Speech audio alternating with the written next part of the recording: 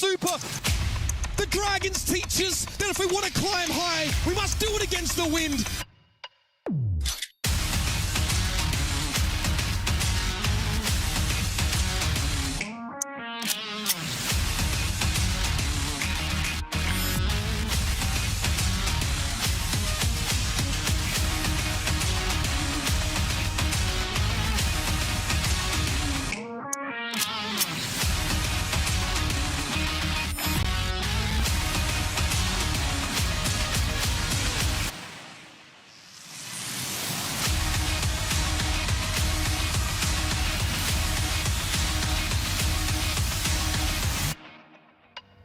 Pre-show. I am Zoe Schwind, and joining me in our entertainment box is Danny, Prediction Wizard. Aha! Yes, I am the Prediction Wizard for now. I don't know how long it's gonna last. Probably it'll fade away after today, but yeah. It was fun as long as it lasted, though. Right. We also, of course, in a room far, far away, have Jonathan Reinforce Larson joining us virtually. If you guys already I know you and I, we're not feeling so good. Zoe? I thought I was the entertainment box. Non-entertainment. I mean, honestly, your box looks really not that entertaining. It's pretty bland. Gray box. I'm funny. What? And then you put on a gray shirt just to make it worse. No, I don't know, it's man. it's like green-gray, but it's a, never mind. Well, where's the fun? Bring the fun. I don't bring props. Show up. The props, yeah. Bargain. Oh my god, I am boring. I need to work on this. I'll figure something out. Sorry. It's all right. It's anyway. It's about what you're saying, not about what we see, right? So you got to step it up for the rest of the pre-show. Now, I know that everyone who's been watching our show for some time, I think all of you know that we're pretty easily impressed, actually, but also very easily disappointed. So to absolutely no one's surprise, we decided to hand out imaginary, arbitrary, ultimately meaningless awards to individuals who we feel should be highlighted for one reason or another. So please join us in celebrating these moments and players in our first and probably not last edition of the Watchy Awards. Watchy Awards. Cue the graphic. There's a graphic. Now it's official. It's not official award if you don't have a graphic, right? So no, this one's official. Now, Danny, I feel like the first few weeks have definitely transformed you into a London Spitfire superfan. Yeah. I mean, I didn't plan it, but I am sort of wearing their color. Yeah, blue. That's good enough for me, honestly. So I guess it's not really surprising to anyone. She's so British.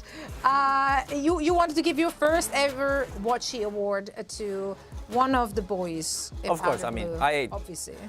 I have to. After watching their games, they were so entertaining, so good, and I think it was one of those pleasant surprises that we needed for this season. So my very first Watchy's award goes to the biggest Chad, the true Giga Chad of the Overwatch League. Yes, Hottie from London Spitfire. Woo! I mean, just talking to him, he's a great guy, and the fact that London Spitfire, when all the other teams are figuring out the meta, sort of trying to see what works for them, they already knew what worked for them. They're like, hey, we're just gonna play whatever we want to, whatever we're really good at, and they rocked out with the rush comps mostly. And also, after winning their game yesterday, even Hottie really looked good on Winston as well.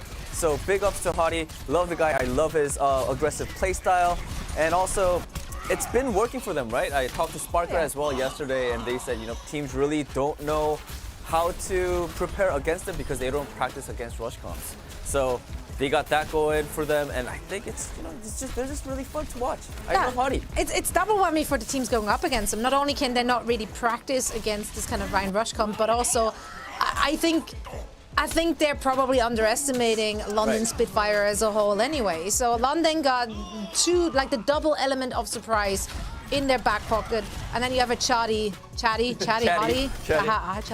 Yeah, you have him in your team who's just rocking up with confidence, charging in. In the East, we got the Chengdu zone. Now in the West, we have the London zone. We love zoning.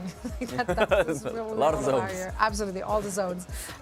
So that was our first little Watchy award being handed out, and Hottie has definitely been showing up big time for the surprising London Spitfire, which makes the next award all the more upsetting to actually give away. While the advent of Overwatch 2 beta has seen most of our heroes, piloted by the best players in the world, there are 3 heroes we're still missing. So for our next Watchy, we're giving out our best disappearing act to 2 heroes, Orisa as well as Torb. And I very much hope that this is an award we can take back in the very near future.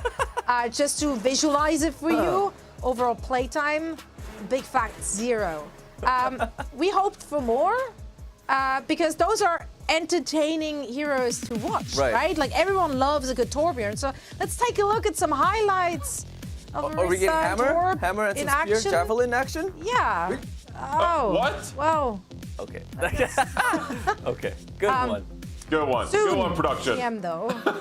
Yeah, Got him. no, you Got him. They promised me highlights. I should have known. I was like 0 playtime, but there's highlights. He still got you excited though. I'm so sad. We love a good Orisa, but the sorry. rework is so fun, and we're just not seeing an Orisa. Like it really is a tragedy. So I know, would get to see right? more Orisa. Maybe stage 2 or It I don't know. is. Teams, play Orisa, please. Thank you. Please. And Thank listen you. to Danny. Like his advice so far has Vancouver been, should like, really adopt the Orisa. way worth than gold. Everyone would love Absolutely. Vancouver. They just started playing Orisa all the time. Why not? I mean, if you can rock out on road, might as well. Yeah, exactly. Element of surprise. Exactly. That's Well, what it we wouldn't, go for. because they Now, played all and time. not all of our robot-related heroes have been conspicuously absent from the game. Reinforce, there is a new character who has seen quite a lot of play, actually, though they can't quite seem to decide which team they're actually playing for. Yeah, I was going to say that it's YouTube chat, but it's actually not. It's the bot on the push game mode. I feel like we need to have a sit-down talk with the bot, and it's actually called the TS1, TW1. I don't know. We're still trying to figure that out. I think we're Stands all for Team Swapper 1. Team Swapper. One moment, he's pushing for the Dallas Fuel, and he's like, oh yeah, I love the Dallas Fuel, a great team. And then all of a sudden he's like, actually, Gladiators. Do love the Gladiators, the Hans, Kevster, and then no, actually, I mean, Dallas Fuel, Fielder, I really love Flex Support, I really love an Ana player, so biggest bandwagoner, TS1, you gotta figure it out. You gotta figure out what team you actually support, who you're supporting, because as it stands, you're the biggest bandwagoner in the entirety of the league, and I think it's kind of disingenuous. You stole my waffler bit. You stole my waffler bit, and now you're making it all about you. Quite honestly, I'm jealous at all the attention you're getting, TS1. I wish the teams would care this much about me.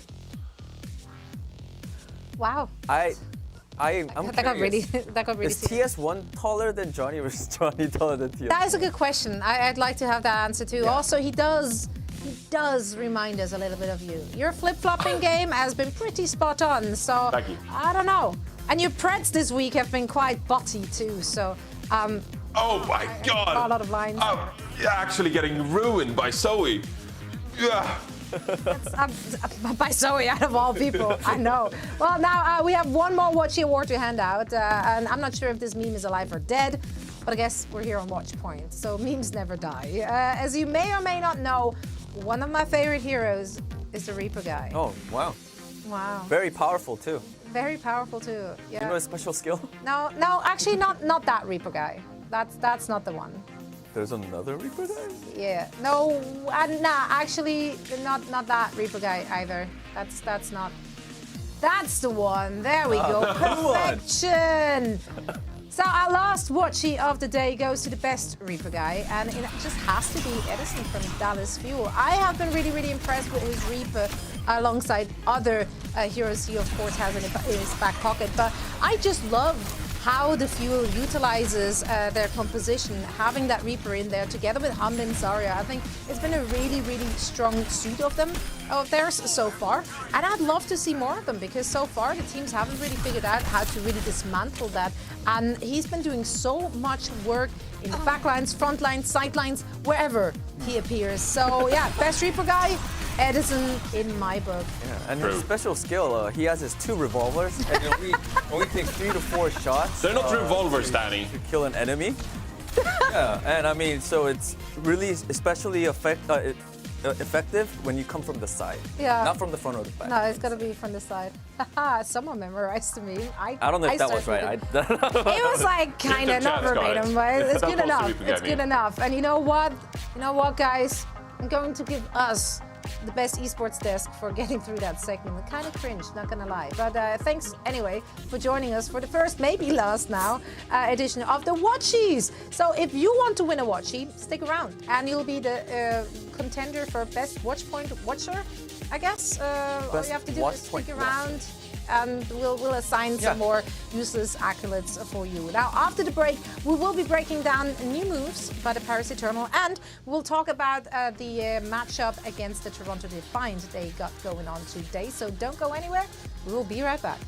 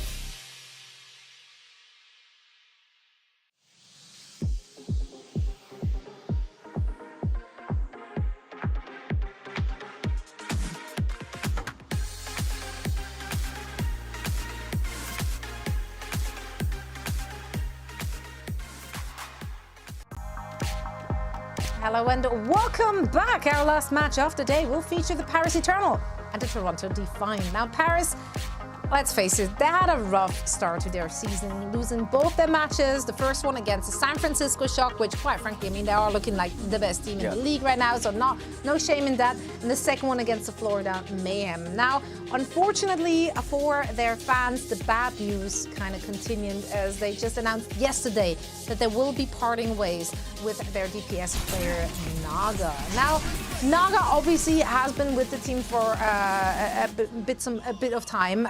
They did make statements individually as well. Naga did say that this was a decision entirely made by the Paris Eternal, so not by him, so it doesn't look like it was mutual. We can still just speculate as to why that decision was made so soon into the season as well. And I mean, Naga, he had high highs, but also some lows, which were quite low, reinforced. Yeah, I mean, I think Get Amazed, the former coach of the Paris Eternal, actually put it quite well. He put out a statement as well talking about Naga and Get Amazed time coaching Naga on the Paris Eternal last year, and said that this is a guy that, you know, is quite erratic in his play. He can have ups, he can have its downs as well. Sometimes he'll pop off and win fights for his team, and sometimes, you know, he'll feed quite a bit. But that's sort of what you get with Naga as well. I think overall, though, Naga to me is an Overwatch League caliber player because of his flexibility and what he provided to the Paris Eternal last year. I think many times last year you saw Paris Eternal get themselves out of sticky situations because of Naga's flexibility. You saw them able to play wrecking ball compositions where Naga would play the Pharah. They could play brawl compositions better than most other teams in the league, quite frankly. And they can also mix in those stack compositions. So that's sort of what Naga gives you. He allows you to have that kind of flexibility and outmaneuver some of these teams. Now, if you want to tell me that the individual mechanical skill wasn't quite there, sure, I could see that being the case. But as Get Amazed mentioned, the former coach of Paris Eternal, this is a player that is a bit up and down, and you really need to coach him to be better in that regard. So they get rid of him. I can kind of understand it, I suppose, from the Paris Eternal's point of view. But I don't think that anyone should sleep on Naga. I think that he's an Overwatch League caliber player, and I hope to see him back in the league. Yeah, and I mean, talking about up and down performances, also hard to keep on having up performances when your team has a lot of down performances as a whole as well, right? So we got to be fair there as well. It's not like he dragged them down, and he had pop-off moments playing on that Pharah, as you said. He's a bit of a control specialist there, like really putting in the work there. Now, that said, they also did very recently announce their newest edition, which is WUP. Are we going with WUP? I think WUP. Somewhere in between, maybe. I don't know. We'll find out how to actually say it properly. Sure, our contenders casters can help us out here. Yeah, talented DPS players from American Tornado, known for his superb Genji play, but also for his ability to be flexible and like, you know, picking up that Ashe, picking up a Widow. However, with Glister in the lineup, I kind of doubt that will be necessary here for this team. Now, we do see some changes in their roster before Paris Eternal were even able to find their footing. And now they have to go up against a team which is coming off of a high, having had a great game against the Houston Outlaws. I'm talking about the Toronto Defiant here. And one of the Toronto players which really set the pace in that series, that had to be Muse Reinforced. Yeah, I think Muse had a fantastic series against the Houston Outlaws last week as well. And going into this season, I think the main primary question for the Toronto Defiant was, is the tank line going to be able to live up to expectations? Because the support line is stacked, you have Twilight, you have Chorong, the DPS line is of course stacked, you have Hisu there as well. So is the tanks going to deliver? And Muse has so far, you can see in the stats yourself, second in final blows per 10 minutes out of 10 players, and 30 eliminations as well. So Muse, he brings you the aggression, he can rack up these final blows. Some good snipes here, by the way. Winston, main tank game, by the way. I mean, look at this guy, he's crazy. But also the way he leaps forward, the way he positions himself for his team. You can see here he's diving aggressively with Finale on the Tracer. Muse looked really good last week, and that's a very good sign for the Toronto Defiant. We know what, as I said, we know what they can do when it comes to their supports and damage players.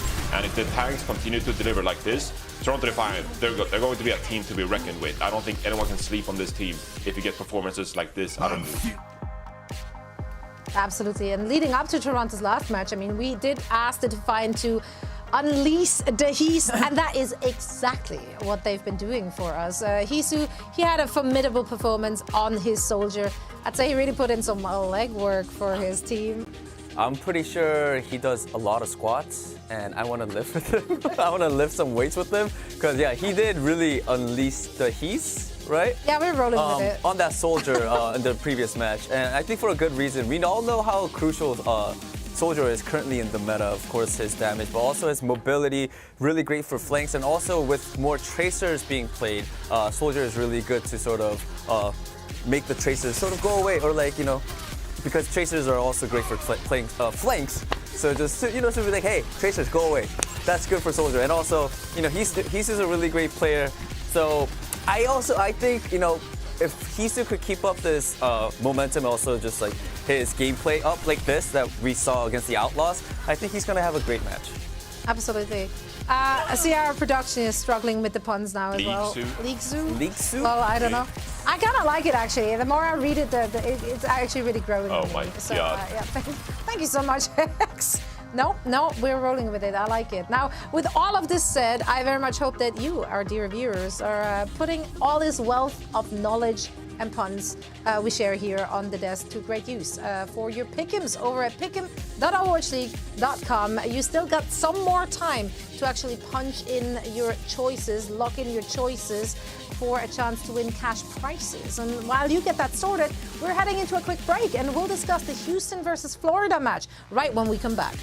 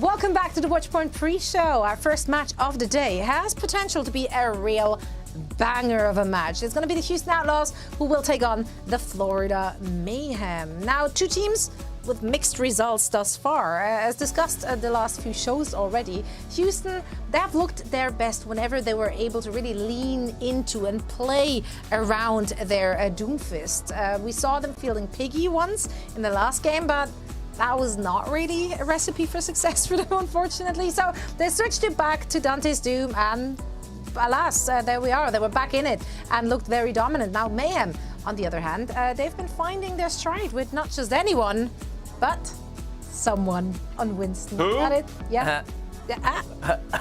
Someone! No, honestly, secretly you're proud of me, Reinforce, and I know that. But you should also be proud of someone, because look at those numbers. First in elimination, first in final blows, fourth in hero damage. Now this is out of 9 players, so if we're looking all the way to the bottom, the deaths, 8th out of 9, not great. Not necessarily always through to a fault of his own. Of course, the issue has been in one of their last games that Surma Jet has been shut down very, very early on in games. And as soon as the Ana is out, indefinitely harder for that Winston to actually stay alive. And someone has been trying his very best, though.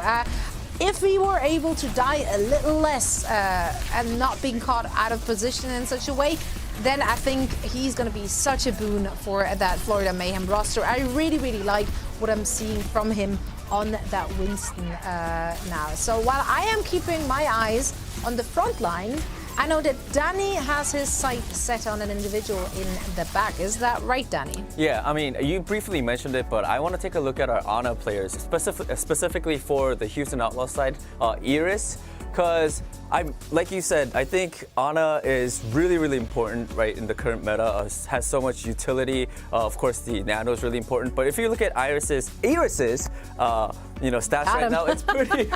Sorry, Iris. I'll get it right. I'll get it right someday, Iris. It's pretty Just average, switched, middle of the pack. And I want to bring this up because we all know that Iris is a really good Ana player, and the team has been struggling a little bit. So they're going up against Florida Mayhem, which means that he's going up against another great Ana player, Sir Majed, as well. So I really, really do want to see Iris step up his Ana game today.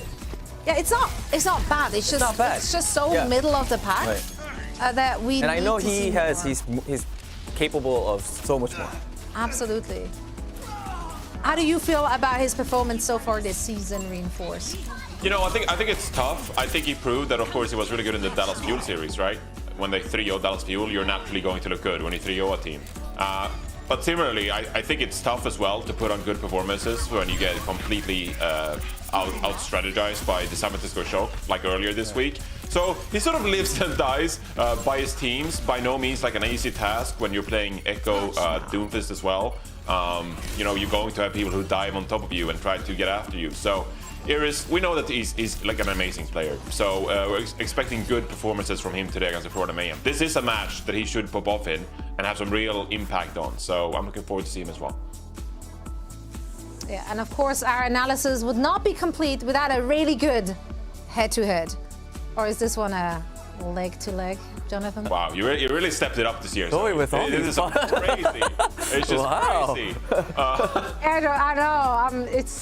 It's magic. I don't know what to say. It's rookie versus rookie. I wanted to highlight Merit and Hydron, the two soldier players on the opposing teams in this matchup, because I really do think that either of these players could step up in today's match and make the most out of it. If you're the Houston Outlaws, I mean, you're playing a Doomfist composition. You're trying to control the zones. You're trying to set up your soldier for success. So maybe Merit should capitalize on that. If you're Hydron as well for the Florida Mayhem, you're playing aggressive. You're having Sir Majed dive in with the Bionades. You're having somewhat aggressive. Maybe you should be able to capitalize on some of those Bionades and your tank making space for you. So Merit on the side of Houston Outlaws, I'm looking forward to see him play. Going into this season, when we talked about hit scan rookies, Kilo was often mentioned on the San Francisco Shock for being one of the most mechanically superior players, but he was a bit inconsistent, and the consistent rookie hit scan player was going to be Merit, who is now signed for the Houston Outlaws. Of course, you have Pelican, you have Dante, two fantastic damage players on the Houston Outlaws already, but Merit, he's able to provide his consistent damage output on this team, and in today's series, I just want to see him pop up. I want to see him rack up some of these highlights, because I think the team is setting him up for success. He just needs to be able to capitalize on all this team setting himself up now. So Merit, one to look out for in today's matchup, for sure. Absolutely. And I mean, alongside Pelican, you're not having that much weight to carry if Pelican is able to pop up as well. So together, the powers combined, they can drag that team over the finishing line. I'm very excited for this match, but gentlemen, we're now nearing the end of our pre-show. So at the moment, I personally have been dreading. It's finally here. It's time to reveal our picks for this match. After this first 2 weeks, I feel like I've reached a point where I will have to print out my picks so I can physically set them on fire at the end of every day. That's literally how I feel about my picks. And I know that everyone at home, I don't care what you're telling me on Twitter, but I know you're with me on this. I really thought someone picked Florida. I was thinking about Florida. I really thought Custom would actually. Yeah. Yeah, I'm a little. I wish he were here. I do have to admit though, I was going back on that first one because both teams have shown us some really good performance, and they also fell flat quite a bit. So it's still very, very difficult to really gauge their strength. If Houston loses this match, I think I'm dead. no more. No, but it looks nice, all in green. Love the color combination. Reinforce, any last words of wisdom before we're heading into the action? Last words of wisdom. I mean, I'm predicting this to be a 3-2, really. I think the Florida Mayhem has major upset potential here because we've already seen teams like the Shock earlier this week out-strategize and outflank the Houston Outlaws playing this Doomfist. It was beautiful how they set up Kilo on the Soldier, for example, to flank around the Houston Outlaws like you have a Doomfist. You know, and they're limited protection in that regard. So I would look out for this match. Look out for Hydron with big flanks and Sermahead with big flanks as well. I think they're going to try to outmaneuver this Doomfist composition of Houston. And if they do that, they could seriously win this matchup. Right, you heard it here first. So he's already setting himself up for an excuse to get his pred wrong. Love to see that. Now, that's it for the Watch 3 show. The final matches of week 2 of the Overwatch League 2022 season start right now.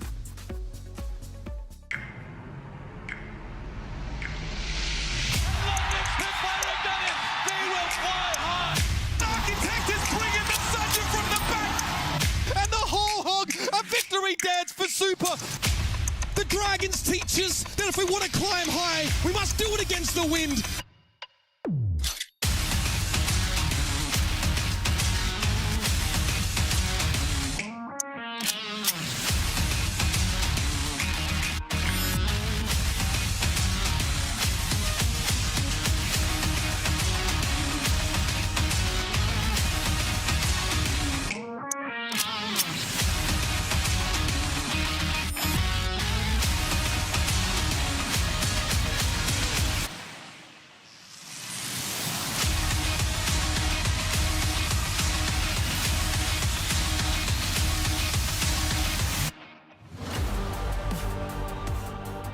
Florida, Texas, it is time. Florida, get your bricks. Texas, this is as hard as it's gonna get. The Houston Outlaws are about to face the Florida Mayhem, and this is the match of the day.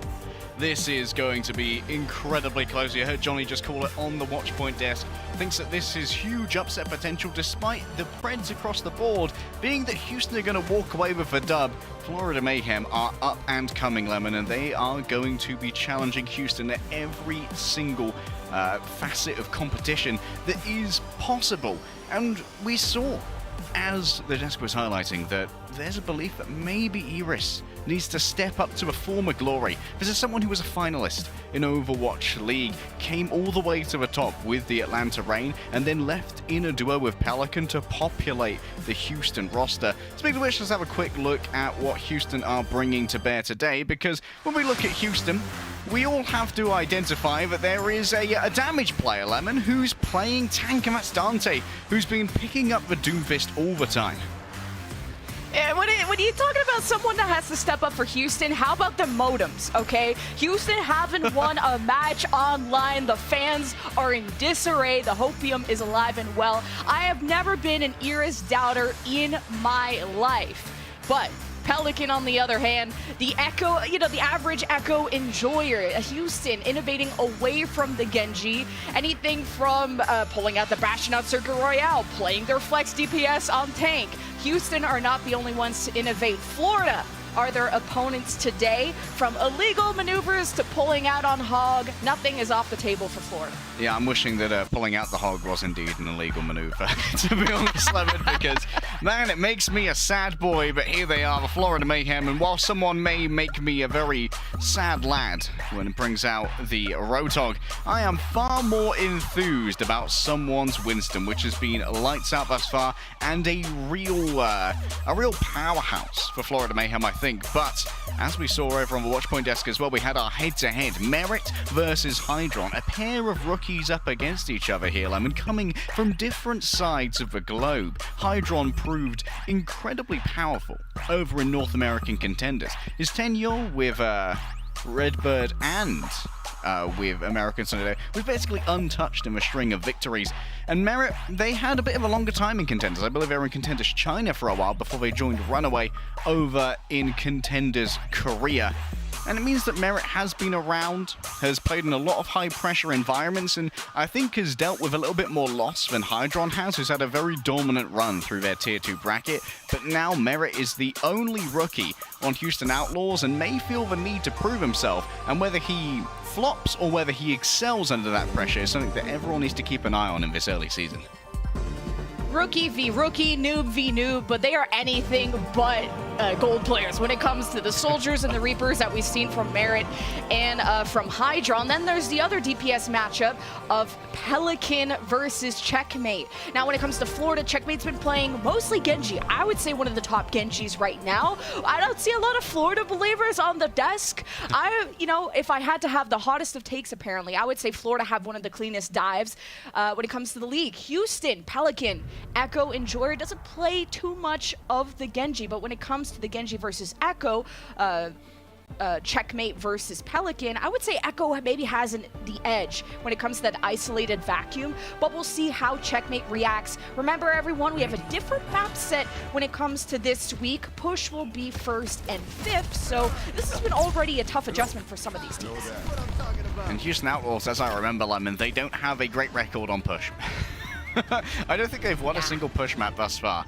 And Houston Outlaws, yeah, like we said, Pelican loves to play the Echo, has played the Bastion. Basically, Pelican's like, I will do anything to not have to play the Genji. And Florida Mayhem, they're rolling out with a Sombra, of all things. This is going to be great for trying to shut down Dante. Cancelling that power block midway through the channel will make sure that Dante's defensive positions as they enter these early fights are going to be severely limited. Might be a Florida believer if you remember the full capture they did against the Vancouver Titans. And it was a stop. So Florida may look good against the Titans, but how will Outlaws change their stats when it comes to push? It's already a pick from both sides, 4 versus 4. Kind of a different approach from Florida, already having the Zarya. Usually that's paired with a Reaper these days when it comes to the meta. And even Checkmate sporting the Sombra for the first time. I'm interested to see how this is going to work. Now, the bot has not moved. So how can you really build the space in front of the bot to get this thing trucking? Houston getting a bit of progress. Man, Lasher's getting super aggressive here. Checkmate not under half, so a focusing beam doesn't do enough damage. But Samajed low as well, Lemon. Needs to be babysat by Anamo until that support passive healing can come in. And that's a miss nade as well. This gives Dante an opening to try and work with. Don't get cocky. For now, it works. Dante sees them over in the closet side. Bubbles expended from someone. They picked off Iris, and Merit is down. Dante is in trouble. He might have claimed someone, and maybe there's some value there resetting that energy. Meteor Striker, 39 HP, doesn't even go back towards his team. I don't even think he's got much of a team left, and Hydron gets nanoed and finishes off the rest. That was a really good, almost martyrdom tier nano there from Samajed, knowing that they were going to die, but seeing Hydron's position and realizing that there's no way that Dante could get the full stun by punching him into a wall from the current position, hands over the nano and allows Hydron to do huge amounts of damage. But also check out Checkmate's ult charge here towards the EMP. Even with Hydron getting the nano, Checkmate is still drawing even and is doing huge amounts of poke to build up towards that big ultimate. Visor v Visor, Soundbearer versus Soundbearer. As the cards fall, really, who's getting ahead? Florida on the flank on the right side. Bubble from someone blocking most of that damage. EMP from Checkmate will put a huge chunk of damage into the Outlaws as Florida move forward, but they get punched out by Dante. And remember, this is still a lead for the Outlaws, 22 meters to 9, and with this fight win, that lead will get even stronger. Pelican with a really strong counter dive there, knowing exactly where to put both the stickies and the focusing beam to get the maximum DPS that's available to it. And Florida Mayhem, while they have brought out this tricky Sombra, I think that Dante and Lastra have done a really good job of adjusting their micro playstyle to deal with it, by having Dante play a lot more mobile and not staying in as much on the Doomfist, and having Lastra almost hunt Checkmate to interrupt his hacks. I got grabbed for someone hoping to get a little bit more energy, maybe not even needing it with all the bubbles online. The grab is thrown. Pelican duplicates to preserve his life, starts to back away. A bio from Iris is Hydron, and someone on the clapback from Houston is even stronger. The fans may be able to leave this match with a smile on their face. What a 3K from Pelican. Oh, huge Zarya plays there from Pelican. You know what? Pelican wasn't even a trained Zarya during the GOATS era.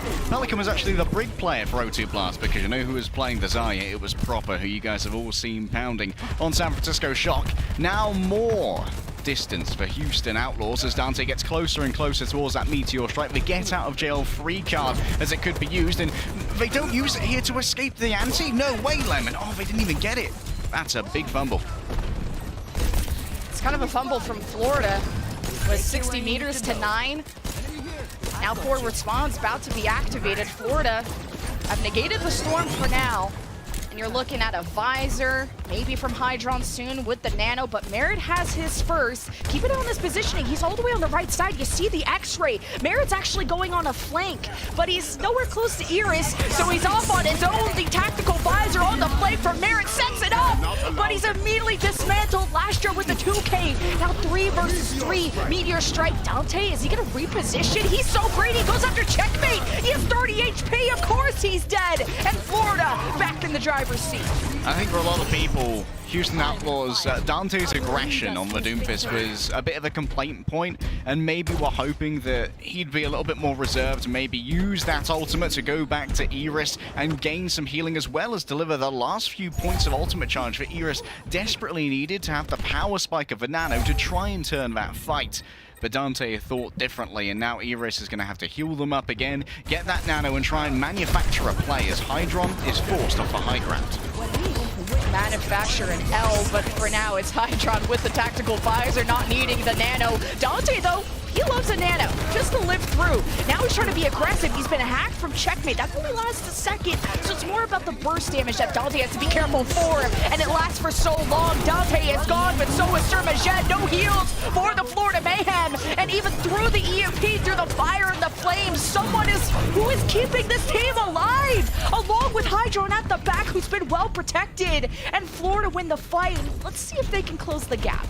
It's interesting to try and contemplate the investment of the EMP there as well, Lemon, because it's a very different ultimate now, doesn't have as long a hack. It will interrupt abilities that require channeling. But Florida Mayhem, for the big investment they had there of both of their big offensive tools, they haven't got much in the way of distance on the barricade. And sure, Merritt is a little bit isolated, but Pelican's peel is perfect.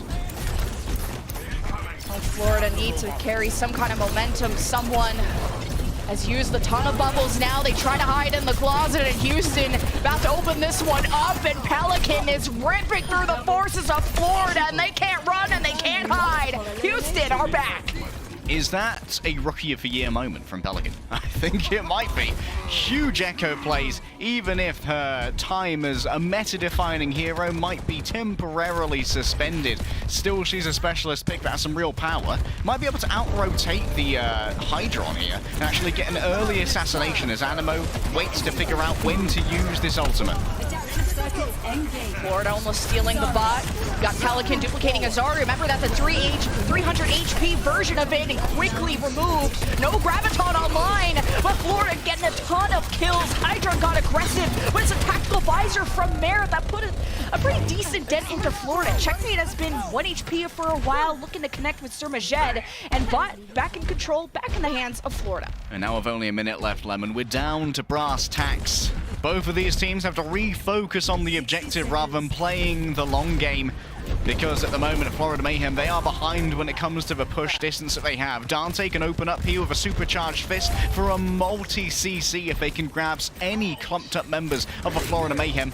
On the other side, someone with the Graviton Surge. That could be the real playmaking ultimate, especially if combined with the EMP. That's bad news, Lemon. Dante missed the punch on the Surmajed. Someone throws the grab, and it's instantly delivering 2 kills to Florida Mayhem, 5 versus 3. And Dante can't run, and now Outlaws are just dying on the bot to buy time for reinforcements to reestablish themselves on the high ground. Florida need to keep up this momentum, though, because there's only 17 seconds, and they're about down 40 meters. All right, only just now will TS1, Timothy Smythe, the first touch this barricade and begin pushing it. It's slow work work, Lemon, but it'll still come down to one fight. Checkmate in the back with an EMP in the pocket, and Hydron can try and follow this up. A beautiful sleep, though. Is Checkmate gonna get killed? And yes, he does. Pelican delivers the sticky bomb. So you have a 5 versus 4 for Houston. Tactical visor almost ready for Merit, and he might not even need it. So clean. The execution has been completed. Florida are gone. EMP Nano, you're not even able to use it. Houston Outlaws will take map 1. Well, the desk wanted Iris to step up on this Anna. And Lemon, I can't tell if Iris is on a stepladder or if they're just a 7'5" gaming warlord. That's a sleep that wins an entire push map by slaying the Sombra and making sure that this EMP never sees the light of day.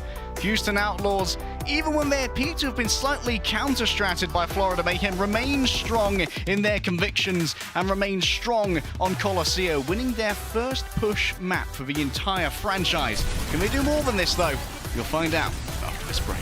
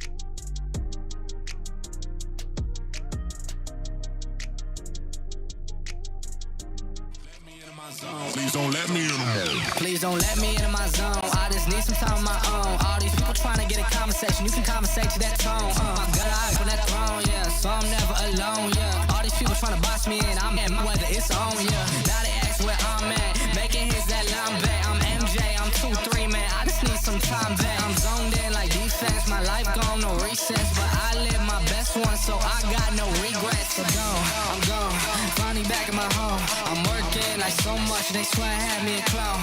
Can't answer my phone now, just leave it there, that tone. Ballin' can't beat me up, cause I'm back in my zone now. Oh, that hype video gets me going. H-Town more like Windtown after Colosseo went their way. But we're going to the great old west of Route 66 next to find out if Florida will continue to innovate. I don't think we've really got a record for either of these teams on Route 66, Lemon, and Outlaws have called in the mystical porcine warlord to lead them in this battle. Piggy is in, Dante is out. And Piggy, thus far, we've seen mixed success. Piggy did indeed win their map against the Dallas Fuel, but Dallas didn't really turn up to that series as much as we would have liked. And at least for the crowd in Texas, sorry gamers, unless you happen to be an Outlaws fan, in which case, congratulations. Will we see something like a Sigma here on Route 66, or has Piggy been in the caves, Lemon, in the mountains of Nepal, with the mystics and the monks, training up the Winston? Learning to dive as the I like how they're sliding in the backdrop from out of frame. Oh yeah. Wait, what team's Piggy on again? It's like kind of half there, just like Piggy was kind of half there during the cams, but yeah, also kind of half there when it comes to appearances for the Houston Outlaws. It's been mostly Dante, who's their flex CPS. I think the only time where our theories of our Doomfist player is going to play the Doomfist tank, and Houston Outlaws were like, yeah, let's try it. Well, what's the worst that can happen? So then Dante happened, and Piggy has only been seen playing Sigma and Ryan out of like 2 or 3 maps, and he's only won 1 of them. So we'll see how this new substitution will help them. And does Houston have a Winston player? As you said, I was kind of wondering if Dante, or not Dante, well, I guess maybe Dante, if Doomfist falls out of the meta, what comes of the Houston Outlaws? All right, they're in attacker spawn. I skipped a beat for a moment, but I figured that Piggy wasn't going to be playing Reinhardt here. This is a map where even London decide, you know what? Even London? We'll pass on the Ryan here, bro. We're going to go Winston. And surely this isn't the one where Houston Outlaws would play the Genji either. This is where loads of teams are getting huge value out of a Tracer. And checkmate on the Tracer is what I really wanted to see in this matchup, Lemon. But mostly against the Pelican Echo and Dante Doomfist. I think that they might have a little bit less efficacy on the Tracer going up against this more varied composition, including the ability to use Xayah bubbles to mitigate things like the pulse bombs. But over the course of this series, keep your eye on checkmate if Houston Outlaws go back to the old reliable Doomfist and Echo to see if checkmate can really double counter them. Once Merritt got off the Widow, I was like, good man. You know, the 0% win rate on Widow for both teams was looking pretty sus. So now you bring out the Reaper. That's always going to be a good counter to Winston.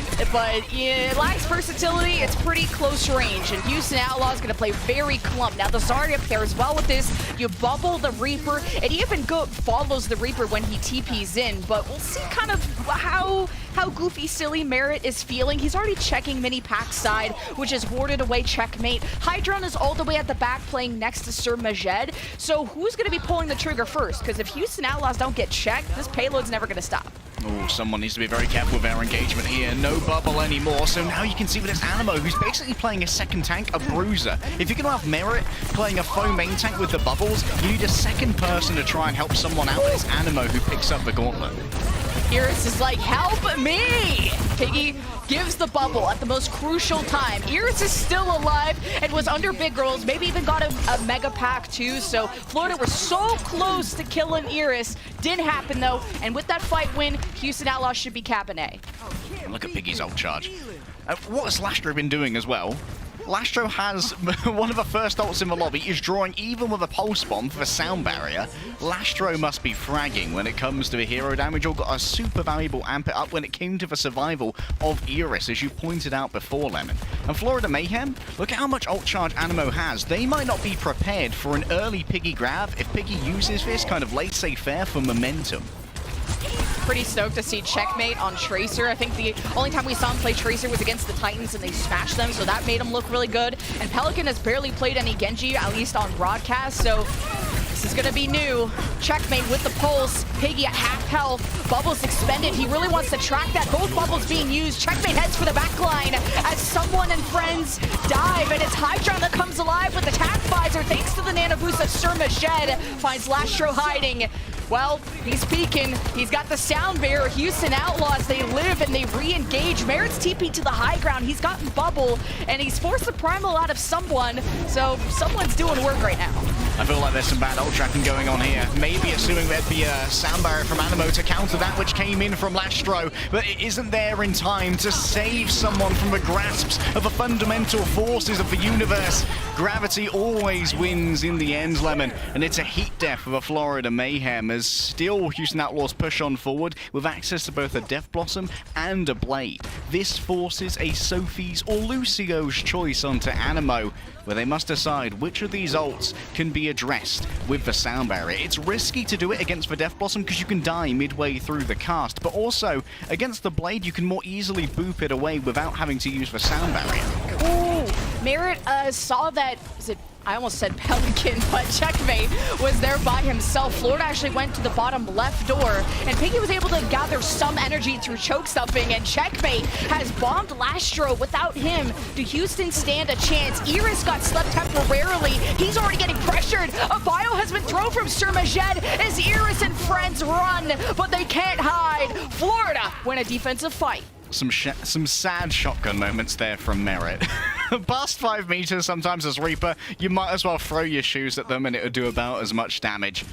Checkmate just about getting out of there with their life, and Florida Mayhem finding all of the little nitty-gritty openings that they needed in order to exploit the holes in the Houston Outlaws composition that do begin to emerge when Piggy has started to use these bubbles. Good God. Well, Merritt put a few holes into Automo, but traded out, focusing beam right above from Checkmate. Tactical visor from Hydron is slumped from Iris. 2 ultimates gone in the blink of an eye. Hydron is awake, but he is not well. Piggy also slept. Bubble will emerge, so will the blade from Pelican. Goes right after Hydron, but is countered by the sound barrier of Automo. Holy cow, you have ace after ace moment from both teams as the payload is meters away from point B. Houston Outlaws are on it, and Pelican heads for the spawn.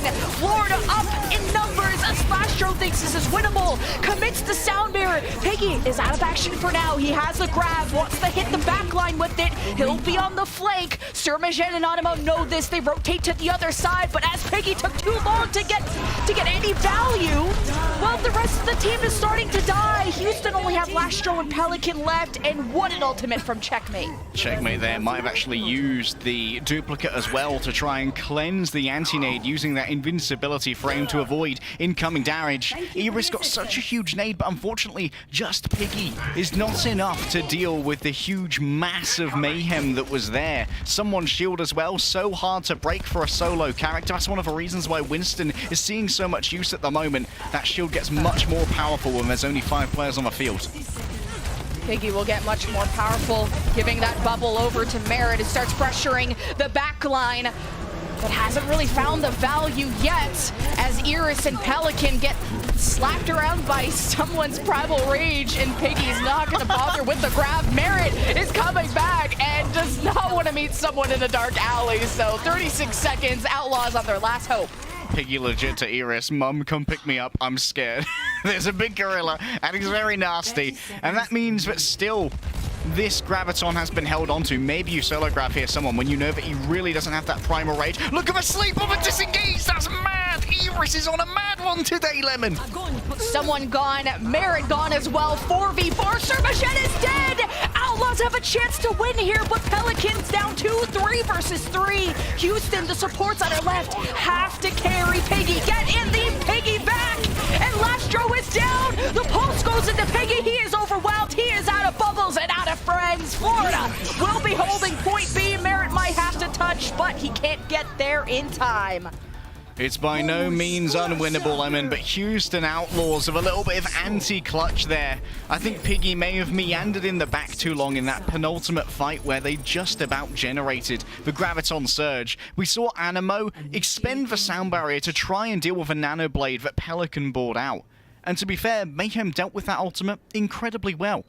But they weren't prepared for the second phase of that attack, which was going to be the Piggy Graviton, which never came. It's a really weird decision-making process from the Outlaws that got them stuck in the quicksand over on B.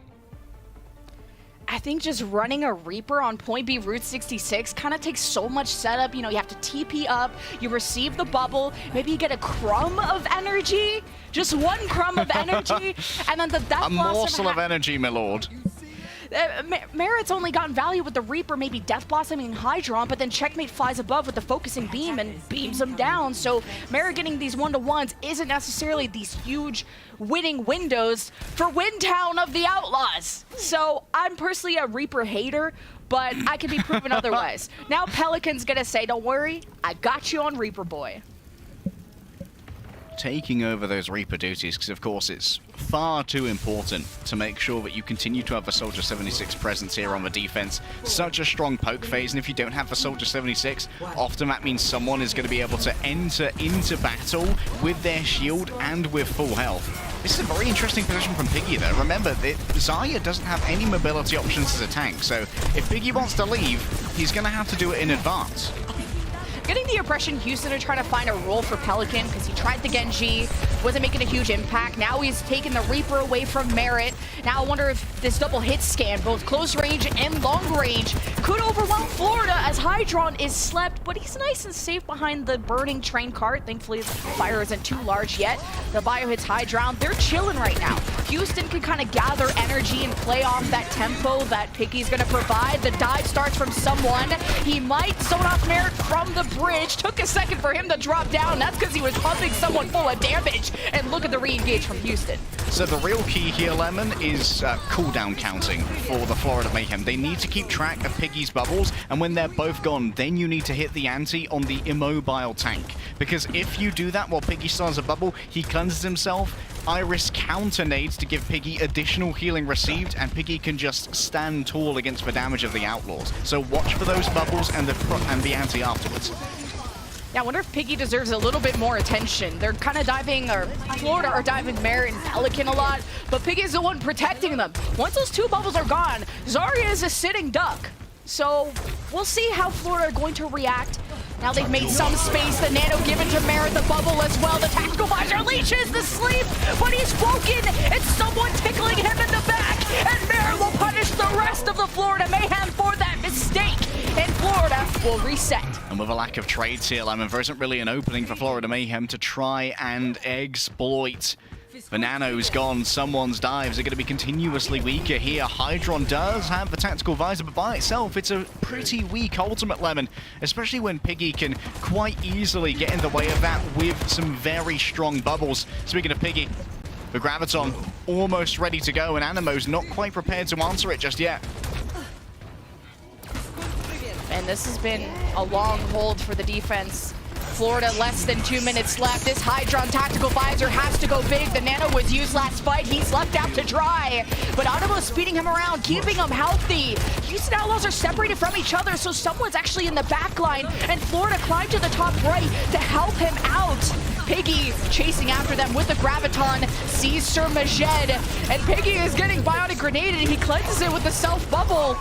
But as the cards fall, you have a 4 versus 4. Someone's making the space with the Primal Rage. They've secured the top right. And Houston Outlaws gotta hope that they find some cave to puncture out of, and the grab's gonna be the name of the game. Yeah, but Piggy got to escape with energy, and that's gonna mean that this next phase of battle makes Piggy all the more dangerous as Xayah, who's coming in with a little bit of an advantage. Mayhem are down to only a minute, Lemon. And now Animo has to deal with the two big ultimates. Already Lastro tries to force one out. Oh, Merit came up from behind too. Florida also getting bionic grenaded. Checkmate is out. Hydron is still alive. Someone is in deep. He's smelling Christmas presents. But Merit, he's got the nano. He doesn't even need a tactical visor. He needs an elbow to the chest. Hydron is gone. The grab from Piggy is thrown the trade with Sir Majed, and you're left with someone and Checkmate getting back. It's a 2 versus 2, and Florida need this so badly. It's hashtag all in for Houston Outlaws. Almost everything they had was thrown onto the table, and they called the bluff for Florida Mayhem. Checkmate sure is going to have a duplication here, but Piggy's returned on the Diva. Will the self-destruct be enough if Checkmate can even generate them? But it will at least give some cover over to someone's dives. Piggy is on the Diva, thought he had to come back quickly, and he's given a ton of ult charge, and Checkmate copies it. Now the dive tank from Overwatch 1 starts pressuring the supports. Florida in overtime, though. They might have won this fight, but the war is not over. This has cost them a significant amount of time, and this is not even the hardest part of the map. Yeah, that's point A done, Lemon. Now for the hard one, point B.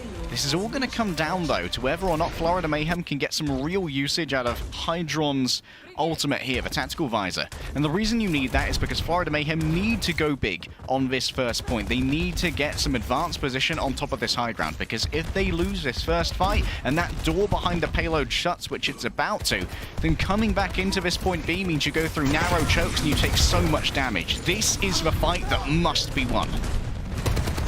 Oh, great biotic grenade onto Animo and Sir Majed, but you're not running a dive, so guess what? You can't really follow up on that, turns out, but Houston Outlaws, they have the close range comp. Look what Pelican's setting up. He's near Mega. Merritt is so far away. Merritt can receive bubbles and just keep climbing into the back line, and someone might have to deal with that first, but Pelican chases around someone. Hydron with the tactical visor. Sir Majed is actually slept and can't heal the rest of the team right now as someone makes the space with the Primal Rage. Now Florida are exhausted of ultimates, and the second round might have to come up. But Houston Outlaws failed to make a dent into this attack, and Florida approaching the box of victory. And with Pelican using the Death Blossom as well, Lemon, does Pelican swap to something a little bit faster, a little bit more assassination power? No.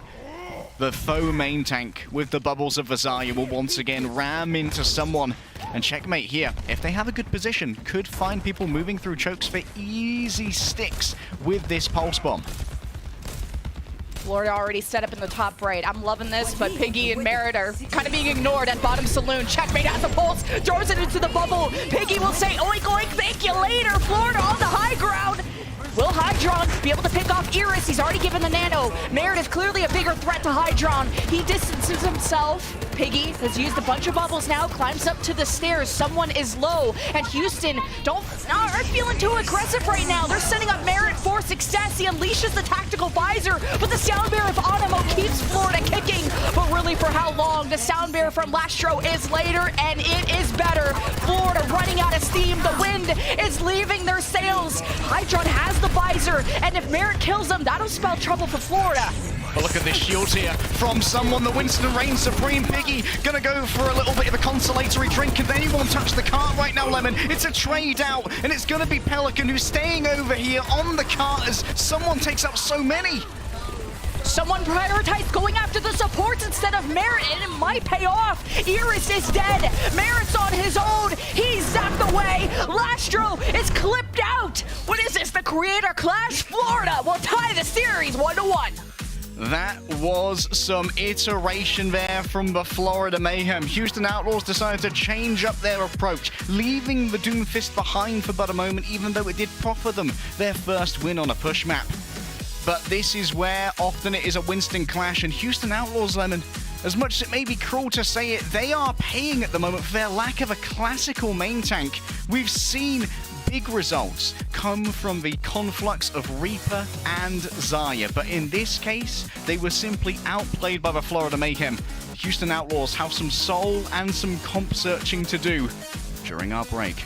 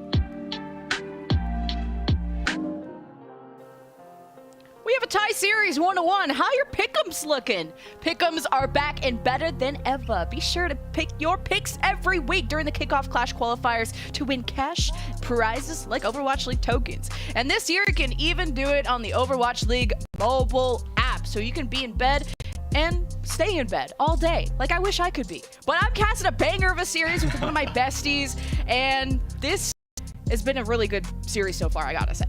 You know what, Lemma? The only drawback of Overwatch League pick'ems on mobile is that Zoe cannot set them on fire after she's made them. True. Unless you want a really expensive fire. But Florida Mayhem, they have struck back, Lemon. They have struck back in a big way on Route 66, making Houston Outlaws attempts to run the faux main tank Reaper alongside the Zarya little more than a puff of air, and it seems like someone's ability to simply stay on the roster and be a continuous presence on the Winston is so valuable, not just because the Winston is meta, Lemon, but it allows for the comm structure for Florida Mayhem to remain incredibly consistent across all of their games, and that means that iteration and improvement becomes much easier for them. And someone, the Winston player, not just anyone, the someone, is leading in final blows when it comes to the entire lobby. And what that translates to me is he's really good at following up the kills that that Checkmate and Hydron are setting up for him. And I think someone has prioritized away from going after Dante or Piggy and going more towards the supports like Iris and Lastro, which has proven to be quite fruitful, as that's how the last map ended up. Killing Iris made a huge difference in the final fight for Point B, Route 66, but we're going somewhere completely different. The homeland of my co-caster, it's Kings Row. Oh yes, going back home to the land of Lizzie.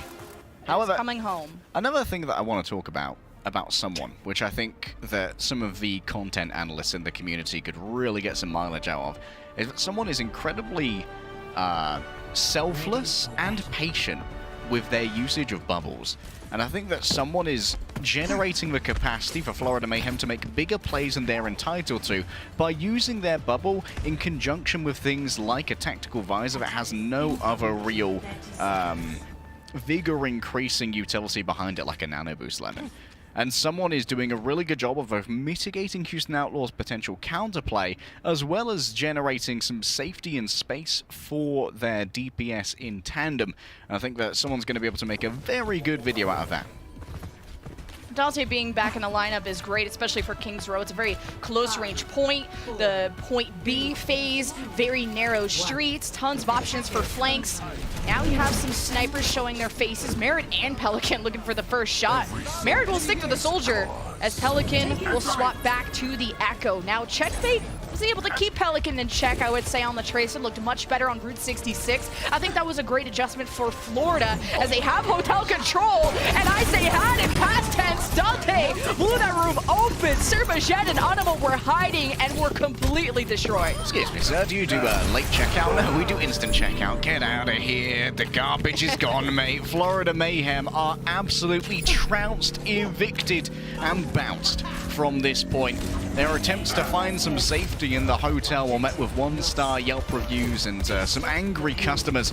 As Houston Outlaws, they are setting an amazing time here already. 5 minutes and 40 as the payload gets into motion. At least this does mean that Florida Mayhem can try and control the archway here, which is a very potent choke point, but Pelican's starting to wrap around the back and could maybe find an assassination. Someone dives towards the support, but look at that follow-up from Checkmate, the instant assassination onto Iris, as there is a counter dive from Houston Outlaws. Dante sleeping on the job, and look how quickly someone returns with Hydron and Checkmate. They're moving as a unit, and the way that Florida take the initiative is so wonderful to see, especially on the point. They look like they were setting up Sermajet in Hotel to throw a bio grenade, but weren't expecting the quick hello from Dante, so Florida are going to continue to spawn camp and get staggers, apparently. And Checkmate may have been slept here. I believe that might have actually been a missed sleep on someone that hit Checkmate. But now look at this, the amount of cleave that comes through, and soon everyone might be stuck in a tiny area, Lemon, with a primal raging Winston, which is bad news bears for those of you who are new at Overwatch. Yeah, Sermajet has to be careful just how helpful he wants to feel towards someone who is still touching the spawn room doors and killing them while they are nesting. Houston Outlaws, I mean, they got trades. By the way, they have closer respawns because of the spawn camp. So Florida have lost control of choke, getting a little bit greedy, but Houston have some space now. Lemon, it's not about the fight win. It's about sending a message, and Florida Mayhem certainly did that. Some real lad behavior there from Florida Mayhem, going in, touching the spawn door, making sure that everyone knew of their chattery. Houston Outlaws now. They have a nano visor, and there's not a huge amount to really mitigate it at the moment. We're going to be looking at someone's selfless bubbles again to try and intercept Merit on their marauding warpath. And Merit's also on that top hallway. Checkmate wants to zone him off. The tactical visor hits the ground, and Hydron gets put on his back by Dante. That is really good checking from the Tracer player. Florida now falling one by one like dominoes, and Houston, with a great momentum push, are going to head towards point B. They did counter beat against the visor, but I think that that's a very good fight overall for the Houston Outlaws. Quite cheap in terms of only having to invest the good positioning and the sound barrier. So now Houston Outlaws, they can set up Hydron on, set up Merit on the high ground to open this up with a nano visor. And Dante at the moment is already demanding so much attention. Oh, the sleep hits! Look at the patience from Sir Machette on that too. I'm a panicky type of Ana. I would have thrown that 3 years ago and missed, but this is why Sir Machette's in the league and I'm not. But a great cap from Houston. They haven't been touched since the point that flopped. So 4.5 minutes, 4 ults, looking good. Houston they may have got a little bit angry at being spawn capped. Oh, lovely dodge there on the pulse bomb. I'll go to the sky. I don't need any of this today. Someone should escape. He's going back, and he gets punched, and he's stunned. Dante's getting booped off the back line. He goes towards the mini. He's not even going to bother. He's getting chased around. Pelican's dead, and Dante will succumb. And Florida get their first fight win in a while. All right, so now they've been able to at least anchor up a little bit here, Lemon, and that means that Florida Mayhem can now adjust their positioning to deal with the high grounds first and force Houston Outlaws to invest movement, cooldowns, and time to force them off of these areas. 5 players on this catwalk is a supremely rare thing to see, and 2 got knocked off by 1 punch from Dante. Dante got the nano. I think even, no, just a bit of health. I thought it was the sound bearer. The green health confused me, but he's in the back line. He's confused himself. What a sleep again from Sir Majed, who's been putting him on the ground almost every single time. But now Houston missing Lasho and Dante. They don't look like they want to hang around. They actually have 3 on the left alleyway with Merit and Iris, seeing if they can get any trades, but Florida are going to head back. Yeah, lack of personnel means that they have to cede away this ground and allow Houston Outlaws to get up to at least this first corner. But look at Checkmate, hiding on the right-hand side at the moment. Could start off some early assassination protocols, and we'll have a very good chance of taking out Pelican. Hydron, use the visor. They scared the bejesus out of all of Houston, who just left. So now you have someone landing the bubble and separating the heals from the Houston Outlaws. The Bionic Grenade 2 from Sir Majed hits Iris and Lastro, scares them even further back. Pelican might have gotten the trade on the Sir Majed, and that lack of resources from Florida might give Houston a window of opportunity to engage, and Dante will make the space, finishes off Checkmate, and Merit will clear main. And Houston continue on. Oh, Dante's got the flick aim on the Doomfist, man. Built different. Animo falls down as well. Houston Outlaws are starting to make some progress forward, even if their once impressive time bank has started to dwindle.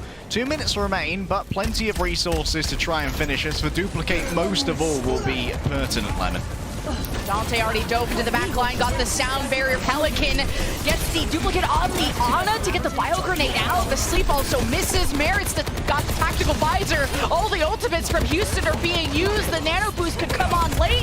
And with that pick on the someone, Florida don't have a take to make any space. But with that trade on the Merit, you're taking away some lethality from this attack. But they're still spawn camping. It's Checkmate and Animo contesting the cart. Now Checkmate has to get back. The bubble from someone may provide a safe space.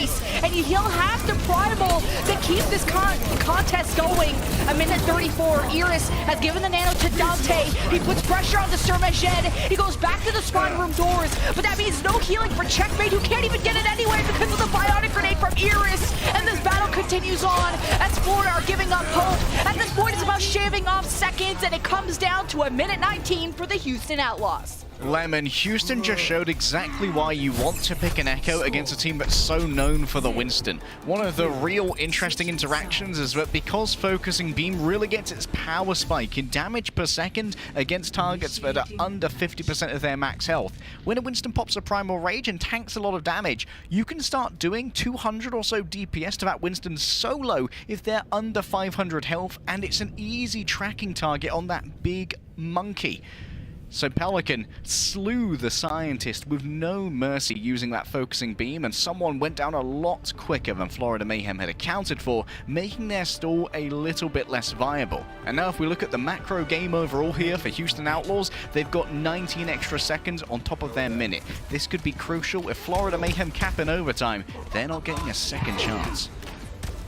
Yeah, when Florida overextended on the point C defense, then Houston were able to not only win that fight, but farm about 3 ults, which helped them close in at the second part of point C. So it's just kind of getting overwhelmed at that point. Turns out when you have more ults than the other team, well, you win the fight. Minute 19, that's a respectable time bank. Florida on the dive. I think not having as much space to work with when it comes to all these narrow chokes, but someone is known to be just one of the better Winstons and a really smart player. But Pelican, I think, is having one of the better Echo games. I think was leading the lobby in damage or final blows, and you're seeing that translate in Houston's play. Now they're on the defense, and it's the same composition. Same thing again, Lemon. Checkmate, looking for the space. Houston Outlaws trying to avoid going into that area early. Look at Dante, so aggressive. That was a 3-person stun. And look. Wow. Wow. Wow. I understand Florida wanting to go on the flank. They have flankers after all. I'm just surprised that they go to the top right. Maybe thinking Pelican or Merit were going to be up there. But the sticky bombs, I mean, they also do AoE damage. The Focusing Beam is so punishing, especially in that narrow choke. So Florida will learn from this. And in that tiny angle as well, the anti-grenade can get so many people. We saw 3 people stunned by Dante's single punch. It's an AoE now rather than a single target ability if you can hit people. And Dante just going to hold down the hotel for now. And I think maybe Florida prioritizing the top rights because they know Dante has hotel control, and Florida's like, let's just bully him out of this area. And they were kind of successful with it. It doesn't matter because Florida have closer respawns anyway. So now that they've dealt with Dante, Houston don't want to be anywhere in sight. But Pelican exposes himself. Florida now staggering out the re-engage that Houston Outlaws could have worked with. But with Pelican down, maybe Merit's tactical visor could make an appearance before the final take. Florida gonna dive him again, not even let them have the chance to think as Checkmate has the pulse, and you're probably not even gonna need it. Still throws it into Library, zones out Merit, and I don't think anyone from Florida was even capping, so now the re-engage could be coming for Houston Outlaws, and so it has. The 3K from Merit. Dante leading the charge, going through hotel. Florida dropped the ball. Oh, Florida once again getting too aggressive, counting their chickens before they hatch them. And this is the same thing that happened when Florida Mayhem started spawn camping Houston Outlaws on second. And they accounted for that spawn camp like they had 2 tanks to juggle the aggro. And the thing is, they really don't. If someone starts to get low and has to exit, your squishy targets are right in the line of fire.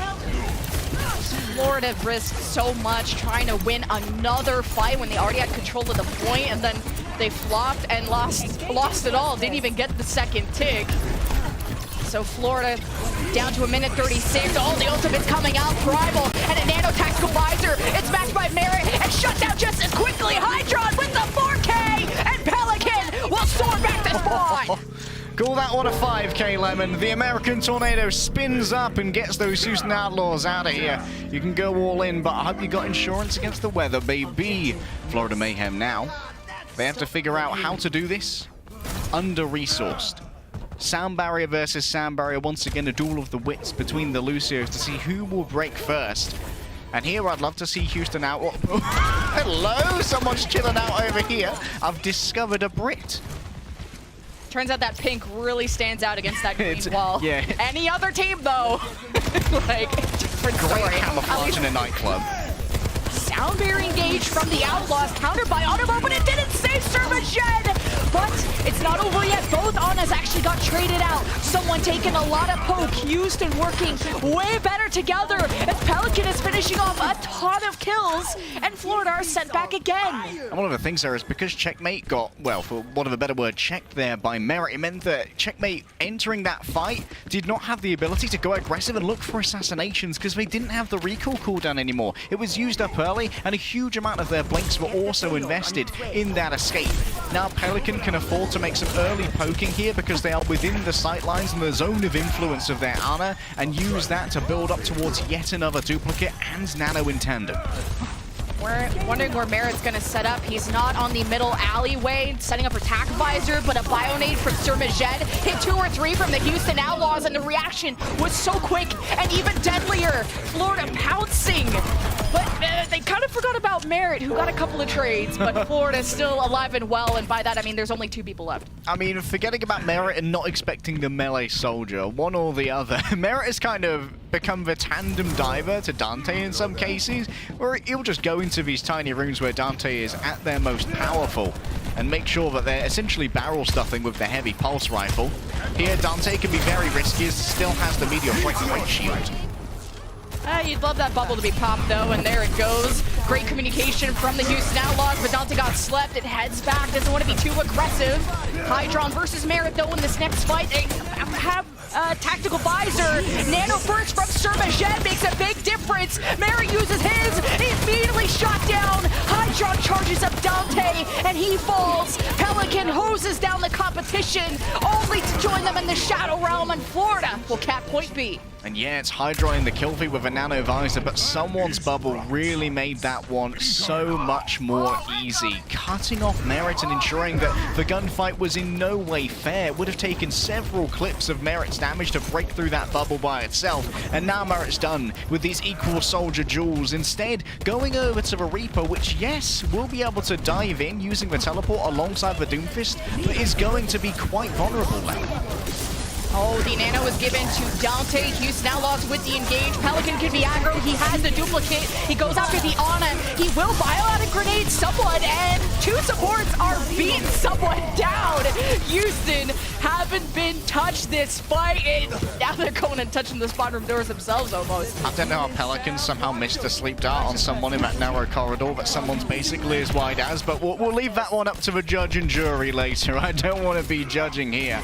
Lastro, another sound barrier. Animo ready to do the same. Someone has been so impressive thus far with these primal rages, but when you're going up against a Reaper, your priorities change and survival's more on your mind as you need to continue to be a stifling presence on the battlefield, so someone might use this more defensively than offensively.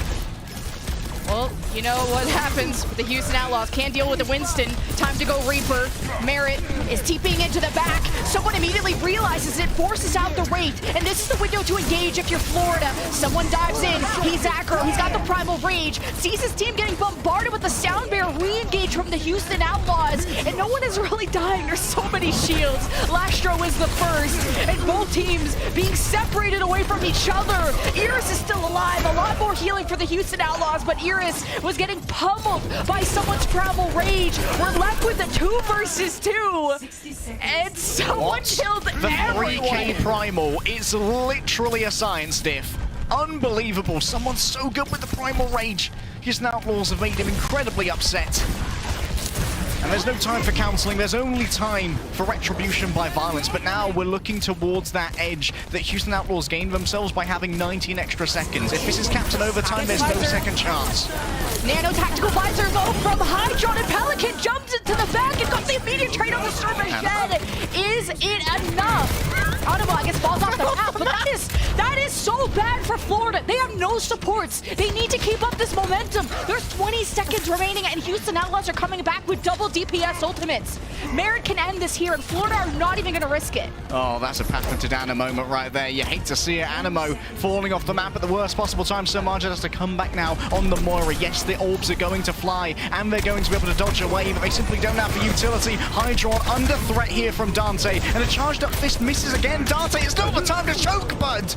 Dante could finish off Hydron. Surmajet is dead. Limited heals for Florida. They only have Animo. The bubble is cutting off lines of sight from everyone, including Iris, who is still kicking. He's over on Minipack's side. Houston Outlaws clumped together and beat down Florida and stop them from capping, as Houston Outlaws will go to series point. A return to all reliable Lemon. During our halftime, Houston were forced to ask, do we want to continue having these iterations upon what, at least versus Dallas Fuel and to a degree against San Francisco Shock on Midtown worked. They decided to return to this classic 4 Kings row where you can see Dante was getting a lot of value, but overall I think that on this map Merit and Pelican really started to pay dividends, and Merit, as the only rookie on this team, is flourishing under the pressure. Well, let's see if the pressure will mount to be too much for the Houston Outlaws. They are on series point though. Florida, the dive hasn't seemed to be working out yet. Well, we got one more possible map coming up after this break.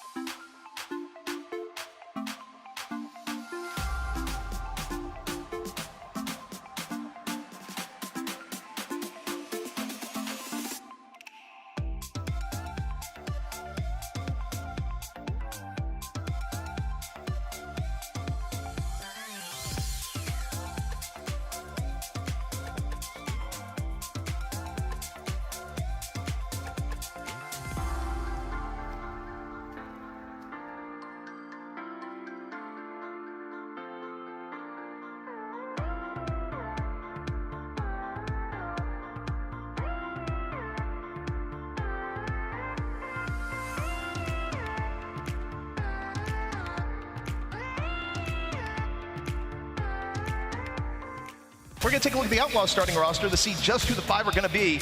And there it is. Any surprises for you here, Best, or as expected? I mean, well, something to look at. Dante is on tank. Wait, Dante is on tank. What? Wait a second. How about you take a quick look at that one? Yeah, I'm looking at it. I'm just trying to say something. Look closer.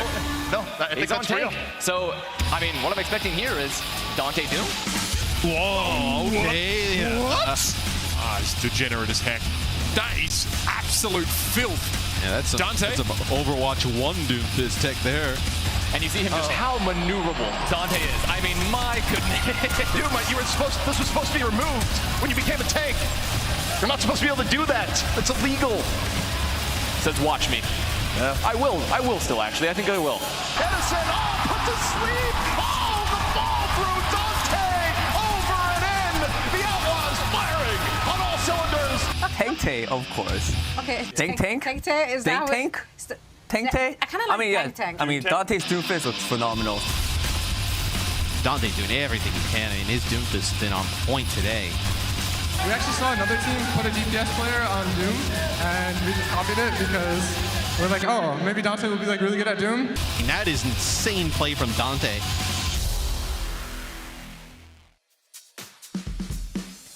Dante just too good, damn good, in fact, as the Houston Outlaws are on series point. Florida trying to out-rotate them, but setting themselves up to be bombed down by Pelican.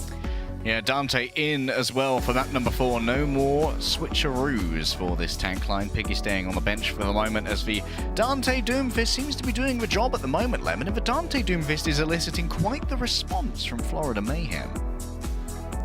Yeah, Florida, I mean, just looking back at Kings Row, when they tried to attack, or when they defended, they had Sir Majed in Hotel along with someone, and then Dante completely blew that open, and then when Florida tried to attack, they went to the top right of the point where Pelican was sitting there with a nasty right click. And I'm thinking Florida are just trying to distance Sir Majed and Animo away from Dante's grasp and seeing if they, while Dante is rotating towards them, if Florida have the window of opportunity to dive. But it's been kind of the battle of rotations. And I'm surprised to see if Florida just not be able to figure that out. But Houston are peaking to a whole other level. This could be the first match that they win online.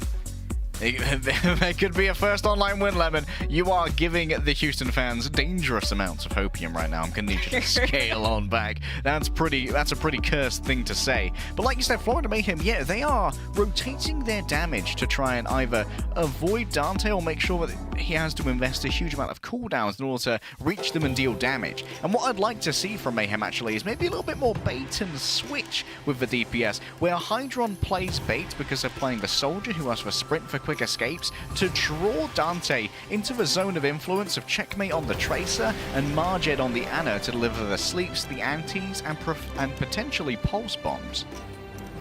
I'm seeing Sir Majed hit those. He is sleeping Dante quite a bit.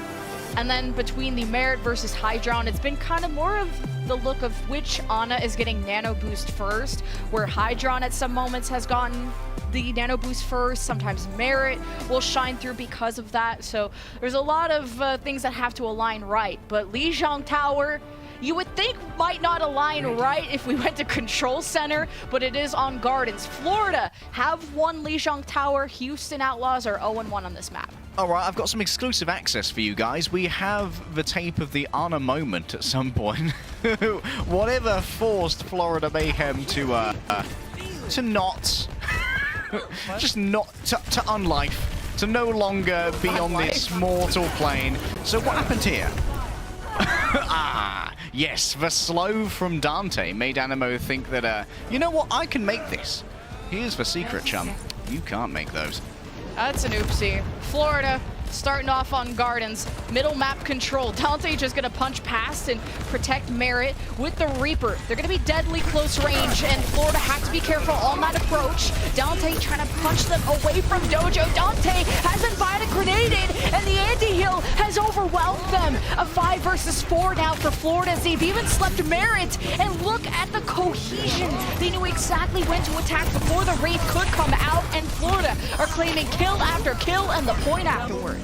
An almost flawless fight there from the Florida Mayhem, and someone, of course, walking away with 2 final blows. He has been on fire. Even in a 2-to-1 scenario, someone has been so impressive during this game, Lemon. Dante there. Unfortunately, the early victim of the Ana utility. This needs to be baited out earlier before Dante makes a full-fledged engagement. Merritt has already been forced to use Wraith. He's going to go over into Dojo. Dante might disengage into there along with Pelican.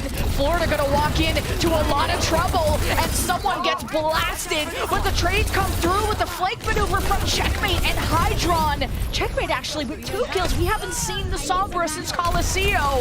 And now this kind of more measured pace of play seems to be working out a lot better for this comp. Yeah, being able to play from a defensive area, Lemon, is so much better for Sombra. Means that Checkmate can zugzwang any of Houston Outlaws who dare to come into their zone of influence, because you can hack from stealth and take away Dante's power block, meaning that he's going to be taking a lot more damage when he believes he's in a safe area. Okay, Checkmate can scout. He's hacked Dante. Dante has been nanoed, and he's punching to the left side. Pelican's almost falling off the map, and I think he would have rathered that fate. Hydron's in the backline with a tactical visor, and it's killed 4! Florida look unstoppable. It's a multi-kill day for Hydron. That's just how it be. Sometimes you wake up, Lemon, and you choose extreme violence. That's exactly what happens when you wake up in Florida. My condolences. Houston Outlaws. Oh, get early EMP'd! The early EMP, I think, what, 40% of their total health is gone, and Florida engaged just as quick. We're rivaling the spawn doors. It is a red alert, a 911 moment. Florida are dismantling the competition, and it's 93%. You just have to think about touching. Someone touches that spawn door every single time. That's just the way he be. Forcing out the duplicate early here from the... No way! Animo booped the duplicated Winston? And gravity sucks, apparently. Sherman Shed is dead. Kind of a panicking moment, but there's only supports left from the Houston Outlaws, and they are finished off. What a flawless round 1 from Florida Mayhem. All right, that's one way to turn around the nomenclature of the Ana moment. Pelican copying someone's Winston. I think they got slept in the air by Samajed, and in the free frame of damage you can do to someone who's sleeping before you wake them up with it, Animo booped them into the koi pond, and they turned Pelican into fish food, reversing the great circle of life. That's how powerful Florida Mayhem are. Your biological tendencies mean nothing to these Floridians. Let's have another look at it. Ana moment 2, baby. The sleep into the pond. Also, Animo got credit for booping Pelican away from the window, and Samaje got the overall frag. Great teamwork from the Florida Mayhem supports. Overwatch 2, but we still don't have a patch where people can swim. I'm angry. But Let's Overwatchers swim. Yeah, nautical missions when? Zarya, but no Reaper this time. Hydron has been seen playing that, but they prefer the range, especially if they're going to play mid-map, and Dante playing the point, something I wish NYXL did in that last series. That's uncalled for. I don't have to be angry about it. Someone got beamed down, the bubble used. There is a delay between first and second bubble, if you were to be selfish in that case, in Florida. Do not want to stick around for too long. Oh, Samaja there catching more strays than NYXL fans. You hate to see it. Houston Outlaws now from their defensive positions. This makes things much harder for Florida Mayhem. We talked about how Checkmate here as a Sombra may struggle with the tempo of Overwatch 2 because it's so much faster as this Sombra. It does at least allow for some pings here from Checkmate, from stealth to stealthily just determine the positions of the Houston Outlaws. Playing the point. Dante has used some cooldowns. Someone has shown his face and got stunned up a little bit, especially if you charge up with the E block from Doomfist. The stun lasts longer, it has a lot more damage. Someone, he's just scaling. This is like the anime redemption arc. And someone is going to start pushing in. The Nano given over to their tank. Dante getting hosed down, microwave to death. And Florida stick together. Pelican, though, as they stuck together, the AoE from the bombs claim 2. Florida out of DPS, not out of hope, as Houston have kept the point this entire time, but Florida kind of desperate to flip it, and Barry wants to keep it in their favor. He almost gets bounced off the map. Tactical visor, where? Mod check? Florida got capped again, and they have leftover ultimates after this fight. Oh, you want to come in here and see so and check out these guns, mate. Someone absolutely flexing them, looking thick, tight, and solid in the chokes. The Graviton Surge is ready to go, Lemon. And what will be there to answer it? Dante, I don't think we'll be able to escape it with a Meteor Strike. Could potentially dodge it, and Lastro's 10% away from that sound barrier. A bubble onto Checkmate is a little bit sus. Why is there this random bubble in the middle of our team? Checkmate definitely vented. And Pelican has been shot at by Surmaged, and he's gonna get punished. I mean, someone went back to point. Why was Surmaged in the middle of the map? I guess the rest of the team was. The grab is thrown. Houston Outlaws caught. Ana's exchanged. Dante not using the Meteor Strike to keep himself involved or even get to a safe cover as Florida will hold choke. And the more fights that someone stays alive, the better for Florida Mayhem. That means you get that rollover energy again and again to keep being at higher DPS as the fights begin, and you can charge up your grab faster as you exploit the mortars in these chokes. Someone moving in early here, trying to follow up the EMP. It only hits Iris and Pelican. Pelican duplicates the Zarya, and Iris is given the nano to Pelican, and while Dante was sleeping, and Hydron is just shooting through the main choke with his tactical visor, and Houston rotated right side. They gotta be careful of Animo trying to boot them off. Animo got stunned and killed by Dante as Hydron tries the best merit while he's in his healing pad. Easy W for Houston as they take back the point. Oh, Hydron there had access to a hacked Mega as well. That's a Soldier 76 moment right there, and not a great one, to be honest. Checkmate is doing some pinging at the moment, revealing the locations of the Florida enemies, as Houston Outlaws now get ready to defend what could be the last fight of this stage of Lijiang. Florida just pushing towards the point. Nano available. Hydron is the recipient. Someone is slept, and Mara just gets the walk for free into the back line. But a bubble saves Animo. You have a crumb of healing left, while Houston have just little crumbs remaining of their entire team. Only Lastro is left. 99% for Houston. Florida only have to win one more fight, so do Houston, to get this map. Yeah, unfortunately for Lastro, it was Dai's small crumbs in this case. Dante with an early peek trying to build up that Mega Fist, but I don't think they've been fully charged. And remember, every time that power block is used, Dante can be hacked and it can be cancelled. Now it comes down to one final fight. Florida Mayhem are so close to a map 5, Lemon. Checkmate has hacked Dante, brought him to 50 HP. Or 50% HP is Dante, and brings it back on the point. The fight has to take place here. Florida have lost Surmaged. Animo drops the sound barrier and hits his entire team. Houston are wiped away, and Florida, once they finish this, have forced a game 5. Florida, what a clutch from Animo. We saw that Dante got rid of a main source of healing. Samajed sent back to Saudi Arabia by a punch that was powered by supernovas. Alas, Animo said, fine, I'll do it myself, and drops the sound barrier to save someone at the most clutch moment when they were down under 100 HP, followed up by the EMP. And Checkmate here has proven themselves to be quite the Sombra player. It was incredible synergy between the EMP usage from Checkmate and everyone from Florida. Goomba stomping Houston Outlaws. And this didn't translate the same way in Colosseo, but we have a game 5 after this break. We're going to New Queen Street. We'll see you there.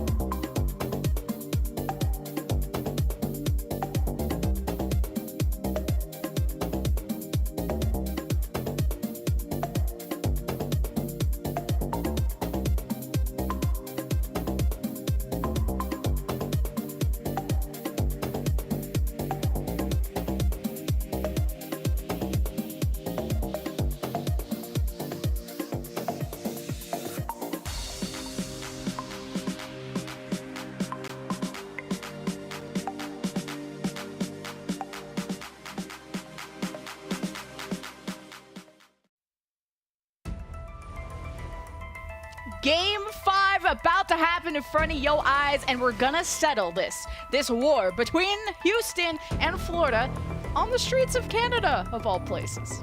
Feels like it was forever ago, Lemon, but Johnny on the desk did say that this could go to 5 and that there was huge upset potential. Coming into this, Florida Mayhem may have been painted as underdogs, but I think there might be a little bit of franchise bias going on there. Florida Mayhem, as a team right now, are looking strong. And we know that Houston Outlaws, these guys are star-studded. Rookie of the Year from last year, they poached players away from our second place team at the Atlanta Reign. Whatever Houston Outlaws were proposing to Pelican and Iris, it was tempting enough to take them away from the massive success that had been shown before. But Florida Mayhem, they have made the right pickups. They've made some advanced scouting. Who thought someone was going to be the de facto Winston over someone like Kellen coming from Element Mystic? It was a very rare opinion, I imagine. But Florida Mayhem scouting seems to have brought them a powerhouse of a roster that is going toe-to-toe with some of the league's best, brightest, and most veteran players. This ends on New Queen Street, one way or the other. And I can give you a hint onto my predictions for this map, because I'm a science gal, okay? I got the degree in there, look what happened to me. But science Any master's proves degrees? Street. And Florida are 1-0. If you remember a funny little match that happened between Houston and the Shock full capped against them, the Houston Outlaws. And when Houston went up against Toronto, they also lost at 76 meters to 38. Pretty convincing as well. So we'll see if the 1-0 advantage that Florida had. Let's see, who did they go up against on New Queen Street? They won that against Paris, so take that as you will. So there's some stats to go here, but push at the start of the series was won by the Houston Outlaws. Of course, Paris, they're making their debut game this week in the last match of the week, I believe. That's going to be a bit of a banger later. Will be interesting, but I'm in the here and the now. Piggy remains out. Dante, the fist is charged and good to go. Florida Mayhem have decided that, hey, Dante's in. Checkmate's pretty poggers on the Sombra, so we're going to keep him there. See for now. It's the battle for statue control. Dante is already there. Merritt's going to provide some support. Lashstroke can bounce in between them to really measure the engage or even peel for the backline. Yes, Lucio can peel for the backline with that boot. You're seeing Pelican over on that tunnel on the high ground, which allows him to have access to the flanks if Florida get bot control. And now the statue battle continues. Florida just spraying down the lane. Merritt gets a little bit low, and you gotta be wary with these soldier right clicks. You can be bursted down so quickly as Dante shows his face at the window, immediately jumps out, trying to bait out some cooldowns. The biotic grenade from Sir Majet is thrown into the face of Merritt. Dante now less worried, sees if he can drag the sleep out of Sir Majet as well, as Hydron has claimed the first kill, a headshot onto Pelican, finding his way into the flank, and this opens up the fight for Florida, who engage afterwards. I love the choice of positioning there from Florida Mayhem to go within that little shot, because it is so hard to dive with either a Winston or a Doomfist. The mechanics simply don't really allow for a great dive in that gap between the window and the stairs. Remember that Dante's shockwave from the seismic slam didn't afflict anyone, Lemon. However, Dante is on an academic arc right now, trying to learn how to play against the Sombra in tandem with the counter dive style that Florida Mayhem are bringing out early in New Queen Street. Watch out for this one. No, Pelican used to play a lot of Echo, even maybe seen on this map. Now we'll see the Tracer come to life, and Merritt just dies immediately using the visor, the hack ready. And that's what I love about the pick from the Sombra of Checkmate, is he gets to be in position while invisible, and Florida can all engage at once. There's no repositioning that needs to happen, and Pelican keeps getting staggered from the team, so this is a great push for Florida. Did you see someone block that nade onto Sir Marja with the pixel perfect shield there? Unbelievable. Oh, this guy's good at Winston. I love a good Winston player, Lemon. And almost already Florida Mayhem are close to getting the checkpoint here. Oh, Hydron got slept and immediately killed, but the soldiers are traded out. The nano from Iris, I think, even gone to him. The sounder is used as a plan B. Dante is hacked, but he's not scared of Checkmate or anyone on the Florida, especially with the limited heals that Florida have left. And with this first fight win from Houston, they'll get some meterage going. And this entire time, Timothy has also been moving, courtesy of Pelican, who's finally picked up a Tracer.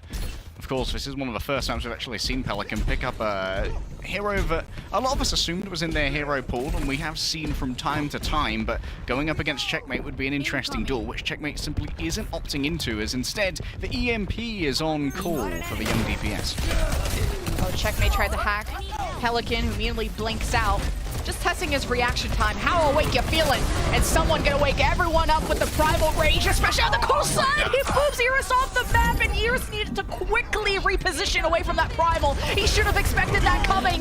But Hydron, the counterattack from Houston, was even stronger. Now claiming 2 from Florida, as someone is still looking for Merit, who is clearly a threat, but it's Pelican who's chasing down the backline. And Animo can't peel for himself now, can he? And now someone's bubble is only helping himself, as Florida waiting for respawn. Someone might be an amazing Winston, but a Hunbin sniper he ain't. Hit a right-click challenge for the moment. Houston Outlaws Lemon. They do have control of this area, but for the moment, their progress on the barricade is limited. Oh, keep an eye on Merit too. He's close to Tactical Visor, and he's been positioning forward on the flank. Dante is hacked, and I like that he's no longer hesitating. I'm sure he doesn't have a ton of practice against Sombra players these days, so with the extra damage that Sombra does to a hacked target, it's kind of scary. The pulse whips, hits the bubble, and even splashes back on the Pelican. You can see the Tracer experience happening a little bit, but it's working a lot better for Houston these days, as the mobility helps Houston keep re-engaging, but now they can't run fast enough because they're down 2. Dante, not many cooldowns left here, misses the punch. Up close against Hydron, Dante's actually had a habit of missing these punches. Maybe when the fist is charged and the transfer of momentum is different over to the punch, it simply isn't as practiced. And I don't think they were going to be winning that one anyway, but maybe Houston Outlaws have a better chance of winning this next fight, as Iris has access to a nano boost. Is going to be likely the checkpoint, but Pelican's actually putting themselves in danger to try and deny this.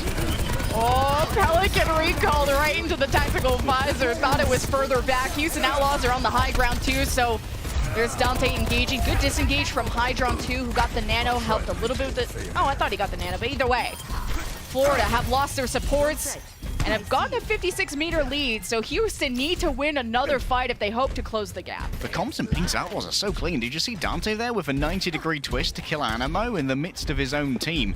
Some great communication. However, the distance of the barricade is not great. TS1 begins to push that forward, and Florida Mayhem have to pick their moment for an engagement, as Checkmate has once again shown Dante. He almost dies here, Lemon, and now could even be EMP'd afterwards. Oh, Checkmate just keeps hacking Dante on cooldown. It's a distraction, but also a weapon. Without Dante, and then you throw a Primal Rage on top, Houston are just trying to escape with what little they have left. And Pelican just contesting the cart, needs to run, and couldn't. Surmajet picks him off, and if Houston keep getting staggered like this is going to be an even better fight for Florida. And they can't win 2 fights in a row, Lemon, which means that Florida just continue objective griefing, honestly. They allow Florida... Oh, hello, EMP.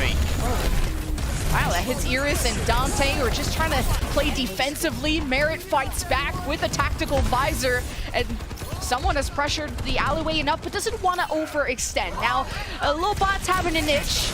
Dante just showing himself. Pelican helping going forward. Pulse bomb, don't hit the shield this time. Someone is getting pummeled and finished off, and without that tank, Florida don't want to stick around for much longer. Couple players, though, may actually get forward spawns here. Samajid certainly isn't going to, as Merit and Pelican in tandem will get the late execution. And now, Houston Outlaws, they are desperate to start getting some push on this barricade. There's only a minute left, Lemon, and while neither team has really made it that far forward, 57 meters is enough. Houston Outlaws need to invest heavily in this next battle, and that's exactly why they invest for Pulse Bomb. Huge stick from Pelican.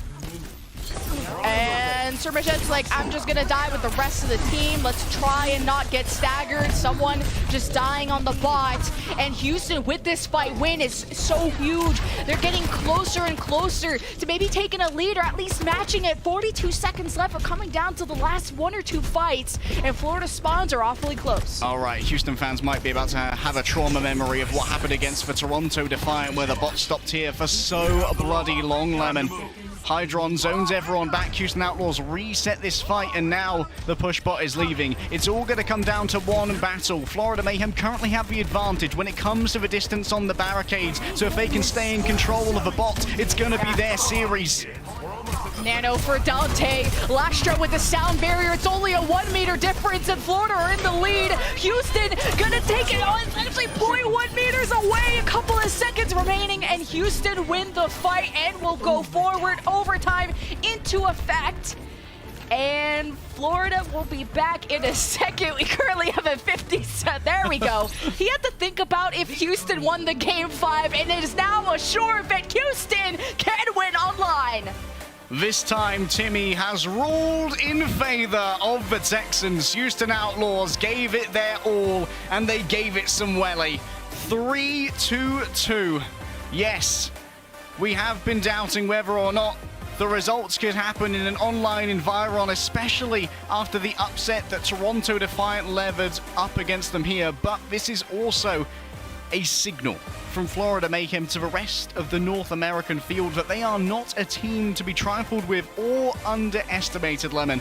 However, for Houston Outlaws fans, after what was an amazing start into a mediocre flounder, this has got to be a sigh of relief and a refilling of the Hopium Cup. Genji out, but Echo enjoyers in. We have rest. It's Pelican from the Houston Outlaws. A lot of Zarya copies and had a ton of damage. I think it was leading in damage in the lobby. And I love the way that Florida was so worried about Dante, they would rotate around King's Row just to avoid Dante, but Pelican was always at the right place at the right time to just sticky bomb the entire team. Yeah, Pelican's tries for accuracy, especially on the Echo, was a real difference maker in these battles, and always knew exactly where to be putting that beam. And it feels like Houston Outlaws, like we highlighted the communications when we talked about Dante doing a 90-degree turn to take out Animo in the midst of a team fight. The same thing happens when Pelican needs to identify which targets are, for want of a better word, beamable. And that's a lot of hero damage done by Pelican, and you can think as well, Pelican's actually being like the auxiliary DPS in this roster, because Merit's picking up a Soldier 76 who pumps out the most hero damage per 10 of almost all the characters that we've seen so far. Pelican, though, you gotta think, this guy was Rookie of the Year. Undisputed Maestro and Master of the Echo, and he's the second DPS. And, well, Lemon, Pelican's fragging. That was, what a series. I mean, a game 5 to start off the day really couldn't get better than that. And it came down to a tie on New Queen Street.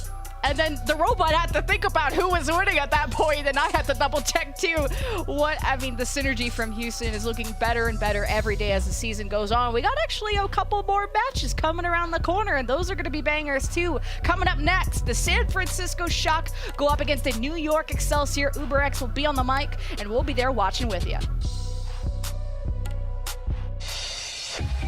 The Overwatch League is brought to you by Upper Deck, the official trading card of the Overwatch League. And by TeamSpeak, the official voice supplier of the Overwatch League.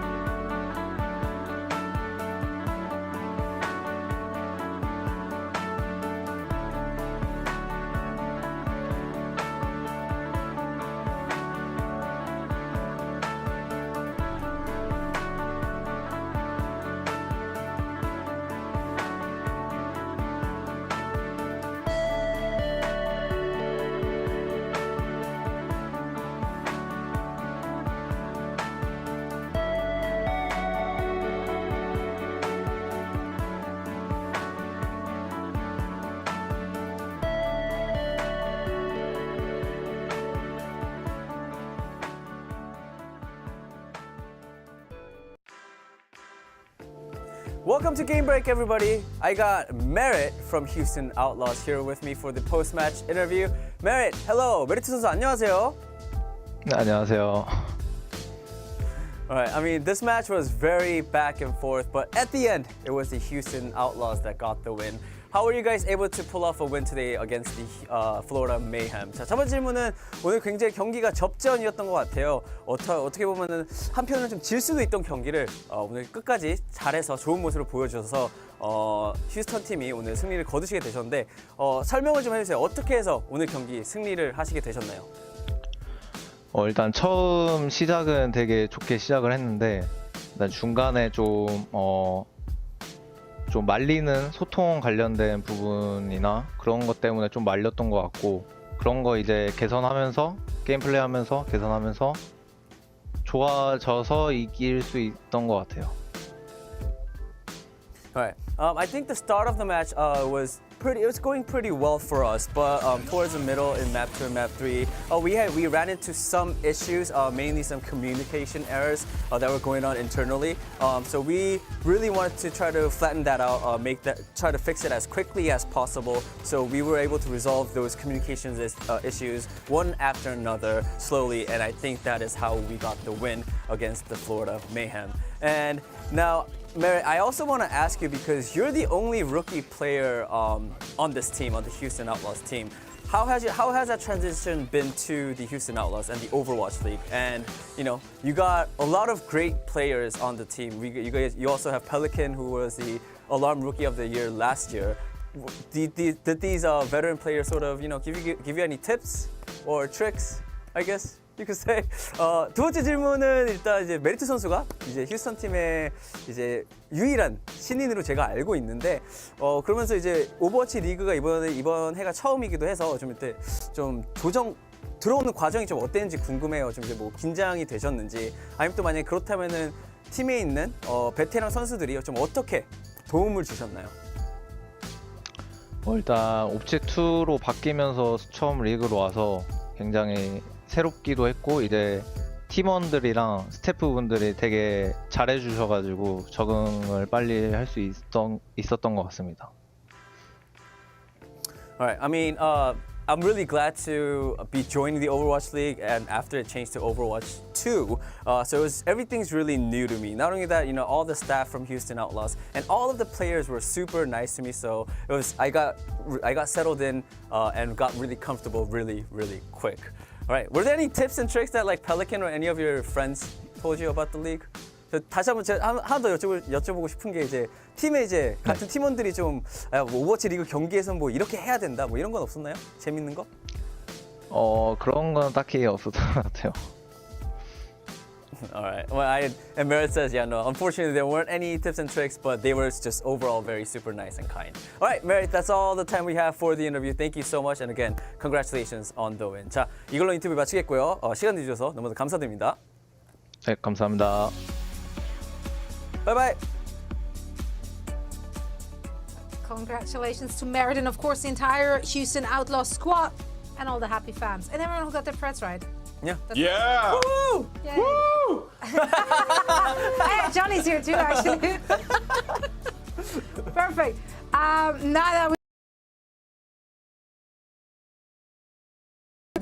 the Mayhem did not go down without a fight. Right. It was very apparent that that squad did their homework. They were prepared for what the Houston Outlaws will be throwing their way, and on certain maps, it did look like they're almost out strategizing and outplaying the Houston Outlaws, and that's how they actually managed to play it that close at the very end. But Reinforce, what were some of the absolute highlights for you personally in this very first match? I think the biggest highlight, honestly, was Checkmate playing the Sombra. Sombra is a hero we haven't seen too much of this season, but the Florida Mayhem, they came out confident and played Sombra off the bat. It's actually something I'm going to talk about going to the next series as well.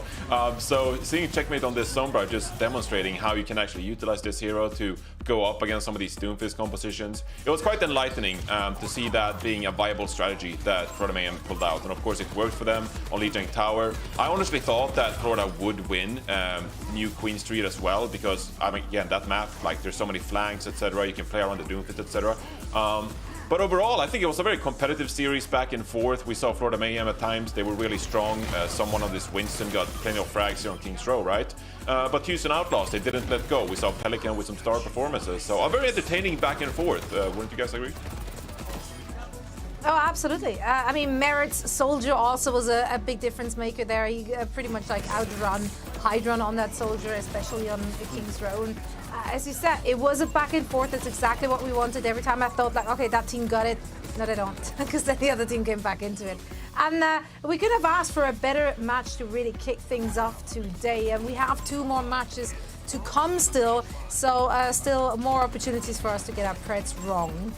Not right. Or right, I guess. Stop it, Zoe. I'm at glasses. Shush. Empty Jinx, kind of person. don't. Not even half full. It's just straight up empty. Yeah, so I do want to start looking at ahead at this second match. That one will be fought out between the San Francisco Shock and the New York Excelsior. Now, Reinforce, you think that the San Francisco Shock might actually already be an elite team? Please run us through your thoughts. Why is I mean, sure. I mean, there are some signs. There are anyway some signs that Shock, I mean, are already moving up there. And keep in mind, this is a pretty, this is a rookie squad, essentially. Brought in tons of rookies. They haven't had that much time to play with each other. But we've seen some signs, particularly in their match against the Houston Outlaws earlier this week. So, people asked for more X's and O's, more telestration, stuff like that. So, I put one together. I put one together to showcase what I liked about the San Francisco Shock, so we can jump straight into it. And by the way, if you guys see the YouTube player pop up, I mean, I took this straight out of the Overwatch League YouTube, so don't worry,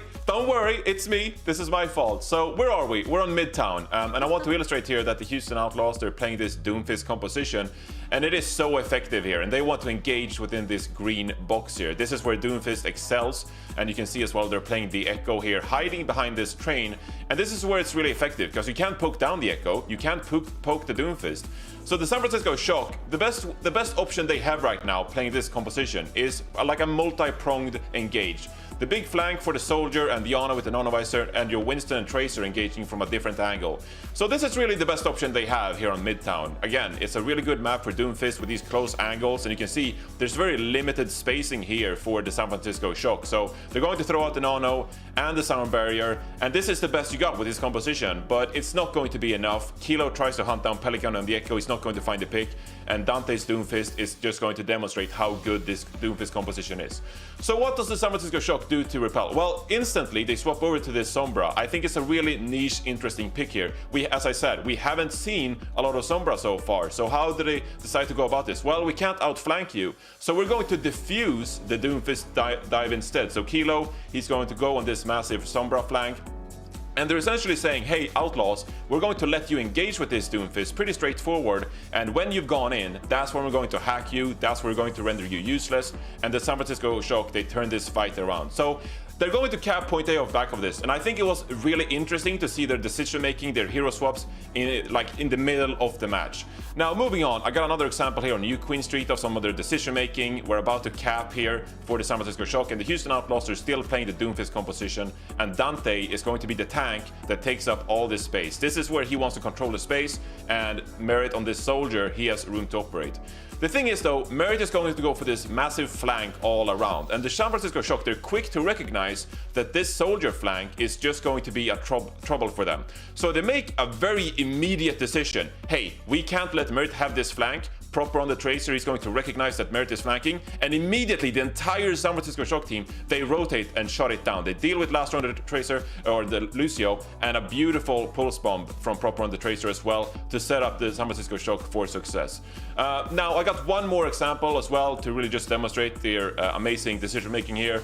This is a separate kind of flank we're seeing from the San Francisco Shock. Finn, Violet, and Kilo, they're going to go on a separate flank to the left side of the map. And also, again, we have Proper and Colosseo, the Winston and the Tracer here, operating from main. So the Houston Outlaws, they're playing this Echo composition, but they're going to be dealt with by a multi-pronged attack here from the San Francisco Shock. Pelican on the Echo, like, what do?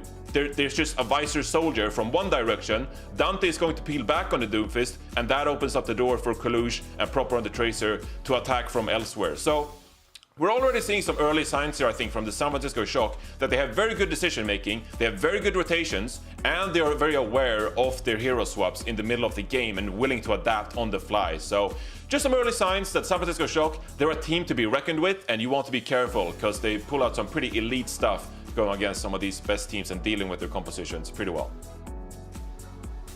Yeah, it's a great sign to see so early in the season as well, especially because it is a rookie squad. 80+% of that team are new to the Overwatch League. No nerves coming in at all. They seem so composed and so aggressive and so determined and convinced with their strats, which are obviously working out for them. I love the synergy we've already seen from them. They're not dropping the ball, so they should definitely be considered the absolute favorite heading into this. But New York Excelsior, you know, like, don't want to sleep on any of our teams. We've seen a lot of crazy upsets already this week, so you never know. You'll never know. However, for now, we can just assume that the San Francisco Shock are going to run at them, and I can't wait to see what they're coming out of the gates with. And now for all the action, we're going to head on over to one of our absolute favorite duos, and that is, of course, UberX. Wow, that was so nice. Yeah, it really changes week by week. I'm glad we're favourites this week, Matt. What is? Do you like my fit? Yeah, I look like you're in a kangaroo cosplay. No, right now, I'm like honestly. an extra from The Sopranos, like somebody in the back who just kind of, you know, not actually one of like the named members of the crew, Matt, you know, just kind of somebody they send in. I wouldn't be shocked if you had a hood that had ears on it and you could just flip it up, right? Like a Winnie the Pooh cosplay, you know, something like that. That's wow. That's I'm impressed. I think this is one of my favorite fits. I think. I don't think that's true. I think you're just making that up. Matt, this matchup here. Look, we got the pleasure, I would say, of getting to experience New York and Vancouver yesterday. A match that was pretty chaotic, very hard to follow, and also kind of hard to get an idea of what the game plan was for these teams respectively. That really, I think, compares New York very unfavorably to San Francisco, as we've got two ends of the spectrum in terms of how clean these teams are playing. The Shock are the only team that are 3-0 right now. And they've looked great during it, right? You know, 9-1 in terms of map count, just blowing teams out of the water. So not looking good for New York here, but, you know, they did get a little bit of a confidence boost yesterday. Proper, Kilo, Kaluj, Finn, and Violet will be the starting 5 for the Shock today. Seems like some teams have moved away from the Genji here in this second week. So we saw Sam in the first week really just kind of dominate on the Genji, and now we see Kilo playing a lot more. Yeah, look, again, I think at this level, you're not really prevailing in the Overwatch League unless you have like an all-star Ana player on your team. And I think that's what Finn is already beginning to develop into this season, Matt. Now, right now, I think coming into this week, he's #1 in fewest deaths, which is very important. Also offensive assists. So really getting involved in a lot of the fighting. I like to highlight Ana players at the start of these matches because we have like Sir Marjet as well, someone who we saw previously on that Mayhem side of things. So keep an eye out for Finn here. This team is looking pretty scary, and I think people are starting to warm up to the Violet Lucio idea, right? I think it takes a bit of a adjusting period just conceptually, but he's been really key in the backline. No, he's not been bad. Even last year it was like weird, but not exactly bad. We can take a look at New York's lineup. Pretty consistent, pretty much the same as yesterday. It's Kellen, Youngbung, Gangnam Jin, Flora, and Yaki. For me, looking at this roster, the person who I'm looking to step up today, I think it's got to be Flora. I think Flora, you know, you've seen what he's done in the past, right? Really strong on some of those hit scan picks. Got to see him, you know, really step his game up, take it to another level against Kilo. And Myeonbong has been hailed as like a top, you know, flex support player in the Overwatch League in the past, right? I think this year is the competition for him, at least in a roll-to-roll basis, is stiffer than it's ever been. Also, I mean, being brought up from contenders on this roster, I'm just going to put it out there, right? We've been very critical of the Vancouver Titans and their inability to really cobble together some successful strategies.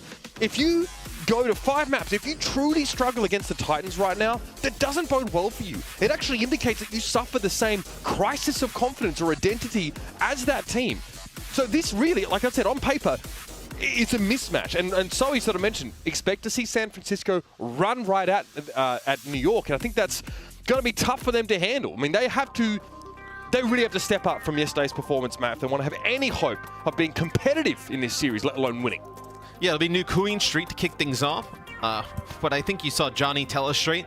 You're going to see again today from the Shock, in which they do a nice job just kind of collapsing on you from multiple angles, and they come so fast that That's where I think you're going to be worried about if you're the Excelsior, right? Like, how do you keep some of these players alive in your backline or your 76? Because they've struggled with it already, right? And now if you think the Shock are going to up the tempo even more.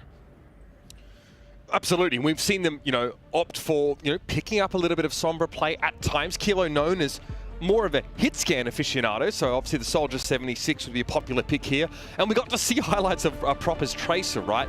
And what those two DPS can do when they're operating on different ends of the pincer that San Francisco like to apply on this kind of map.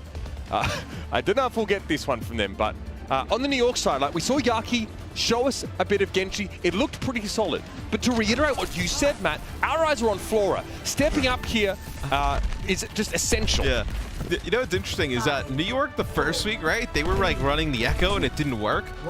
And now, like, more teams are bringing Echo into the play and, like, Tracer, and they seem to have kind of, like, gone back, at least the other day, to the Genji, as we'll see both teams come out with the Tracer 76.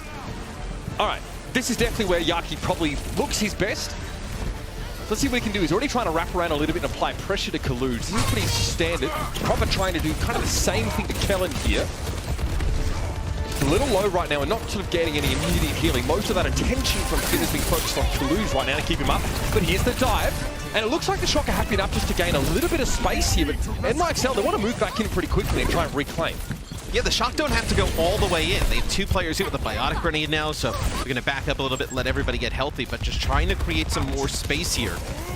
It'll be the bot just really kind of going back and forth. And nothing, I think, a little bit gained by New York, but that's going to be Kaluj going down.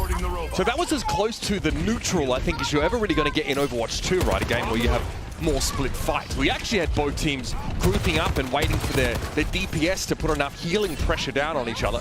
Nicely done by New York. That's the kind of fundamental building blocks that they have to establish here before they can think about putting real pressure on San Francisco. They start with an advantage. It'll be nanos for both teams. So that'll be a Biotic Grenade that hits on the Kang. You're kidding me! Nice. That is unreal there from Finn. I don't know what he thought he'd be able to get away with there. Finn was just waiting for him to cross. Perfect stuff here from the Ana on the San Francisco side, and Kaluj is looking for Myeongbong here. Oh man, that's bad beats here for New York. Yeah, and they're going to be able to finish off Kellen here as well. So we'll get back to the bot, start to move in that direction. You're Gainamjin. I mean, well, you hit with the Biotic Grenade, you don't expect the Ana to kind of like snipe you through a small part, of that window up there. It's kind of crazy.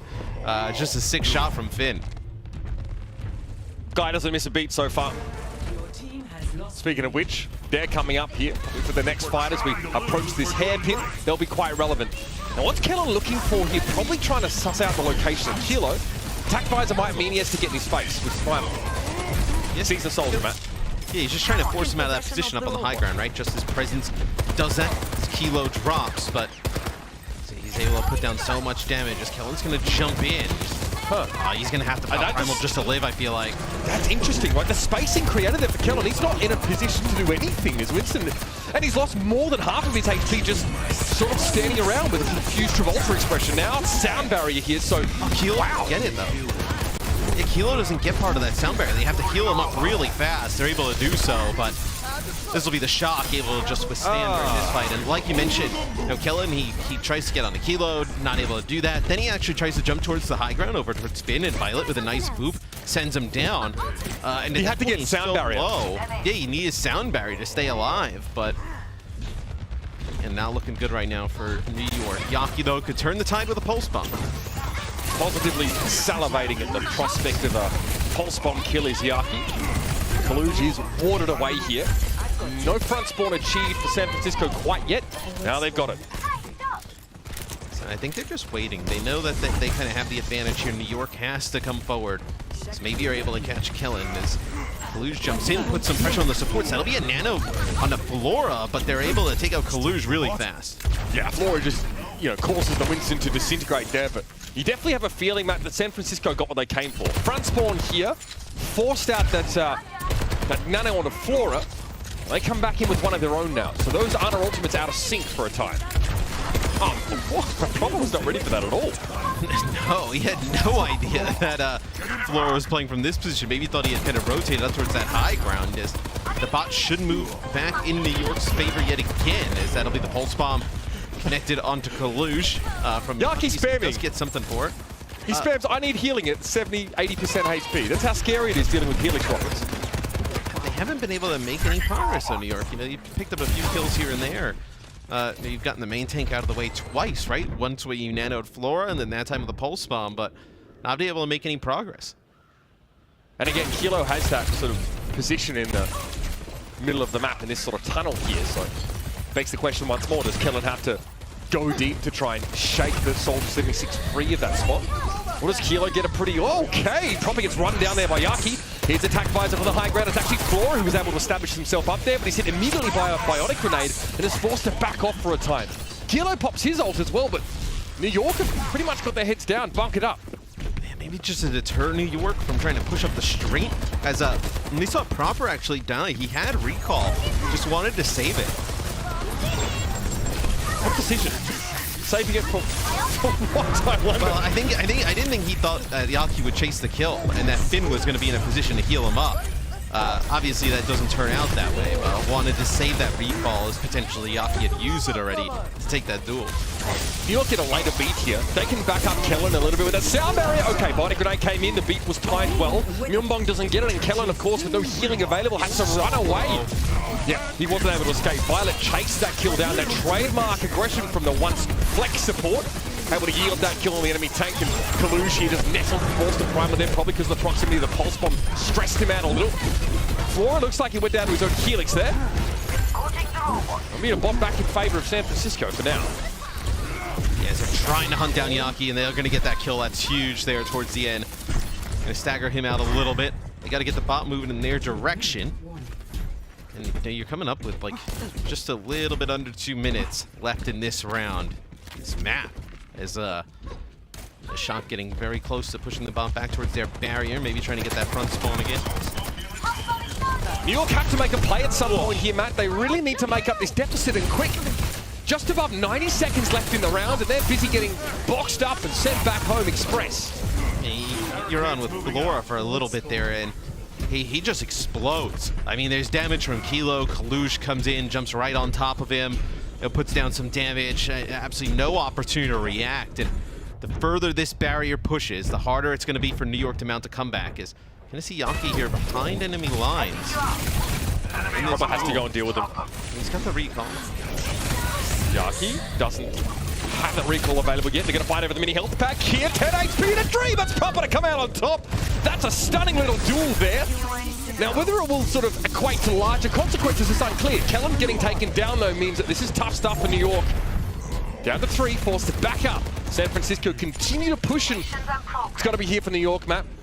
It's got to be. I think having that Tracer alive just provides you that extra flanker for the Winston to go with. It looks like the shot they back out a little bit. Maybe they know, like, hey, we have this great lead. This is not where we want to be taking this fight. Out here, pushing up towards that high ground. Yeah, exactly, Matt. Fighting against the high ground just doesn't seem great with them. They'll push it further if they win the fight, but right now, it's a bit dangerous for them. Now they're able to find the pulse bomb connection on Finn, and Kalush tries to throw down the dome. Not going to keep him alive, though, as Yaki finds that recall, and New York know now they need to stick to this bot like limpets, Matthew. Otherwise, his first map will be gone with the wind. In the shock, they jump in there for a little bit. They just try and put some pressure onto the bot. Take some time off of the clock, because they have some big ultimates coming in. You're going to have Finn with the nano boost here. Could go on to Kalush. You're also going to have sound barrier. Yeah, someone has to contest. Look how far away they are from him, yeah. This is going to be devastating. He's making sure he keeps an eye on Kalush. Primal was used there, so Finn holds the nano.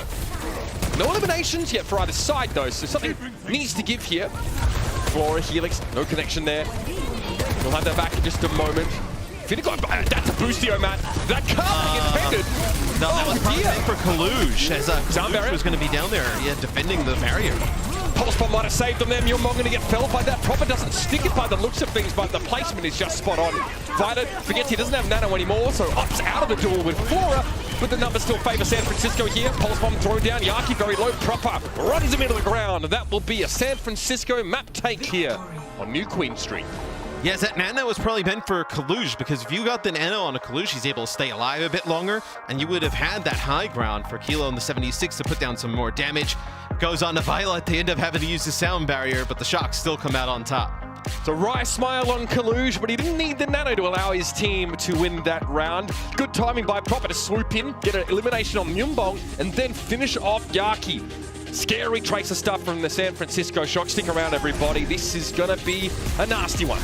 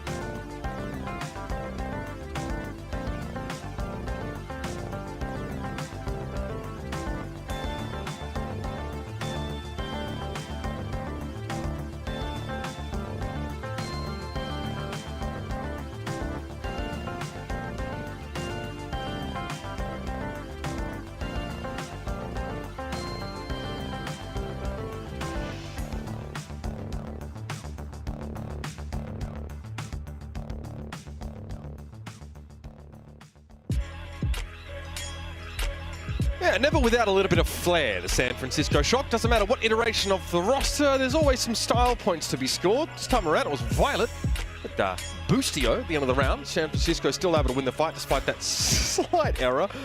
And yeah, looking pretty comfortable, Matt, after New Queen Street. Never really looked like there was a point where they were behind in that particular map.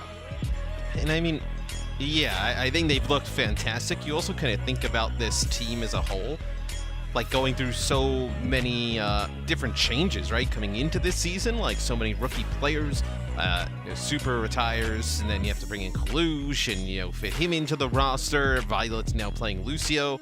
and you still feel like, you know, they're still dominant and they're looking fantastic, but you almost feel like there's another level they can get to, right? If they obviously continue to grow and mesh with each other some more, which is a bit scary, I think, for some of the other teams in the league. I mean, they are now +9 in map differential, 10-1, with 3 wins to their name, hoping to make it a 4th today. You know, we kind of talked about this San Francisco team in the past and how they sort of, you know, really built a legacy off of young talent expertly scouted under the guidance of Krusty. Looks like we might see yet another page in that particular history play out. Last year, though, a little bit muted from them, so I'm pretty sure they're hoping to really come out with a bang here. They're off to an absolute flying start. Now, New York, there's never a question over this team about how much talent is there. Putting it together, though, has been an issue for the last couple of years here. Everyone said, you look, Yaki now surrounded by a team that is proven at Overwatch League level in terms of the backline here. You know, the only question marks are really Kellen and Flora. How do they work out? You said you want to see Flora really stand up in this game, really make an impact. What do you think so far, Matt?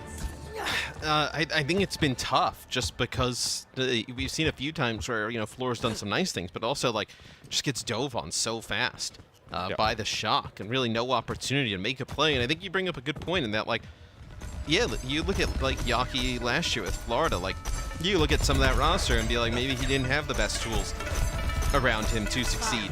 Well, you look at now, like, they have a really strong roster all around. Like, Flora was doing some awesome things last year.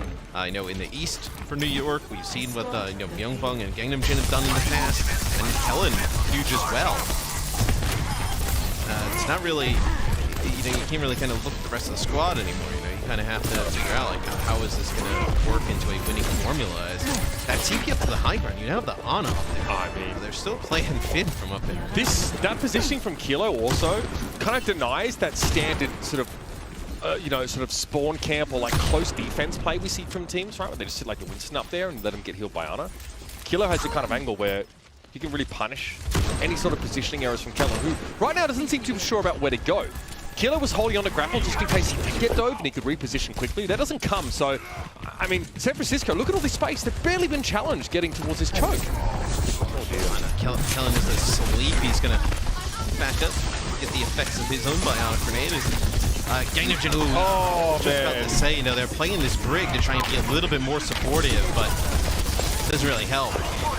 And that's what Kellen managing to get a bubble down before he was put to sleep. Kalush, okay, that's very cute. Over the top to grab that mega health pack. The Flora has plenty of damage here. Yaki, in the meantime, shredding San Francisco. Kalush needs a little help. He takes a big hit. Lucky to have a bubble there, trying to get back towards some of his supports. Is not going to make it. He's going to get traded out real fast, but Violet will be able to keep the payload moving.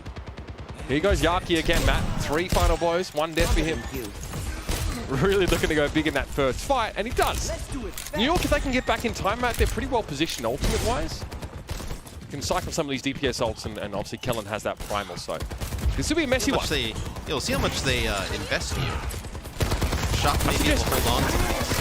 I suggest everything. Fine with them. His attack fires a Violet. Oh, that sleep from Finn is just perfect. And from down range, it's Flora punching out Z's. Popping out with the blade, finds Myungbong, and one of these things is not like the other as San Francisco with a player advantage now continues to apply the pressure. Yes, they ended up trying to nano the Brig and trying to keep Gangnam Jin alive as Proper was coming in with the blade. He does stay alive, but never gets the rally. They're able to deal with Myungbong rather quickly, so this should put the Shock over the line. They'll take that first checkpoint. Oh man, that's back-breaking stuff there from New York. So much to work with, and yet so much of it just fails at the execution phase. Now San Francisco can play forward. Kilo, having switched to Soldier 76 for that previous fight off the Widow, getting close to that tactical visor now. In some of these fights where you're up against not working out, as Finn is laughing here. It'll be a trade of the Anas. I think it's because he must have shot Myungbong just before he's put to sleep there, so he gets the kill. It ends up being a trade, and he's having fun at the very least. Yaki. Yeah, just how long can you hold this high ground? You know, there's a Winston at large. Taking a bit of poke damage. It's a great angle, though.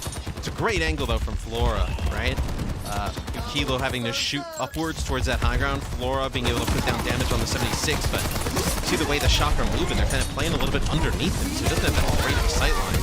Yaki was lingering pretty close to the Winston there. Matt now attack finds it. Biotic grenade just being ignored by Kilo. It's going to be a Helix rocket connection to send Flora the way of the weary. Gangnam Jin. His story comes to an end now, as well as Kellen's forced to drop down and try and stall just a little bit longer. This is so fundamentally sound from San Francisco, Matt. They don't have to do anything flashy. Move the cart, force the engage, and then leverage that ultimate advantage. Yeah, and you know, Gangnam Jin and Kellen were trying to play inside of his bubble with that tack visor up, but not able to stay in it that long. Or it's going to be a push here from the Shock, as they're going to try and deny New York the opportunity from even contesting. I mean, I'd be absolutely furious if I'm Flora there. You're hit by a wayward sort of biotic grenade after the enemy comes in with that sound barrier. Proper's like, I might have to get out of here if I can. He dashes away. He dashes away, and Kellen actually chases him and gets off. Well, Kellen is stalling. I mean, really, what are you going to do if you stay on the cart? You're just going to die either way, right? Yeah, he's going to die. 3 minutes 22 on the clock for San Francisco now. Nano Blade, though, available for New York, right? On the cart. Nano Visor. Just hope they don't get slipped midway through.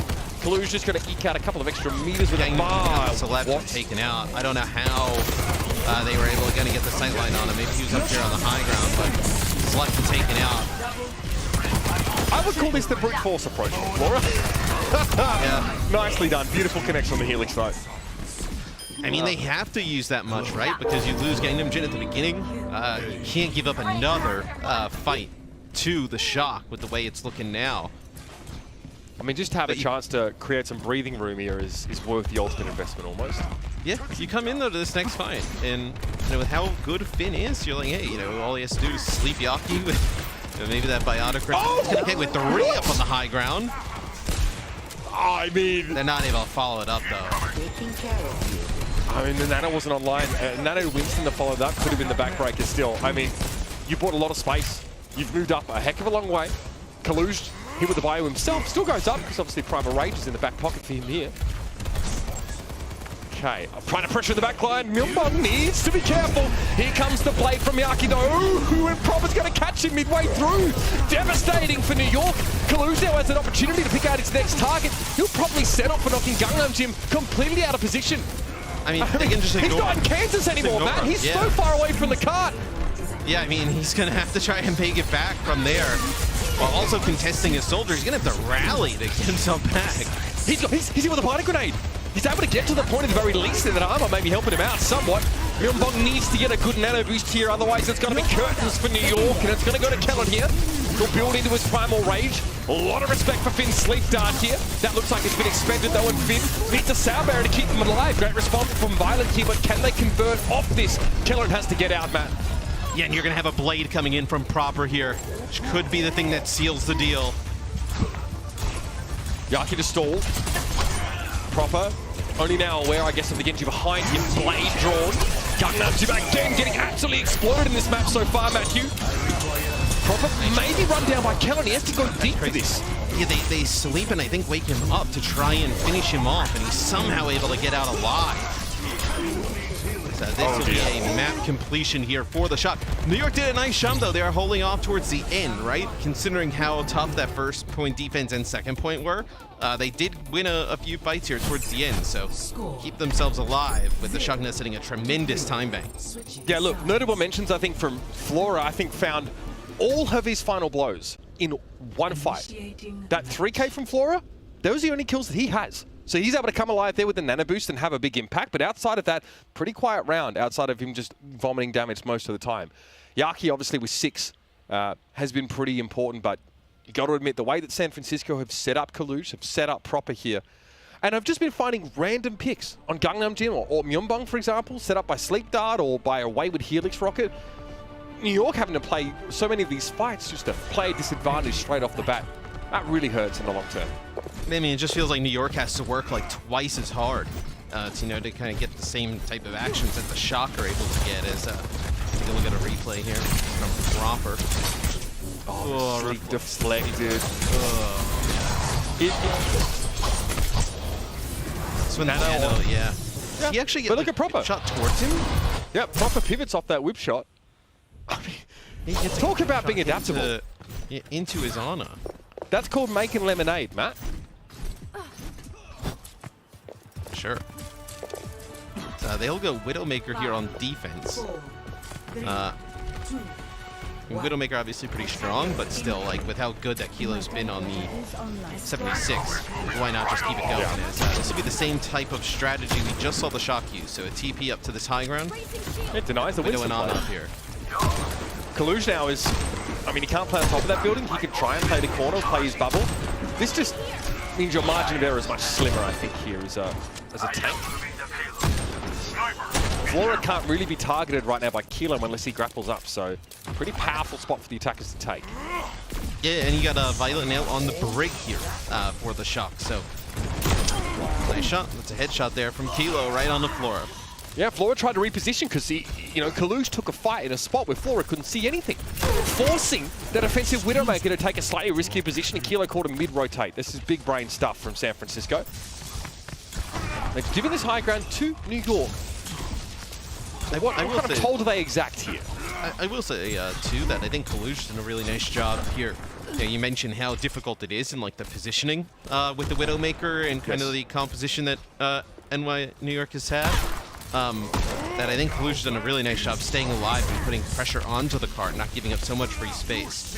Kellen again gets caught out in the open, Matt. He tries to dive, bubbles early because he's so afraid of the sleep dart, and is forced to stand in it while he looks for someone to get close enough to him. Gets proper, though. Like, Kaluj, how does he respond to this? Yeah, I mean, Flora trying to track Kilo.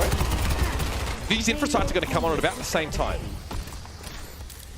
I don't think Flora has any idea where Kilo is. Both of them are just kind of... I don't, and I can see the wire frame. Yeah. Okay, there's a sleep. Nicely connected. There will be a primal from Kaluj as he gets rudely awoken, but Kellen's already been going to work in the back line. Gungunji, he dropped his shield to attack the Winston, and that was the window that Kilo's able to exploit to find a headshot. He'll be punished for that, sure enough. Kellen really being set up now, as we mentioned Kaluj was in the previous rounds. Yeah, but look at Collusion proper, just working on the flank. You know, Kellen's going to have to get all the way back here. You can have two players really healthy here for the Shock.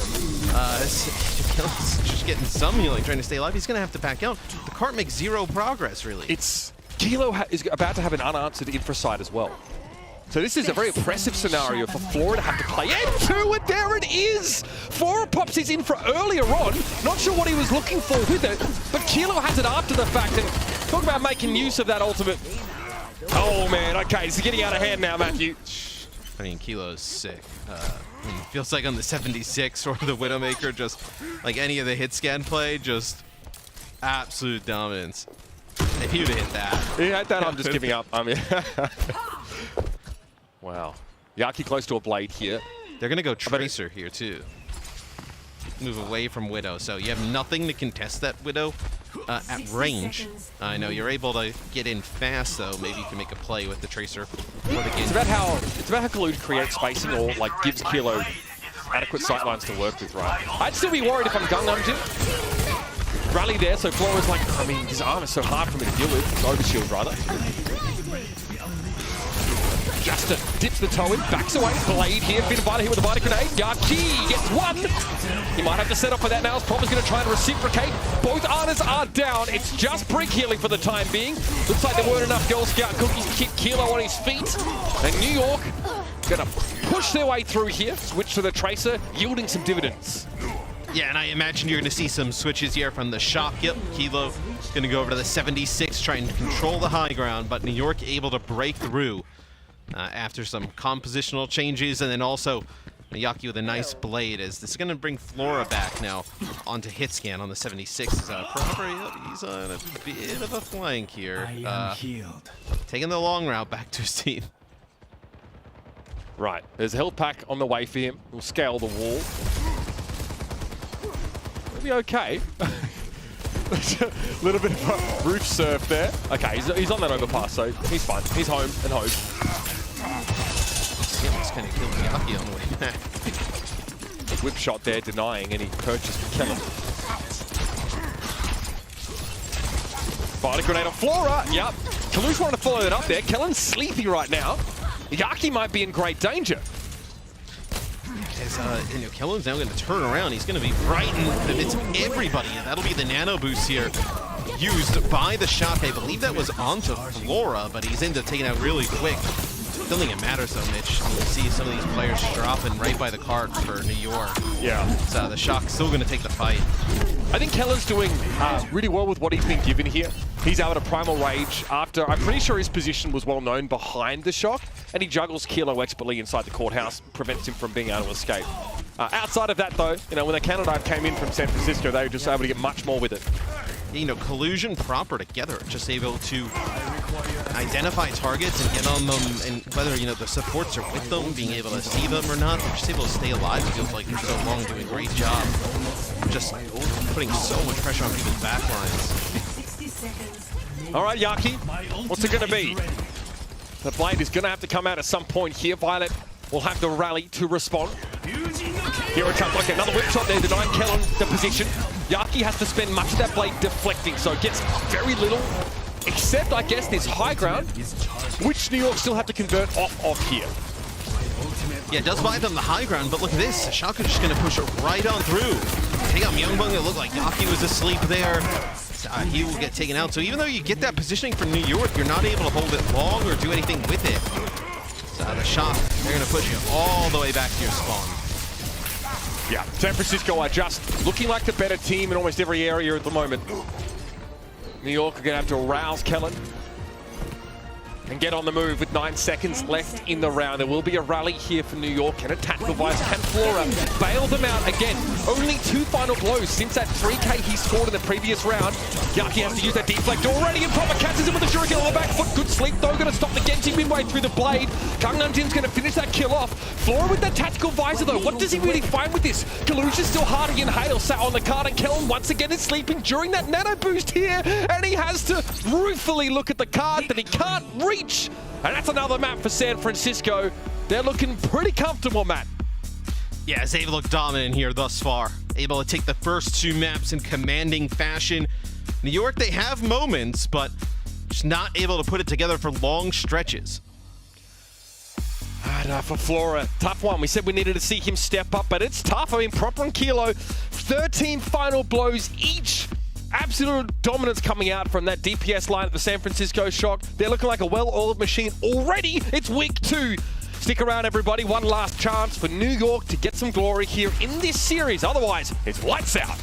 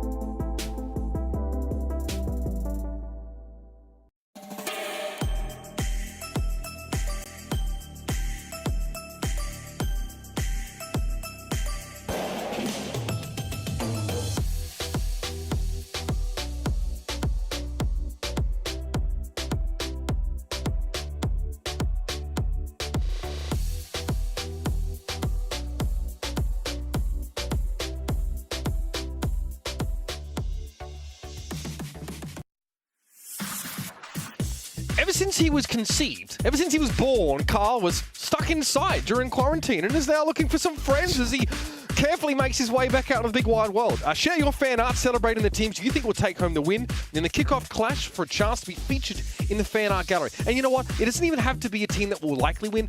If you were to do Art of New York, it'd still be allowed, right? You know, it's more just, you know, show us some of your talents. Maybe give, you know, Carl a counterpart. Maybe Mrs. Carl. That's all I'm saying. Y'all have taken this Carl thing and the Carl lore too far. Yeah, you seem devastated about it. Every time I go to the YouTube channel, everybody's spamming Carl. Games go. I'm gonna be honest with you. Carl. When we come in from a break, I literally read that off a paper. I try and like find a different way to say Carl needs friends, but see, production doesn't update it for me. You know what I mean? They just copy paste the same paragraph. Like, oh well, come up with something funny. Wait, you don't have way of saying this. Wait, you don't have the lines that you say at the end of games written on a piece of paper? I thought that's how you come up with all the stuff. Some. Weeks If I get too excited and I'm worried that I'll forget it. No, usually it's on the day off. You know, like the day of finals where I just don't talk to anyone, look really salty. I'm just trying to think of something smart to say. It's really hard to do.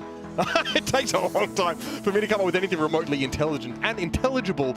Matt, right now, it'll take me a while to figure out how New York is supposed to win this series. But let me tell you, what is lacking? Like, if we can sort of isolate it, obviously, as we have some subs here. Sam comes in for Kilo. What do we need to see from this Excelsior roster to have them start to compete on even footing with juggernauts like the San Francisco Shock? They just got to get their coordination and sync down. Like, they just seem a little bit out of it. Shock, it feels like they're always the team that is dictating the pace of play.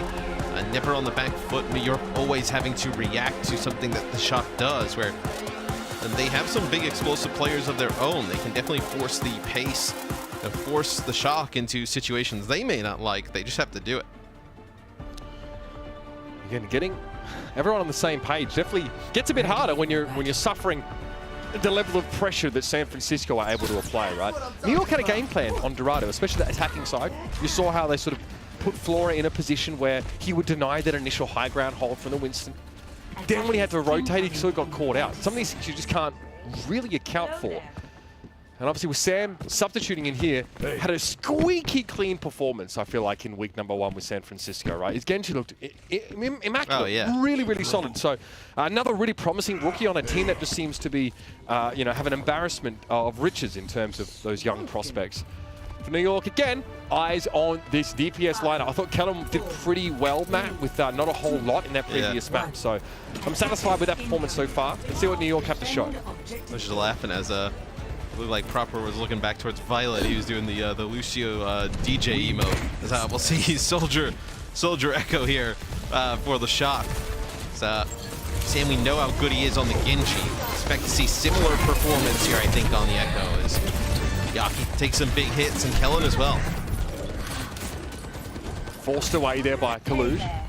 Winton jump, Winton zap. Waiting for the second half of that. That was the other thing that chat was spamming. They were spamming about Carl, and then Winston, Winston jump, Winston zap over and over again. Winton ult, Winton nap. Yeah. It's beautiful, really. This is modern day poetry. Just Kellen about to take a long nap. All right, he's able to pick up that health pack. A third nap, if you will. How's he getting away with this? Okay, eventually, surely, you think someone like Sam's going to chase him? Yep. Get Flora at the very least. Kellen living on the edge survives. Yeah, this looks like it'll be a .A take for the Shock as Sam gets left up in that upper window. Is anybody there to make a play? Because Kellen will jump up in. Not able to do so, so maybe you can fight this again if you're New York, but looks like they decided to just back out completely. That'll be .8 in the payload, unlocked for the Shock. Now, Proper looks like he's about as stressed as he is reading the morning paper. The comic section of it, of course.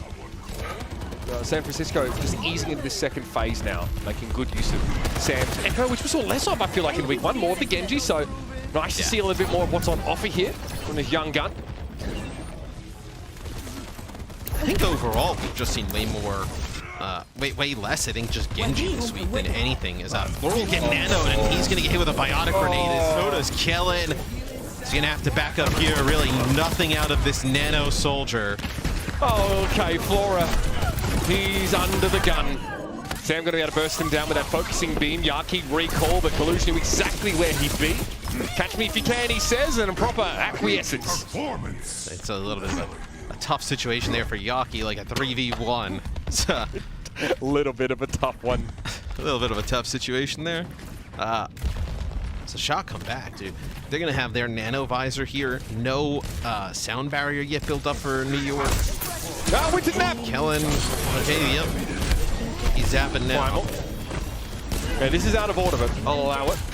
Okay, nano for proper sort of, as the attack expires, tactical visor coming out here from Flora. Looks like he had a good angle for that buying round. Great stick from Yaki as well. This is gonna silence the Shock for now. Flora gets away with it. Just see, like this is the, you have fights like this for New York, right? Where they look really strong. Then the Yankee's able to pick up a kill. Flora on a flank with a nice visor usage. Now Gangnam Jin is built up towards his sound barrier. It's just, can you chain these together, right? Can you have 2-3 fights in a row that are like that against a team like the Shock? 3 minutes 15. Shock have progressed through much of this phase of the map, in fairness. The duplicate target will be here from Sam. Gangnam Jin with a beat. Myunbong, I think, was actually blocked off by the bubble by Kaluge. Devastating now because a biotic grenade hits 3 again. Finn lighting them up. So tough for New York to have a chance in this fight with 3 of their players cannot be healed. Absolutely devastating. But I think the Shock 3-0, I think they've given a player of the match to Finn 3 games in a row. It's hard not to. How big these biotics are. And that wasn't even me casting all those games. I sim for Arna, but that's just ridiculous. On a team with people like Proper, okay. You can see why, man. Yeah, I mean, when you're hitting like the 3 players with a biotic grenade, like each fight, in a 5v5 setting, it's massive. All right, Sam still holding on to the duplicate. They just got a need for it in that previous fight. Sticky bombs there, just forcing Kellen down. He's just putting back damage from the side of Kellen. It's just going to be annoying if anything. Okay, Big Dead doesn't affect Sam, so he's knocked out a dupe, and then Gangnam Jin picks him up there. A little bit of a reaction, I think, from Violet because of the pressure that Yaki was applying. So done well to split up the Shock for now. Here he comes Proper with the tactical visor. Flora has one of his. Oh my, the fadeaway is stunning. Yeah, that was like Proper in there. Nice shot though there. Flora is, he's gonna have to use his own tech visor because the payload's still moving. He's gonna be able to take out Finn. Should be New York putting the rest of the Shock away here. The players just so spread out here for the Shock as New York bounces back. It looked like it was going to be a little bit rough there at the start of that fight, but nice shot by Flora to put away Proper using the visor. Yeah, it's a good recovery for New York, Matt, and especially Flora. 4 final blows, 3 deaths there. Obviously, it's been a bit of a grind for both teams here. Proper is looking pretty scary right now. He has half of San Francisco's kills. Now looks to lean a little bit more into that here against New York. Here's an angle for Sam. Where's he headed? Look at the Myunbong. That is going to be a focusing beam that he won't sooner forget. Yeah, it just gives him a little bit yeah. Well, it doesn't really matter. It looks like they're just killing everybody else.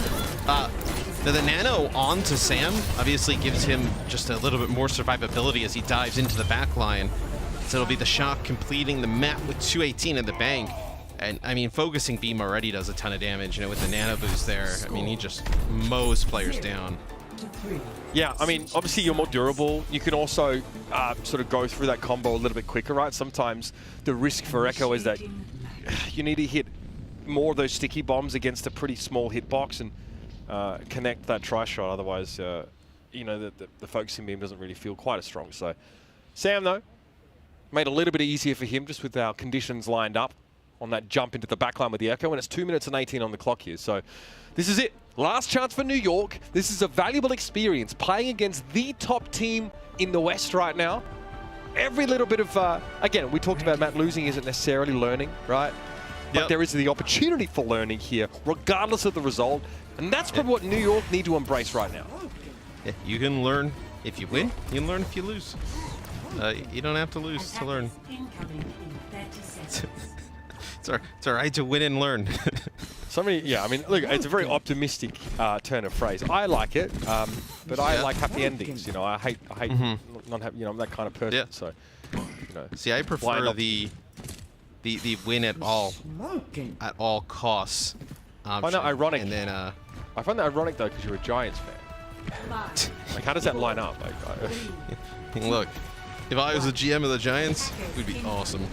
But well, what about if you're the GM of the Excelsior, Matt? What would you tell them right now? Start winning. Start learning. Winning. Start winning. Start learning.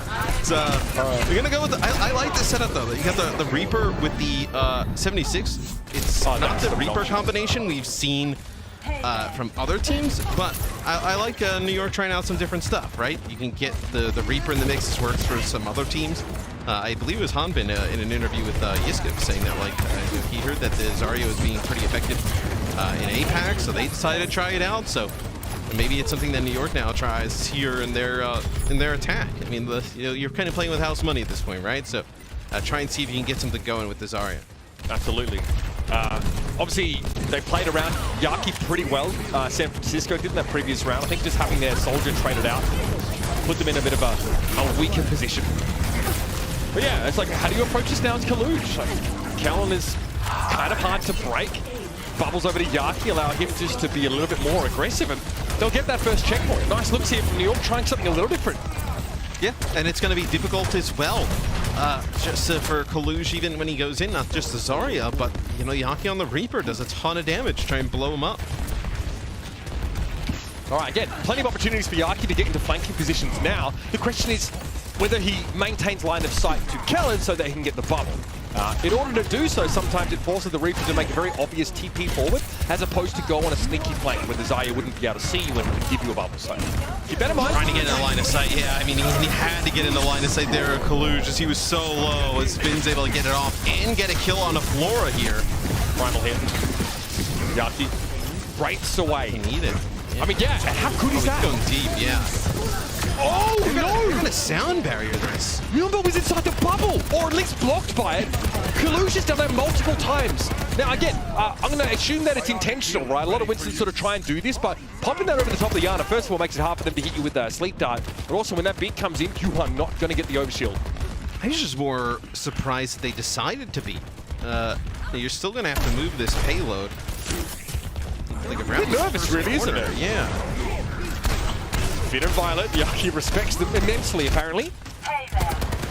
Doesn't want to force the issue too much, especially with Kellen. Wouldn't have been able to see him at that point. Proper is in a nasty spot, Matt.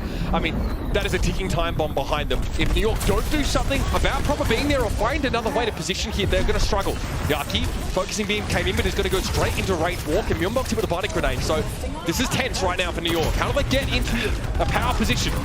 You can see from New York's perspective as well, just kind of like looking around everywhere. You know, Proper's behind them. They're going to have to solo grab him up on the high ground.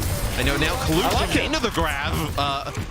You know, Sam is on the card. It looks like there's players everywhere. Is Violet's going to decide to sound barrier this? Sorry? For the shot. 3 players, you go for the sound barrier. That's a little out there, man. Well, maybe you feel like you can extend it long enough to now come back and fight again. Because you might be able to get back in a position where you can fight this again, and Proper is going to have a nano visor. We'll see what they decide to do. Looks like Kaluj getting set up around this corner, but maybe realizing it's better to give it up. Proper still accounting for about half of his team's final blows. He's still been in that deadlift position. All right, need to work through this sound barrier here. Sure enough. Very good timing on that one from New York. So credit to Gangnam Jin, that completely shuts Proper down, and San Francisco's power play gets nullified. New York, they're on a roll, man. Yeah, this is working. This is a composition that is definitely doing well for New York.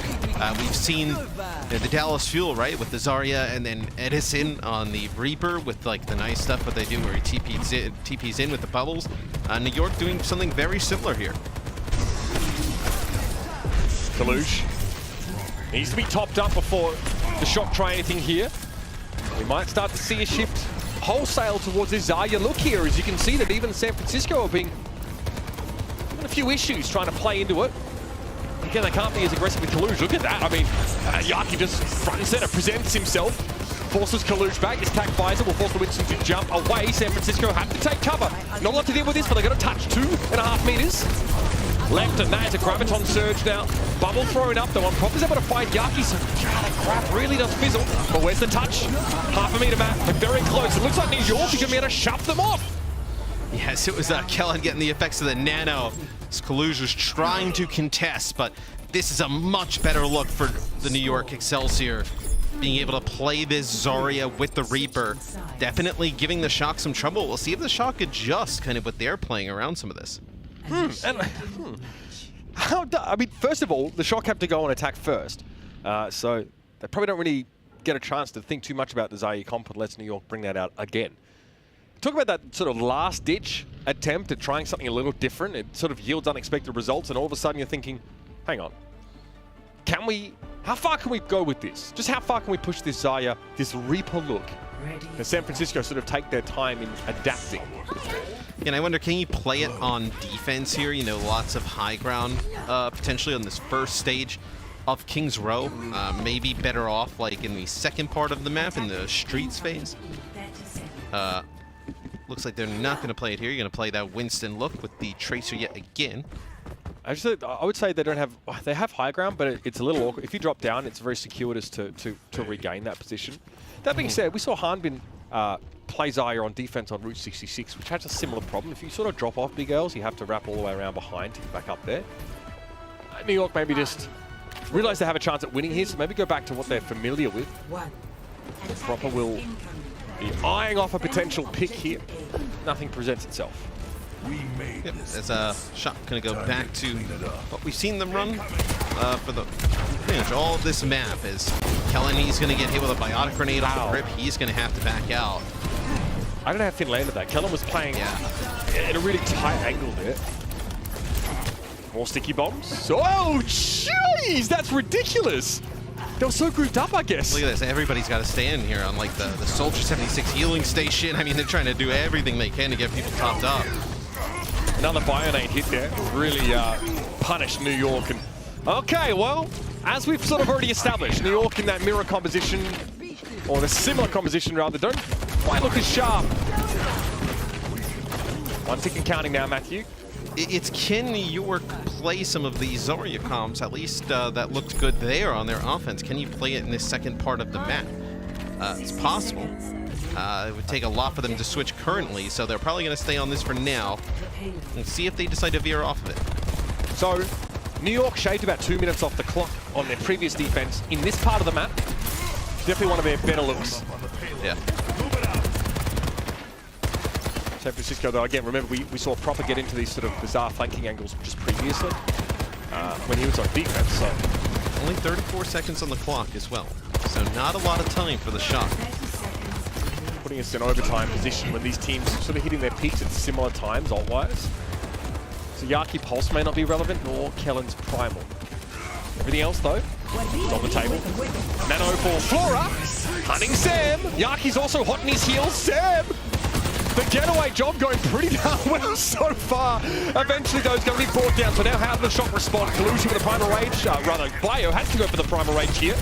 Creates decent amounts of space, but takes a ton of damage for it. And a sound barrier. Violet needs to let it go now, and he does. 3 players benefit from it only. Proper perhaps was in a bubble. Maybe he was out of position. He's not going to benefit from that at all. So a little scrappy here from San Francisco. The execution, not exactly 100. No, as Proper did have the tack visor when he went down, as Kalush puts a bubble trying to keep him and Sam up, as looks like they're going to drop. Proper going to come back with a visor. Does not matter, as that is where the payload will stop for the Shock. That's absolutely on the table here for New York. I think they really brought things together at the last moment there, especially in a fight where they weren't necessarily advantaged in terms of their ultimate economy. Propers remained a problem for them throughout the course of this map, but nobody else on the Shock really has been able to have that level of impact that he has. Sam is 6 and 10 right now, final blows to death, so definitely being shut down on this Echo. Yes, we'll see if they decide to change anything up on D, right? Because maybe they're going to be expecting this Zarya look with the Reaper. Just if they come out and not run this, then you'd be in a really bad spot if you are the Shock. So looks like the Shock at the start here. Proper. Yeah, you're going to see Reaper here for Sam. Yep, and then, okay, so Proper is going to play the Soldier. So they're not going to be playing the Zarya, but they're going to be playing the Reaper. Okay. Perhaps they just value again the flexibility. Kaluj can peel back. I mean, that's the problem, right? Zarya, if you're on the low ground for any reason, you just can't peel to your team. It's a very slight adaptation here. Sam can't play the same way that Yaki can. It needs to be reactive. He probably wants to try and keep his presence hidden for as long as he possibly can and to try and take them by surprise. But they have 2 minutes 40, so eventually they catch them out of the bag. You almost want to, like, once that Yaki goes in and he's going to use all his cooldowns, right, to teleport and Wraith for him to walk away, that's almost when Sam wants to attack the backline of New York. Looks like New York just poking a little bit as Gangnam Jin gets hit, so does Kevin. I want to give Finn player of the match again, Matt! What is that? The 3-player bio again? Insane stuff. I mean, it seems like time and time again. They're going to lose Kaluj here, though. Sam. That's a big thing. Okay. You really had to force that. Getting rid of the Zarya is just unbelievably important here. So much so that New York are backing up. 1 minute 52 on the clock. Yaki behind enemy lines. Do they know? Reaper does make a decent amount of noise. It doesn't look like they have an idea thus far. So Yaki may be able to drop down and make a play. He got a bubble too. That's just huge. Okay, defensive body grenade. Flora hit with a offensive one. Yaki has to get out. How did that not work out? Proper was waiting for him, and he asked him for breakfast, Matt. Yaki had such good position there as well to flank, right? That's so great spot. They had no idea he was coming and not able to finish anybody off. It's Proper getting closer towards that attack visor as New York has really made no progress here on this first point.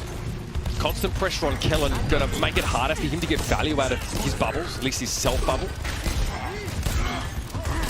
Kaluj has to back up, so they give a bit of space here. Here's the nano on Proper, he builds attack pretty quickly, and there it is, he's gonna go for a flank as well. This is gonna be pretty telegraphed, but not much New York could really do to get away from it here. Kellen, bubble one down. Sam's going to be able to eliminate him now, and Yaki's going to be caught on his own here.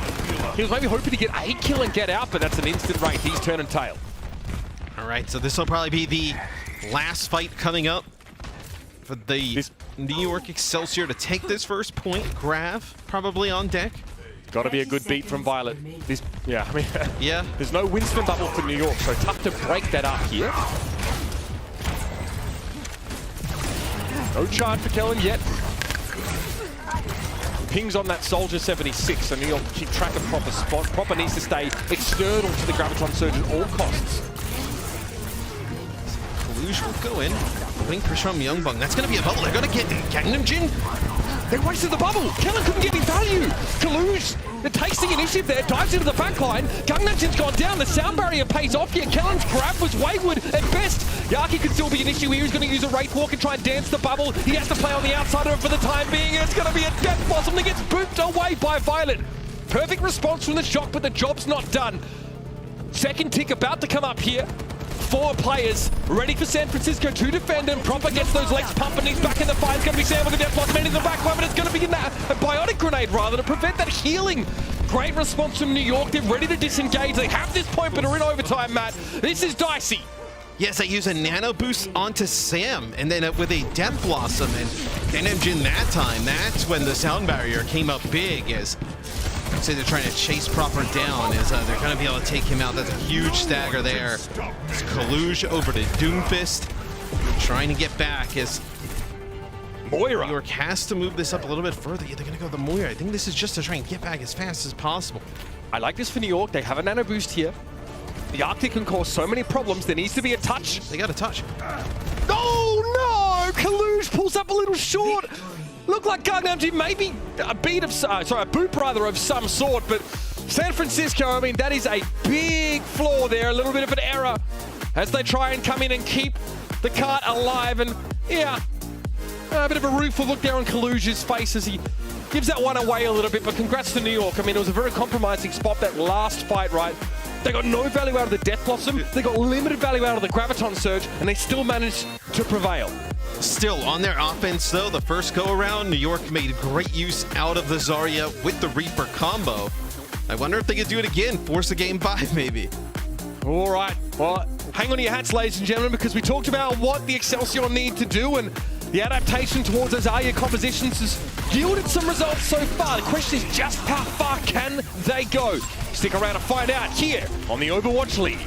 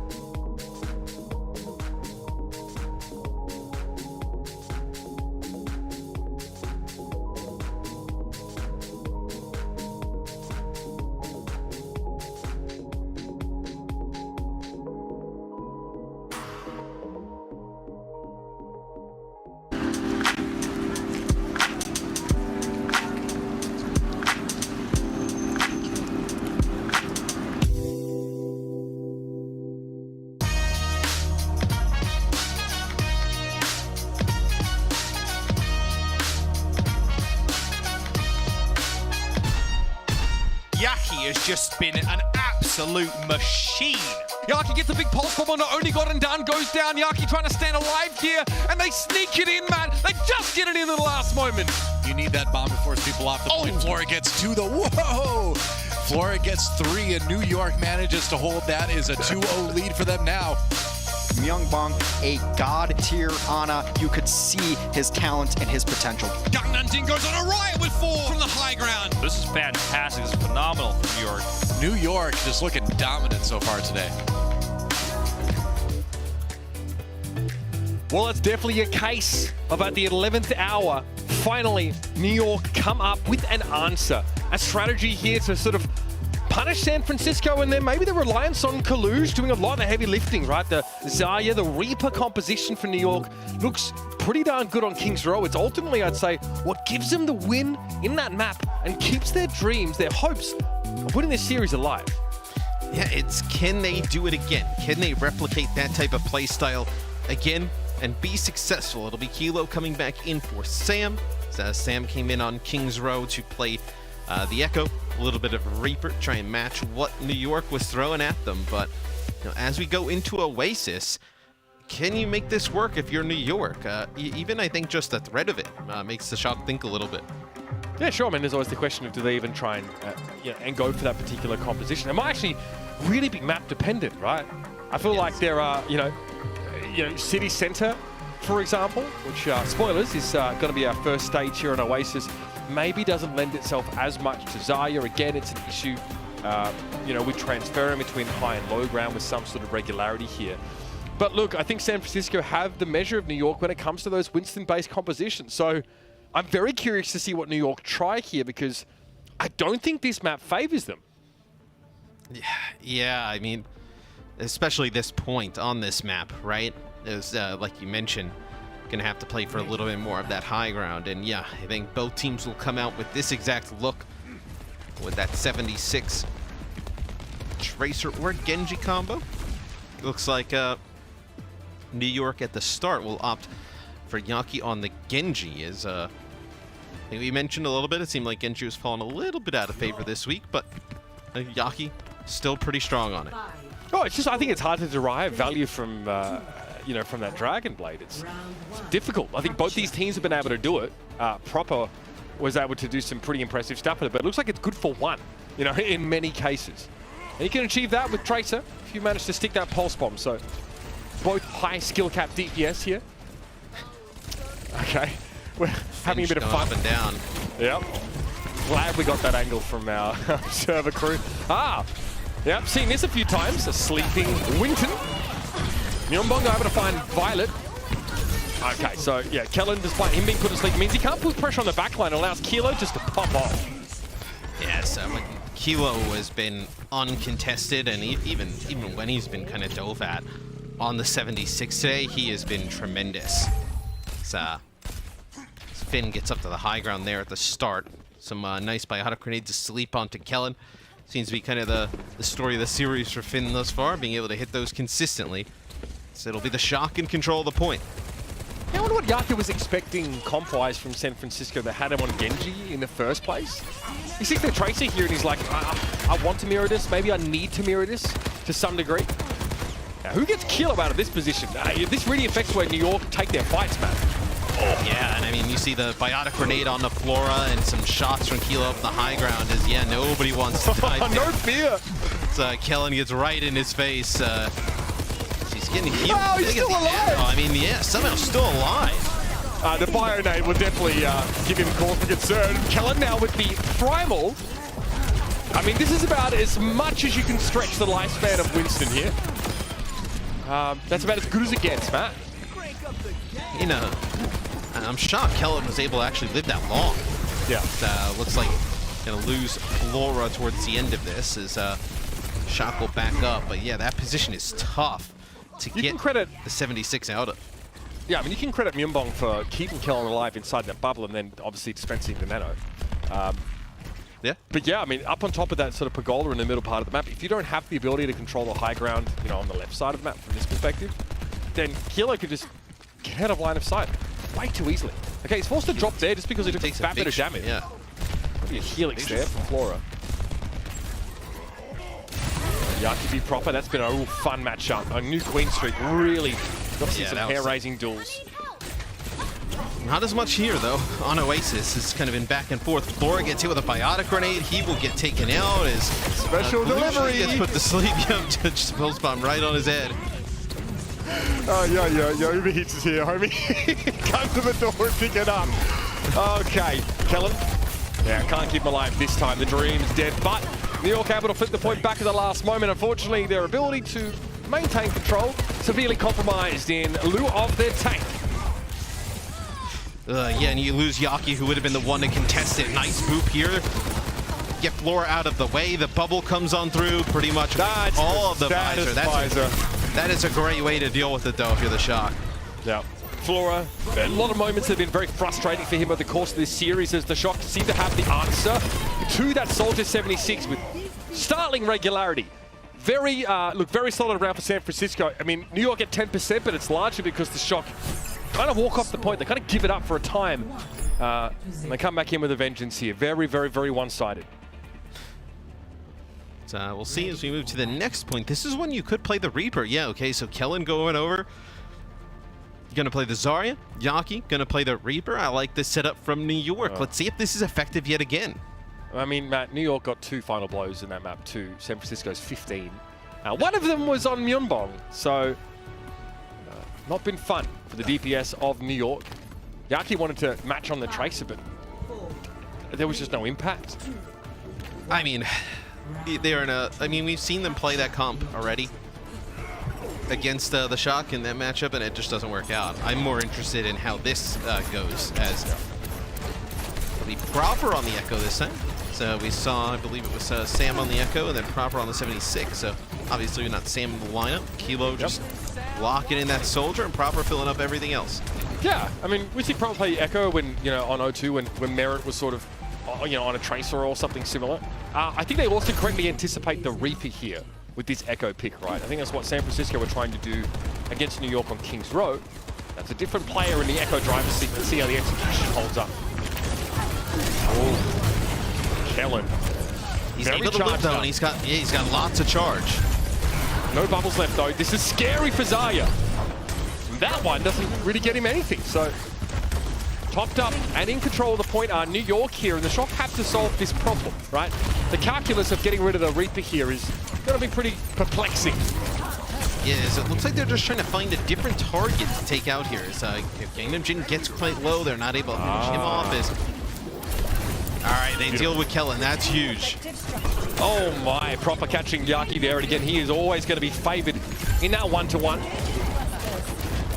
Sticky bombs are out. New York are in a full-scale rout. Yeah, I feel like it's a situation where the Shock, they know that the Reaper and the Zarya are going to be working together kind of in tandem. You want to avoid that dive in those characters. Yaki gets blamed before he can even get back. I mean, he just got zipped up. Yeah, I'd love to see that. I mean, he just got mowed down. But if you can avoid the Reaper and the Zarya, right? Avoid putting damage on them and then just dive different targets. That's when you can maybe make something happen if you're the Shock. Oof. I mean, he's just hitting him. He didn't even helix that, Matt. That's disgusting. Another bio. Death taxes and Finn causing problems for New York. Right. Nanovisor here. Sound barrier well timed. But what's the response? Okay, proper dupes Zarya. And he gets nanoed. 100 charge. Grab very unlikely here, but still. Okay, I take it back. Extremely likely, in fact. Almost guaranteed. Proper. Wow, that is beautiful from him. What a performance he's putting in here on the Echo. Kluge has Primal now, so he'll pop that if he feels threatened, and Flora inside the biotic field is still not going to be safe from the focusing beam of Proper. And if you're in New York, like, what do you do, right? What do you do after, you know, kind of switching to this composition, not working out? Flora will go over to Tracer. That's what I'm talking about. So, one thing you could have maybe done, like, Flora on the Reaper, maybe like Yaki on Genji, right? That kind of seems to work for the fuel in some situations, but yeah, but how does it interact with Echo is the problem, right? Like, yeah, I mean, the Echo is just a huge nuisance at that point. You don't really have the tools, honestly, to deal with Proper at all with this comp. All right, grab there, Yaki slept, so he can't do anything about that, grab at all. That is just the worst case scenario. Again, Finn shuts down New York and San Francisco. Well, there was a blip on the monitor, Matt. A chance of resuscitation for New York, but that has definitely gone out the window with San Francisco end the series here on Oasis. That last map, anything but close. You know, you got to give credit to New York, though. They did end up taking a map here. They took King's Row before this. Shock had only dropped one map, so New York now a team that's taken a map off of this Shock team who has looked dominant this far, moving to, what is that, 4-0 now. And maybe it's a blueprint for some other teams, right? You know, maybe some Zarya and Reaper combinations, like a comp like Dallas, right, could really give the Shock some problems.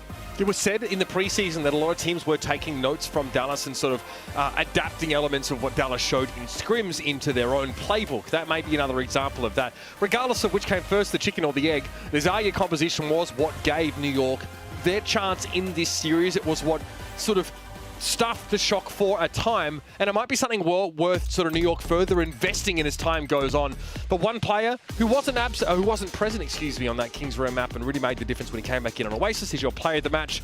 And for this series, Matt, it's gonna have to be proper, playing a little bit of everything, right? Started off on that Tracer, got some great duels against Yaki, saw him on the Soldier, and then the Echo to really seal the deal.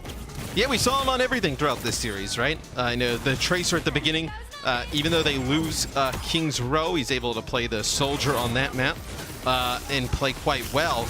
And yeah, I mean, just a fantastic DPS player. Just leaving him in, allowing them to rotate in, Kilo and Sam. He can play everything at a high level, it seems like. Gives him a huge advantage over a lot of other teams.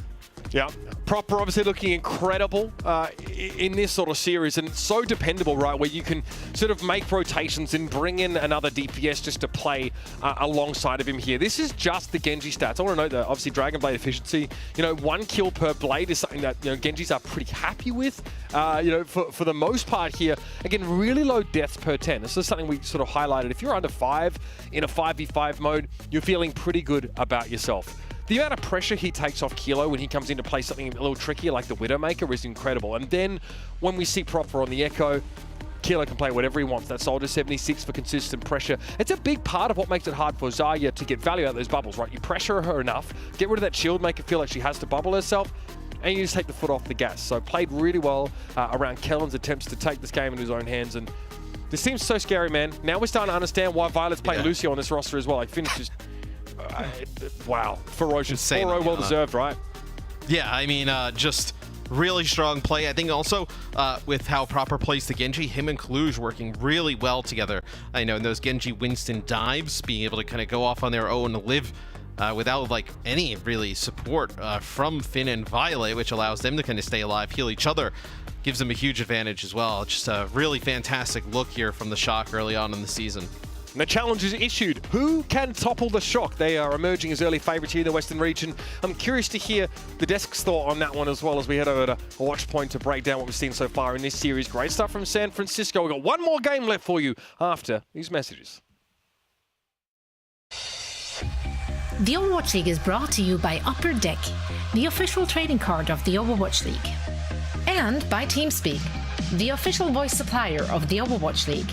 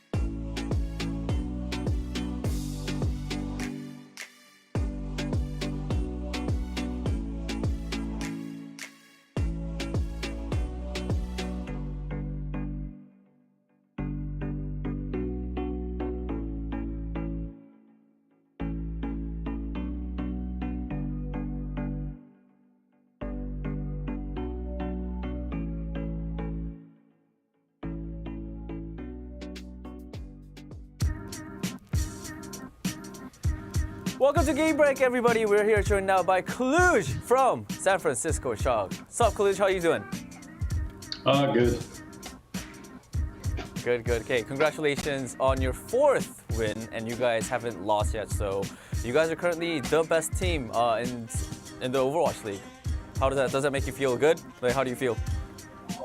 I still want to play some of the better teams first to see where we're really at. Like Glads, Dallas, you know, those guys, ATO, they're all really good. All right. So. All right. Yeah, that was actually going to be my 3rd question, but you kind of answered it. But I'll ask that again. So I want to start this interview off with you know, we've seen you mainly on that Winston, and I had to ask our stats guy for this, but so currently you have played Winston 137 minutes and 7 minutes of Sigma. And of course, I think it's for a good reason. Your Winston is looking really good, and of course, right now there's a lot of Winston being played because of the meta. Are you at all sort of worried that the meta would change and you wouldn't be able to play Winston? I can play pretty much everything at a decent level, so I'll just need a little bit of practice on like Doomfist if that becomes a meta, or like Ball. So I have confidence in myself. Okay. Then other than Winston, which other, if you had to pick one hero, which other hero would be like your best tank hero? Oh, Sig, easily. I'm the best Sig in the world. I mean, that's set in stone. So. Nice. All right. Yeah, I would love to see more of Cluj Sigma, and I'm very excited for that. And also, you did mention that you wanted to play more of better teams in the Overwatch League currently, and that was going to be my last question. Other than yourself or the San Francisco Shock, if you had to pick 3 top teams right now in the league, which ones would it be, and why, if you can? Glads, ATL, Dallas, probably. It's like the top 3 for me. Okay. Out of those 3, if you had to pick one, then would it be Glad, Dallas, or Atlanta Rain? I might have to say Glads. Glads are a lot better than what they've been like showing. I feel like they could 3-0 a lot more teams if they, you know, if they get their match stuff under control. Interesting. All right, thank you. I will probably use that line for our next pre-show. So, Kalish, thank you for doing my homework for me. And with that being said, that is it for the interview. Thank you so much, and congratulations on the win, man. Thank you. Thank you. Yes. Got it. Less homework. Exactly. Don't you love when people do your job for you? Yeah, it's fantastic. Great to hear from Cluj, of course. Congratulations to the San Francisco Shock and to everyone who picked them as well, which I believe will be the majority of people. However, I do think we saw some good signs from New York as well, and that's where we bring in Reinforce once again to recap the match. I personally actually really liked what we saw from New York on King's Row. I do think, hello. Nice friendly little. Hi, I'm back. I miss you in person. Yeah. You know, from home. An energy to the room. Yay. I can't hear you also. So yeah, we can't hear you. But you look great. Oh, so I guess, I guess, hey, if you could dance your recap, that would be really nice. Just some. No, I think it's just in our ear we can't hear, but I think. Maybe they can hear him. Yeah. I don't know. Who knows? Can you hear me now? Oh. No? Oh, there we go. Hi, Johnny. Hello. This is great. Hi. I'm in my little box here, ready to join the show again. Yay! Do you think he wears pajama pants right now? I'm pretty sure he does. Yeah, I think he wears. No, but I got my pizza blanket right here that I got with me. It's keeping me warm. I like that. Yeah, I love that. It's keeping me a bit warm. I'm wearing shorts right now, so you know it's comfy. Can't do that in the truck, can you? Can't have pizza blankets. Yeah, let's. True. Now the next best thing to pizza is of course high-level Overwatch, and that is what Shock is showing us at the moment. But let's recap the match, Jonathan. Great segue. Who impressed you the most, and why was it proper?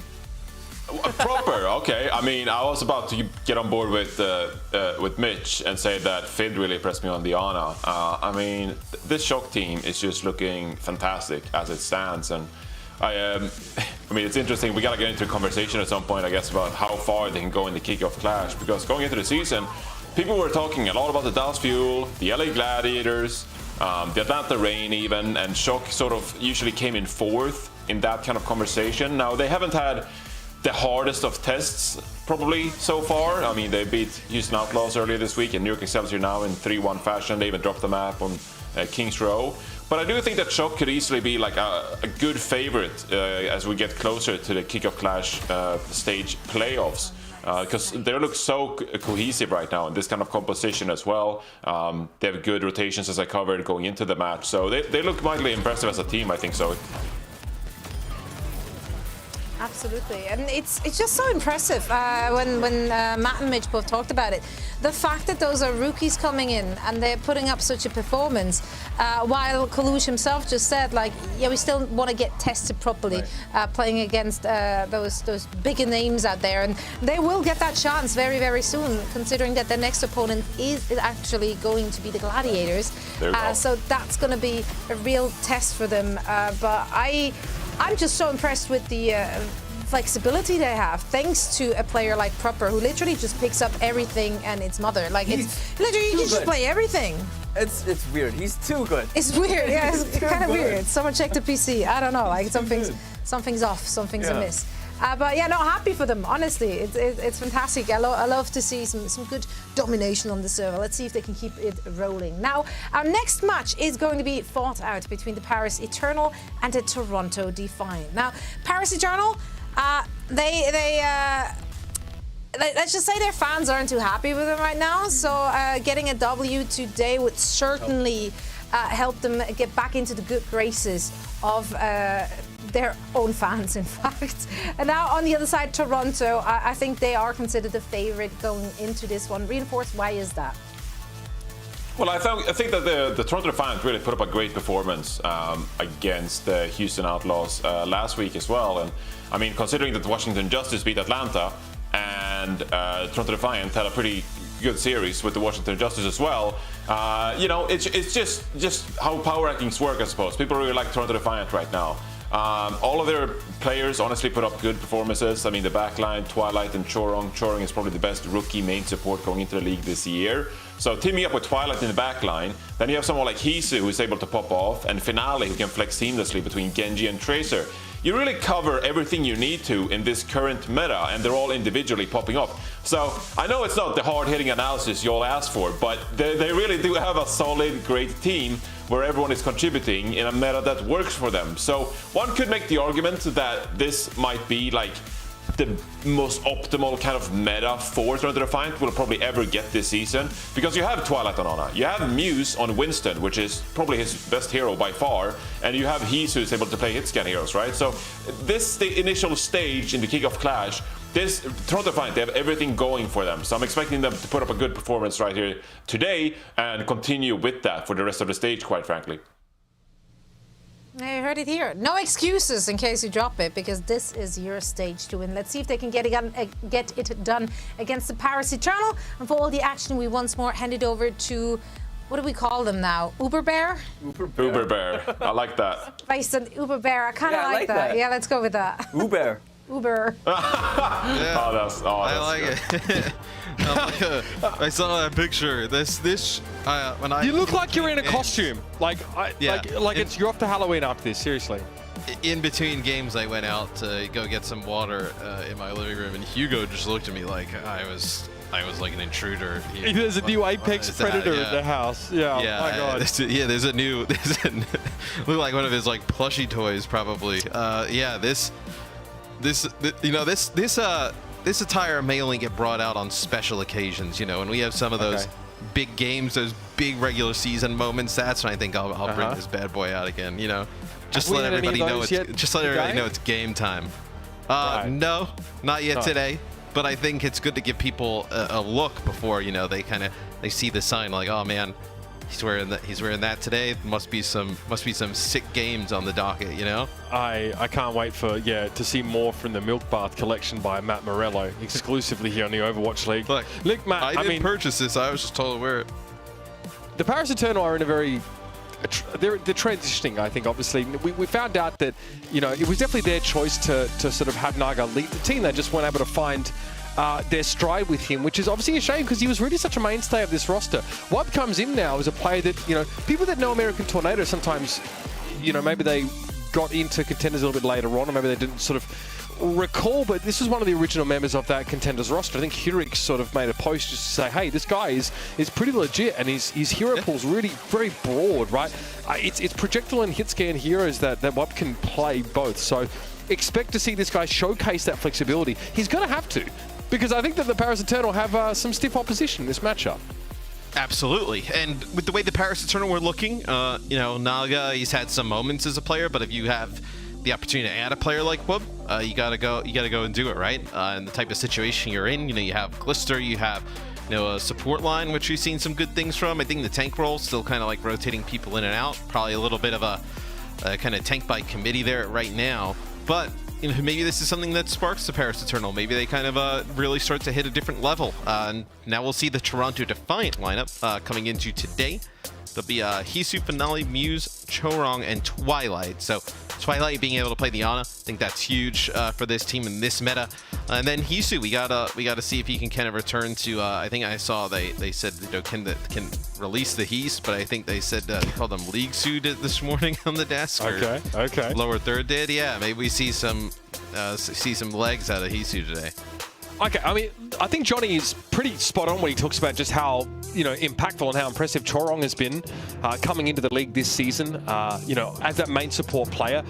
And Muse is showing us a different side of himself than we saw, I think, on the Los Angeles Gladiators, right? He is very aggressive. He always wants to play fast with this kind of setup. Finale, more than happy to join him there. Really impressed by Finale's Genji when he, you know, came in this season as well. Between him and Hisu, there's no shortage of sort of potential to be very explosive in this kind of matchup. The Twilight Ana is always going to be close to my heart. He is just behind Sir Margit in terms of those sleep dart connections. So again, very impactful when it comes to the most important part of her kit right now, the big shutdown on those enemy tanks. Very, very important.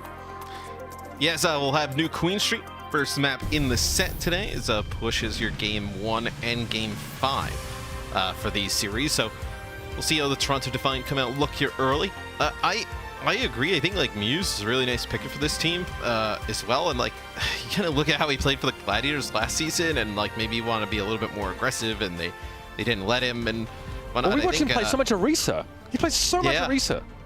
Yeah, I mean, he was one of the more highly touted tanks, right? That, you know, teams were looking for. It was him and Mag that were expected to be like these insane talents. I think Mag was maybe set up to show more of the sort of the peaks, you know, of what could be expected of him. The season before that, right? Like, weren't the Gladiators, they picked up Roar, and like he was highly touted and didn't work out on the Gladiators. So maybe it's something with the way that Gladiator system was working there at that time. And sure. You know, maybe now you'll start to see like Muse really start to come into his own. As Paris, they'll come out with a comp looking a little bit like what we just saw from New York. They're going to have the Reaper with the 76. Yeah, Singverstola in the lineup here as well maybe sort of implies that before the fact. So again, let's see what Wub can do now. Is Reaper has to be the centerpiece of this setup, and Wub's been thrust into the spotlight in this first showing. Pretty inauspicious beginning as he's eats up a Bionic Grenade there from Twilight, and Paris just get dashed against the wall. Yeah, so they'll get the robot moving their barrier in their direction. Win that first fight before the robot even decides he's the ability to move. We'll see now as the Paris Eternal have to come back. Take a fight, come down this alleyway here, probably take it right before that first forward spawn point could unlock. I know Sideshow freaked out when I said that Khan was, you know, at times potentially like a top 4 Ana player in the world. Maybe more in the Western region, a better way of putting that, but I generally do think that the guy can have huge impact on that hero. He's going to have to, because his team are getting flattened at the start of pretty much every fight. Glister can't even control that high ground because Choro just goes and boxes his ears. They're not really even fights. I mean, you know, you're just going to get mowed down now. Well, last one alive here. He'll get kind of pushed from multiple directions as you might be able to even get this forward spawn point now for the Toronto Defiant. Toronto also building up some ultimates here, so not looking good for Paris early. So maybe with this composition that they have and Pistol in, really the only thing they could do is that's going to be a stick on the Glister. Probably gets a Zarya bubble there to stay alive. Yep, that definitely seems to be the case. So nice by Pistola to make sure he keeps that soldier alive, but that means he only had one bubble for himself. Finale finishes what he started there, getting rid of the Zarya. I mean, the Eternal are getting absolutely crushed right now. This is probably one of the hottest starts we've seen on New Queen Street from any team this year. I'm on fire. I mean, you get a Nano Visor, you push up, finish off some players. As that barrier will continue to move forward. Paris nowhere close to their sound barrier. Khan will have this Nano Glister here. You have to be able to keep Muse off of him, though. Yeah, well, that didn't happen, did it? So no Nano. Well foreshadowed there, Matt. Now, I mean, Paris are in such an awkward position. Chorong trying to sort of disperse them further by knocking them off the high ground. And Muse is just going to add to that. The displacement here for Paris is just impossible to deal with. They cannot get organized. Because you stagger like Glister here as well, you may get some others. You may not even have the ability to like get that Nano Visor in a great situation, right? As the barrier continuing to push forward. Oh man. Finale with his Pulse Bomb. You're going to have a whole suite of ultimates here if you're the Paris Eternal, though. Saving all 5 here. Trying to make a stand at the end. Yep. It's just gone from contest to mercy killing. The Paris Eternal have to make something happen here. Here we go. Glister with the Tactical Visor finds 2, and it will give them a staging ground here to get at least back towards the middle part of the map and maybe away from their spawn. Yeah. The Defiant have to be a little careful here. I mean, they've got a couple of players that are at risk of being staggered out here. And you see it's going to be both DPS. Hisu and Finale is really so far silly. away. Look at this top-down view. Yeah. Well, I mean, they're going to get pinched here, Paris, right? They're going to have players coming from both sides. Finale's deadly. So dangerous. Pulse bomb there. No connection, no Glister. Pops out and gets the sound barrier. Just flattens Muse. This is much better now. The Eternal are warmed up a little bit more. Hisu gets given a nano boost inside that Graviton Surge. Khan gets blown up by Chorong. They definitely want to keep him alive. Here we go. We got Attack Visor now coming in from Hisu. This is like after the Nano wears off, and I know everybody lining up in a small room. It's, Hisu looks like that was a 20-player kill streak there for Hisu. I mean, having himself a game here. Chorong leads his team with 7 final blows to 1 death. Hisu at 5, Muse at 5. So Wub's got this Lucio is popping off. All right. There you go. That's big. Way to make an entrance. Chorong is down. It's traded instantly, though. Wub needs to get rid of Muse here. Should be able to do that comfortably enough here. So not too shabby at all from the newcomer. And Twilight also going to get brought down. This will help him shake off the nerves a little bit more, hopefully. Starts to realize that he can hang. Well, I mean, look, you get brought into this roster. There's high expectations of you. There's also just a lot of Paris Eternal fans who, questioning, like, why is Naga gone and all of this. So just a lot going on around the situation where probably a lot of pressure on Wub to come in and perform today. I mean, best you can do now is just tune it out. Focus on your job, which is hold M1 with the Reaper guy. Biotic grenade there on Muse. I think Wub was hit with it, so forced to stay out of out of line of sight for a time, and Stoller gonna hit the slopes for a bit. I don't think there's any of those in Toronto, but let's just say for the sake of argument there is. Yeah. Glister gonna back up. Try and get with the rest of his team, but 2:30 on the clock now. Paris is gonna have to string a few fights together. I mean, really far behind in terms of barrier progress. Okay, Attack Visor from Glister here. Really hoping to try and catch the Defiant by surprise. Instead, he comes up with nothing. It's an old boot on the end of that hook. Nothing more. Flank angle here, though, is decent. Hisu with the Biotic grenade connection. Wub able to finish the job there. Looks like he had a nano on him as well. I mean, the hits just keep coming for the Eternal here. Yeah, they're getting a couple little victories, couple picks here and there, but it really, in the grand scheme of things, they've done nothing to pressure Toronto. Yes, Hisu did get the nano. He was also hit with a Biotic grenade, so he's able to get one, but then Wub finishes him off before he's able to do something. As Muse contesting the bot, trying to keep it going forward as Chorong will come back with a sound barrier. You also have this Attack Visor, so if you can get in the open space, looks like they're backing up, trying to take a fight around this corner. Then you can really get good use of this Attack Visor. Yeah, they backed up there as well, I think, just to wait for Finale to get in position as well. embedded as he is in the backline now. He's just going to try and surge ahead with that tactical visor. That's dangerous, though, and he walks straight into Wub. A chance for Paris here to make something happen, but that something has to happen sooner, and it needs to be pretty darn impressive. Yeah, it looked like Hisu went in and went deep when everybody else on the team just backed out. Maybe a little bit of a miscommunication there as Muse not going to be able to live long enough to get that Primal Rage off. Died as soon as he got it. Yeah, good pressure from Wub here. He's 7 final blows for the round. Leads his team by a considerable margin. Losing Vistol there is really bad for Paris. Yeah, they can't allow that to happen. Unfortunately, all of the work they did in that fight essentially just gets erased. And I will say, I think maybe there's just a little bit of an unrealistic expectations for like how the Paris Eternal, perform. Obviously, trading one player out for another. Typically, like, just a one-player swap doesn't make the difference in terms of like how your team is going to play overall. Like maybe if it's like the tank role, right? Maybe there's a big difference there in terms of like obviously tanks being, one tank being able to be the tempo setter and decision making a little bit more crucial there, but just subbing out another DPS is the most likely, as this will be Dridro with a nano boost here, trying to keep him alive. Maybe it was for Glister, but he ends up stealing it. Okay, so we go into OT. Gonna have to be a wild comeback here for the Eternal. Yeah, I mean, obviously the nano boost doesn't really need to be on anyone else, so they're able to win the fight. Dridro's able to turn up the heat there and allow them to surge forward behind that Graviton surge, but Paris haven't been able to make this Reaper go forward, play aggressive, play and work. So many of Wub's kills have been reactive or defensive. So they're not getting value out of their composition. They're not getting value out of the fact that Reaper can just appear and do whatever he wants to. All they've really been able to do is, okay, prevent themselves from drowning. Maybe they've got the floaties on that, but that's it. I mean, they're not going to get any more done than that. This is an absolute slaughter. Yeah, as Glister up on the high ground, not able to do anything. Oh, emo here for style at the end. Yep. Hisu, a smile as well. That's the Toronto Defiant taking map number 1, and you look at this Toronto roster, you think they can make some noise, right? Maybe be like, we refer to some teams as the gatekeepers, right? Like they're the difference between the upper echelon and the division in the bottom, and maybe that could be this team this year. Maybe they can even break up in they're always that.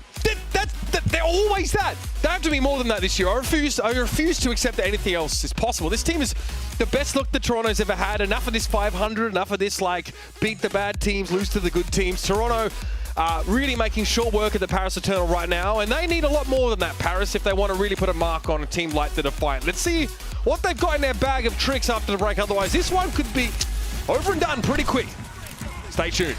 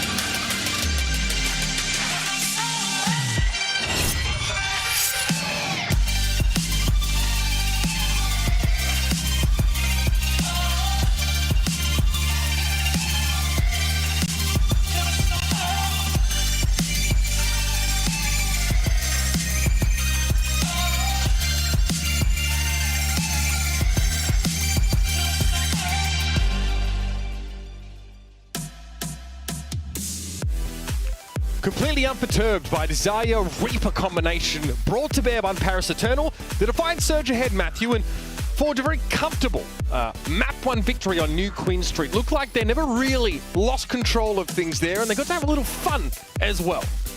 No, tough series, I think, to bring Wub into, right? As Toronto Defiant looks to be really starting to hit their stride as a team. Being able to play multiple different compositions. Hisu and Finale looking really good. We know what the support line has.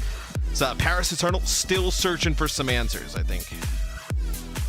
And again, a new map means a new opportunity, means new compositions can be brought out. Like we mentioned at the start of the of this game, Wub's known for playing a ton of different heroes across both hit scan and projectile designations. So some flexibility at the very least for Paris to draw upon here. And they need answers though. They really didn't look like they were able to coordinate. They really looked like they were a little bit headless when it came to the strategic side of their play. And I do wonder how much time they've kind of had to practice and whatnot as a unit. Obviously, there's some time during the week. I hope some teams are giving some players time off, though. so it could be quite tough to incorporate. But it looks like on defense for Paris, at least thus far, it looks like you're going to see the Zarya with a Genji 76 combo. So usually we've seen the Zarya comboed with a Reaper most of the time. Yeah. On defense here, you're not going to have that. Or at least a Reaper Genji, right? Yeah. So I guess Paris usually always the Reaper, at least the Reaper, right? We've seen Reaper 76, Reaper Tracer, Reaper Genji, at least the Reaper.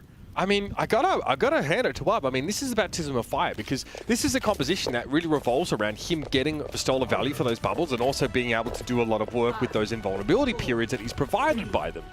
Again, straight in as a centerpiece of the Paris Eternal strategy. So definitely needs to produce results, and Hisu gonna make Pistola respect a little bit here at the start of the round. So they'll actually play the Echo against this, which I really like the Echo when you see the Genji on the other side, 76, although the 76 is pretty good, taking the Echo out of the sky. There's no Tracer on the other side, right? So Tracer usually the counter to the Echo, or one of the many things that can give the Echo some trouble. They don't have that, so we'll see if Finale can do some work here. Right, Muse back to his backline here, and looks like the Defiant are going to look for another angle on this. Muse just took a beating. He's healthy now, though. Yeah, topped up. Pistola is very charged, but again, here's the problem for Zarya. What does Pistola do? He just looks at the Winston-Salem head, go, okay, well, hopefully I can have the same impact as I try and pressure the backline of my opponents. Khan traded for Muse. I wonder if that's really worth it for the Defiant. Finale also pushed away, so stalwart defense so far from Paris, and those bubbles aren't getting value. Pistola lit up like a Christmas tree. Yes, he's been able to hold this corner and make it really difficult for the Defiant to get anything going. I also think the supports of the Paris Eternal did a nice job of giving Glister some space, right? Muse constantly diving on him on top of Big Earls. Has the supports there to dislodge Muse, knock him away, sleep, try and just get him to jump back to the team and give Glister some free space. Not gonna work this time, though. No. I mean, that's good connection. Finale doesn't take much for the focusing beam to be lethal. Especially Soldier doesn't have the time to deploy that biotic field. I love this from Pistola, though. Trying to take matters into his own hands. The sleep dart, though, is really going to put a damper on things for him. And that will be the Eternal wiped away for the time being. So they'll have a chance to contest here. Glister definitely looks like he's thinking about it, but tough to get everybody ready, though, to go as a unit. Yeah, you're going to have to get everybody grouped together, but you're going to be pretty behind in terms of... I mean, what do you do? You're going to... you probably contest it just to get some ultimates out, right? All right, sleep on Muse. He'll be woken now. Finale down to one. Tac fires are coming out from Hisu. He's going to try and end this here. It's pretty darn good. The backline is down. Glister is also chased. And wiped down a half health as the tac visor expires. Great timing from Hisu there. All eyes were on whatever was in the grab. So Hisu's just in a really nasty position. He did end up getting 3 ultimates out from the Toronto Defiant there, if you're the Paris Eternal. Hisu's doing a dance on the card here. Okay. Look, Nice. yeah, if you're going to be the one that has to move the payload, that's the way to do it. You may as well get some, you may as well get some fun out of it, right? You could tweet from the card if you wanted to. You could fat finger tweet, your Lucio ultimate. That's also allowed. Seen some many ways to sort of fill the time. Wub gets really low there.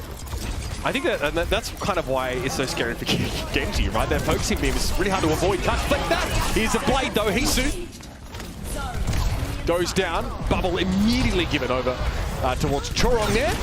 As Finale had duplicated Azaya. And he'll make short work of Astola there. This is a good trade though for Toronto. Yeah, I mean, Wub and Drudro though coming up big now.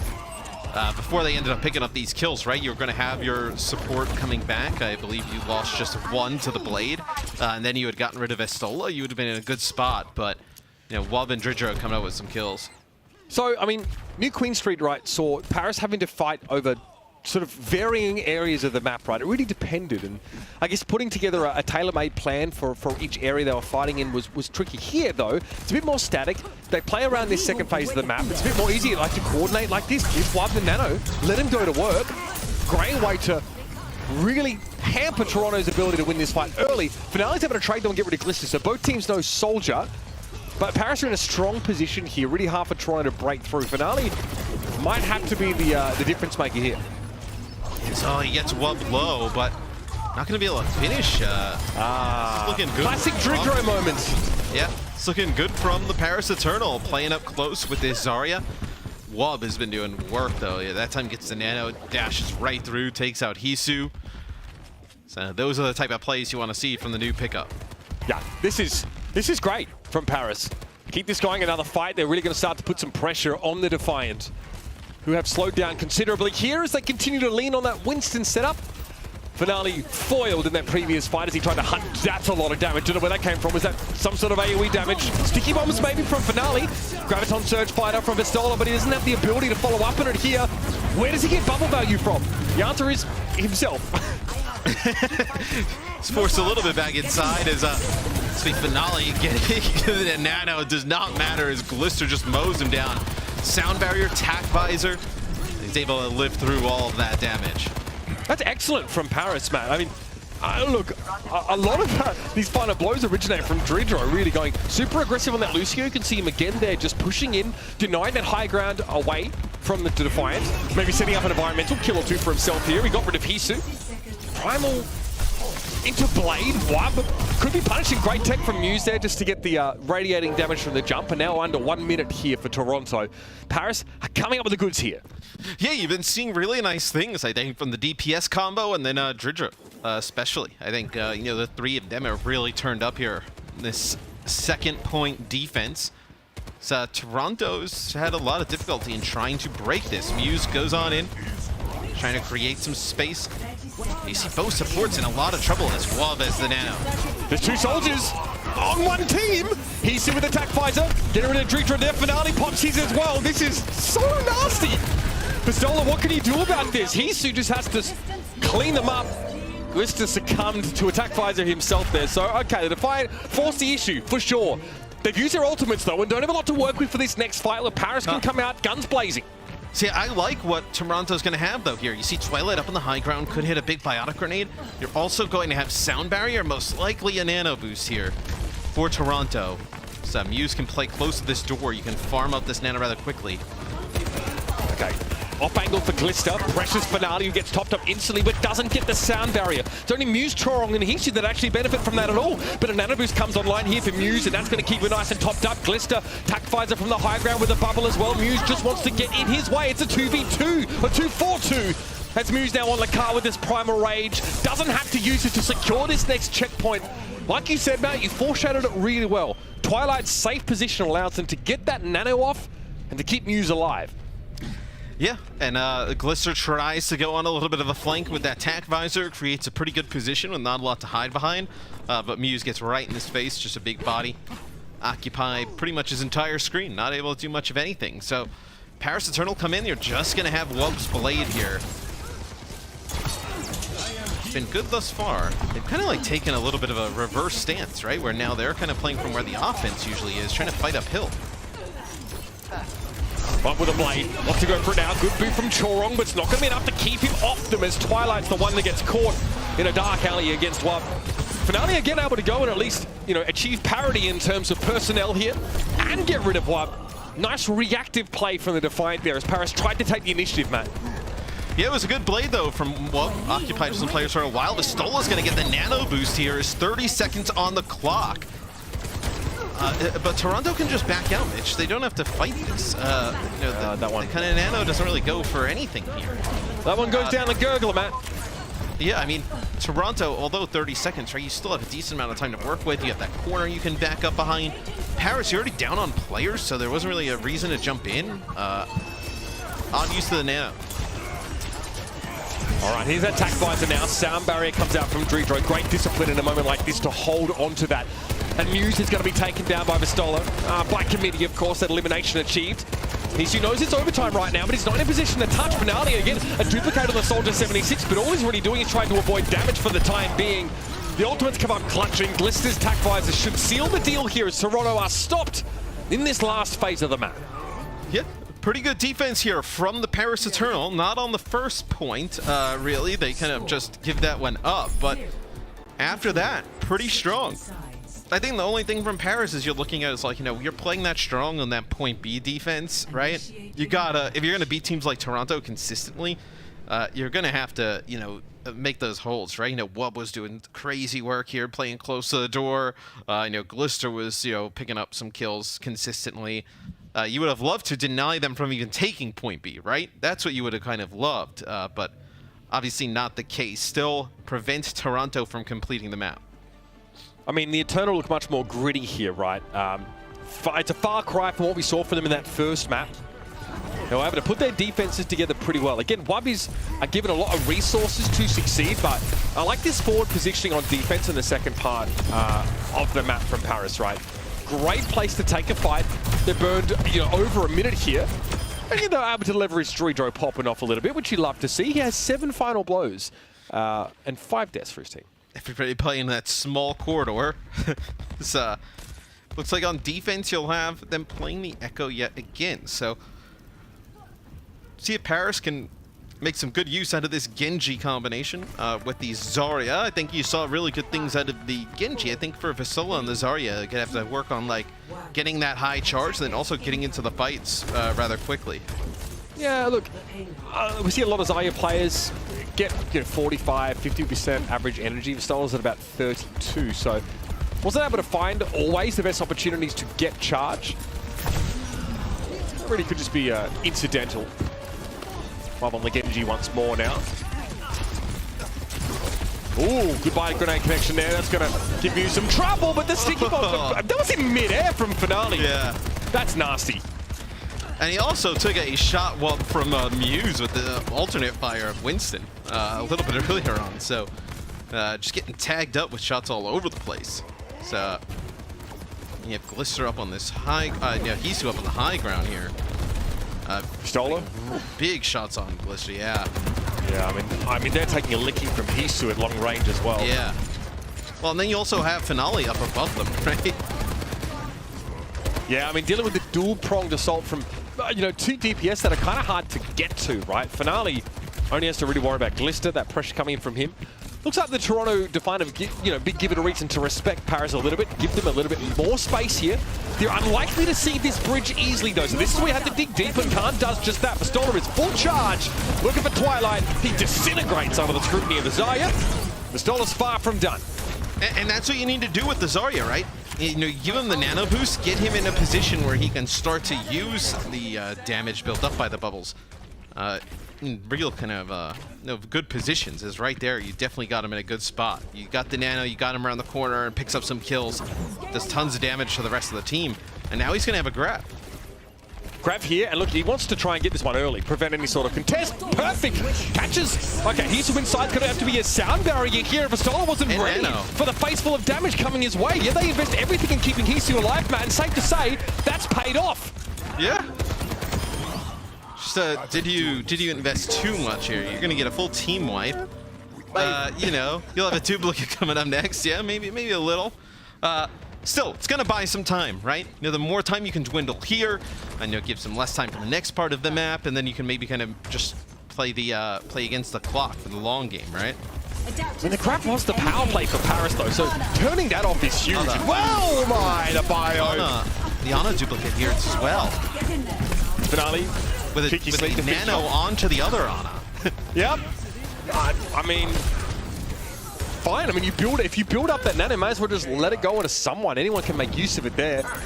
Finale has some really creative duplicates, right? He's not duplicating the Zai at all, really. It's either the enemy soldier or the Ana. Well, I think with some of the change, right, to the HP pool in which you get on the duplicate, it's not as unless it's Winston. Duplicated tanks. Yeah, unless it's Winston. You still get 800 HP in Primal, even if you're duplicating a Winston. Right there, though, Muse was able to dive in. He had like 2 biotic grenades behind him, and then also the Nano was able to keep Twilight alive as he was taking some extra damage. All right, look out for Wub here. This is the Nano Blade play, potentially. He pulls it. Nano delivered. Hisu destroyed. Chorong, I mean, not able to do too much there as well. That's beautiful from Wub. That's definitely a higher than normal effectiveness for Dragon Blade. Nano, obviously, a big part of that. Trying to get rid of Twilight here. Once with the body grenade, he'll clean up the Ana. And he'll get away for the Winston as well. Clean stuff for the newcomer. I like it a lot. Yeah, so it looks like they're going to be able to take this first checkpoint. So nice stuff from Wub there, as they do give them the best opportunity to succeed as possible, right? Nano boost, he gets the Zarya bubbles on the way in, but he's able to make good use of all of that, come out with some big kills, allows Paris to take that first point. All right, but Stoller wants to push forward. He wants to set up on this higher ground already. Hisu obviously wants to be there himself, so has to be a little bit careful here. Attack Visor. Looks like Hisu just popped that in response. He knew exactly where Glista was going to be, though. They've lost Twilight as a result of Paris' Attack Visor, so Hisu needs to go a little further, and I think that's probably enough. Yeah, that should be enough to get a hold here. So Wub gets some White Low. Focusing Beam, yep, comes off a cooldown there in a second.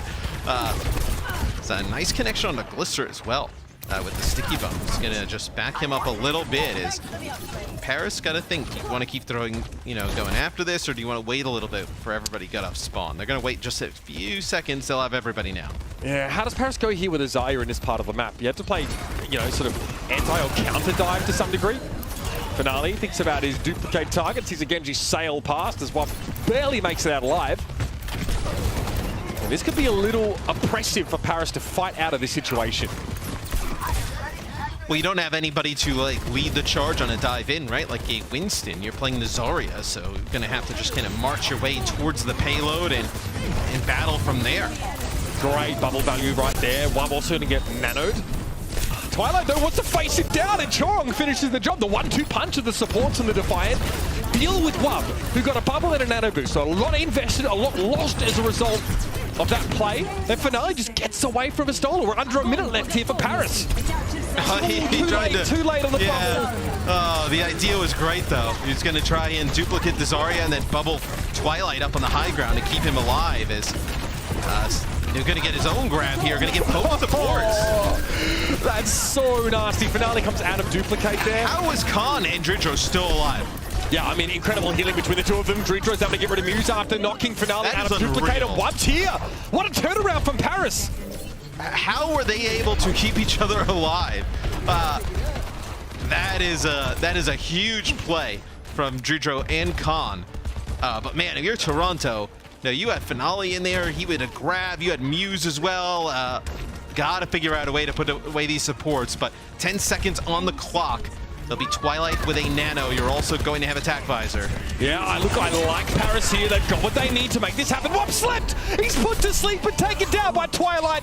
That was the big one for Paris. Now it's off the table.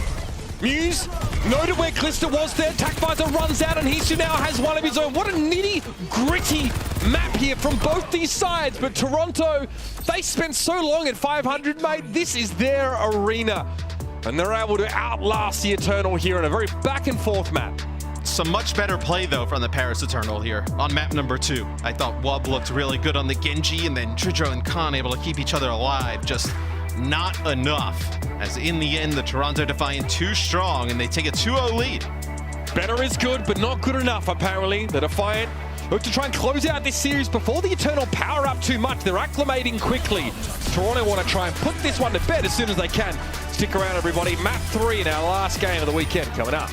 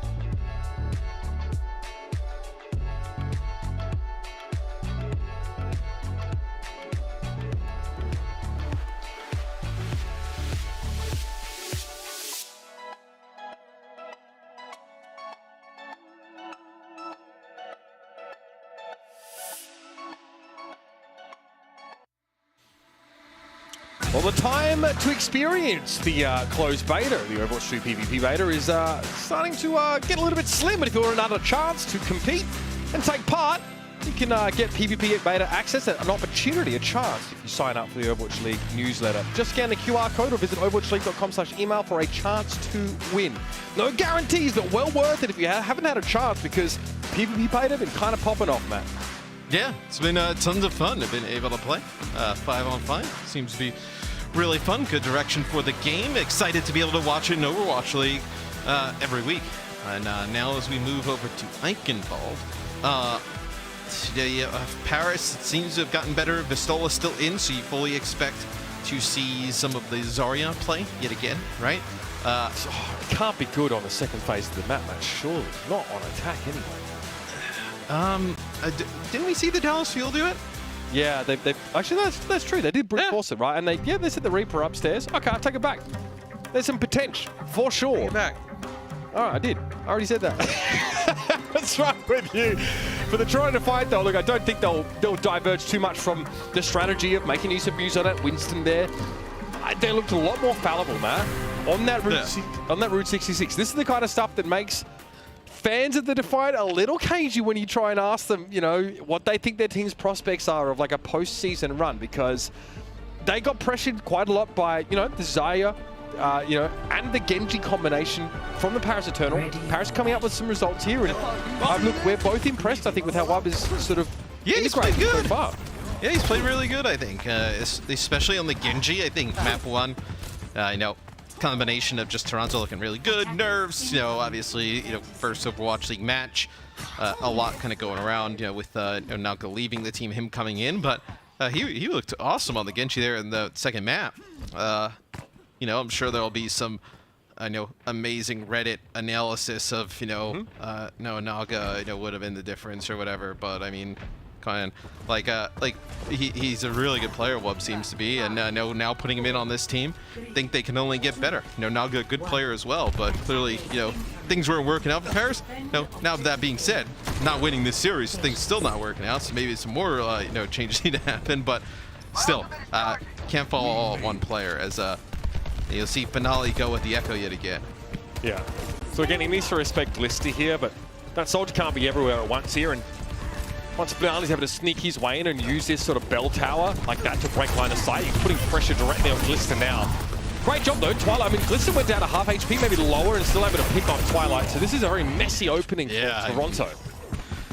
But I think that's a good opening though. Like if you're Paris, you want everything to be clumped up, messy, brawly with the Zarya Genji. Like that's the exact fight you want to take as a Finale here on a bit of a flank. So all right, experimental these first few moments. Yeah, just feeling it out, Limit testing maybe to a degree.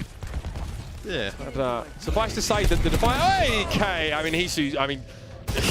nicely done catching Glister, who was not ready for that at all. Great pick, and that's just going to hurt Paris so badly. This is the kind of mistakes you can't afford to be making, unfortunately. Pistola? Yeah, Bubba won't save you, friend. Sorry. He's just mowing them down. Yep, it's off to pasture for the chickens right now. Khan and Dridro, I think, have done a tremendous job keeping each other alive, but there is some stuff that they will not be able to keep each other alive through, and that is what it looks like. As Toronto, they will take point A, they'll get the payload moving, and this is where you like Toronto's composition, right? They're able to access some of that high ground rather quickly, right? Mew's able to jump up there, Finale able to fly as well. As Pistola's going to play on the low ground. Hey, Khan's going to drop is not good. So Khan was not ready for Dridro to knock Mew's back so that Mew's couldn't actually get up on the high ground. Khan was just trying to juke the Winston. Still is going to be kept alive here, so not too shabby at all, but I mean, can't make the right choice, assuming that Winston was going to get to that high ground. He just didn't. Sound barrier now is going to try and help Wub. Not bad, he'll take the kill there. Yeah, try and get rid of the rest of the Defiant. Yeah, he's able to get rid of the nanoed tac visoring 76. Oh no. But everybody else kind of just going wayside. Well, it's a Bionade. A little bit, yeah. Twilight back with a vengeance there as well. I mean, we know Dridro wants to play aggressively, and he can, of course, because a lot of that natural building, HP regen. But if you're hit with a biotic grenade, all of a sudden you find yourself a long way from your team, a long way from health packs, and you know, a long way from any sort of form of support. Attack from the high ground here, Glista, great move from Chorong actually, and then a beat. The perfect response from Lucio here. That is some slick play. Make it so Glista, I mean, damn, his edge gets blunted in such a big way. Yeah, and you're going to have Finale doing the duplicate here on the Glister, put some shots into him, help finish him off. As, it's going to be attack visor as finishing him off. Players up there on the high ground out in a bad spot. Look at this, Con and Dridro is playing their own game up there, just trying to keep each other alive. I mean, they did it pretty well on the last map, but I'm sorry. What I just saw from Chorong was legitimately incredible. Fantastic Lucio. Oh, did he go down? Yep, he fell into the hole. Khan, steely gaze on this man. I was going to try and keep Vistola standing. Oh, man. Are they going to lose this? Yep. Primal's going to force the Zaya off the car. Yep. Bro, we get everything, Matt. Everything. Dude, that was sick from Khan. Just not enough. Vistola will drop. But I mean, dude, to be able to sleep the Echo out of the sky like that, healing players from range, man, that is tough. Yeah. I think he sort of has no point to play from that position, I guess. If he tries to rotate back to his team, he gets caught and probably staggered. So the fact that he's able to, you know, derive some value from being out of position there is really astonishing to me. And that's what I'm talking about, that individual element here is, if they're in spades for Paris, it's about putting it together, Matt. That's what they need to. P2 would rather deconstruct them one by one right now. Like some weird French fusion. So they push up, they get this space. Yeah, I mean, it's over. There's not a whole lot they can do from this one. Paris really just get blown out. After some individual moments of brilliance, they cannot put it together. And the Defiant have them dead to rights here. 3 minutes 25 on the clock. A lot of time to work with. Now, all Toronto needs to do is tighten up. You know, in a way that maybe we didn't see so much on that Route 66 map. Gonna put it together here on this defense. I do feel like, Mitch, maybe it's just the games that we've casted. Like, I feel like you're kind of seeing a pretty large gap, I think, from some of the teams that seem to be like going towards the upper echelon in the West, and then like some of the teams that are kind of, maybe they're still figuring it out, right? Obviously a new game, completely different play styles and stuff. But I think you're really starting to see some big gaps between some of these teams. You know, Toronto 1-1, still, but looking tremendous here today against Paris, where, you know, Paris has had moments where maybe you put another team on the other side, it's a little bit closer, but it seems like that upper echelon in the West are really starting to separate themselves. Yeah, look, I think that's a pretty astute observation. Right now, we're getting a bit of a gulf between the teams that are able to hit the ground running and the teams that just need a little bit of extra work. Some of them, it's the finer points. Others, you know, there's a lot of work to be done. Here's this, I mean, this is, oh, yeah, this is nice. So good. And he beats, and look at how he gets around the corner when he beats. So he gets everyone the beat, even though he was literally in a cellar. That's just insane. Mate, if someone could have that much impact from being, you know, under stairs, I mean, we never would have heard about Harry Potter. You know what I mean? Don't ask. Don't ask. Yeah. I'm not gonna. I'm just gonna ignore it. Paris gets through the choke.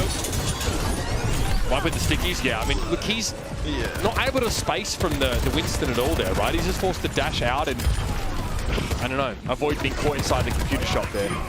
This is a good response from Toronto. I think they sort of realize, hey, like, we're in a great spot to lock this Genji and the rest of them up in this computer shop. Let's push now. Yep. They push up. Muse firing off some alternate fires towards the spawn. See now Paris can, they kind of let them through the choke, and they kind of came from multiple angles, Toronto, right? We'll see if they decide to do that again as Vistola and crew work their way through the choke. I mean, look at this. Finale can break that line of sight so comfortably. And then be in a power position moments later. Glista. Yeah, they're doing a great job, Toronto, of just coming from, you know, both sides, jumping right on top of them. Really not giving Paris an opportunity to get anything going. So you already got attack visor. You're going to have a duplicate here. I mean, you're not even 50% to the grab. All right.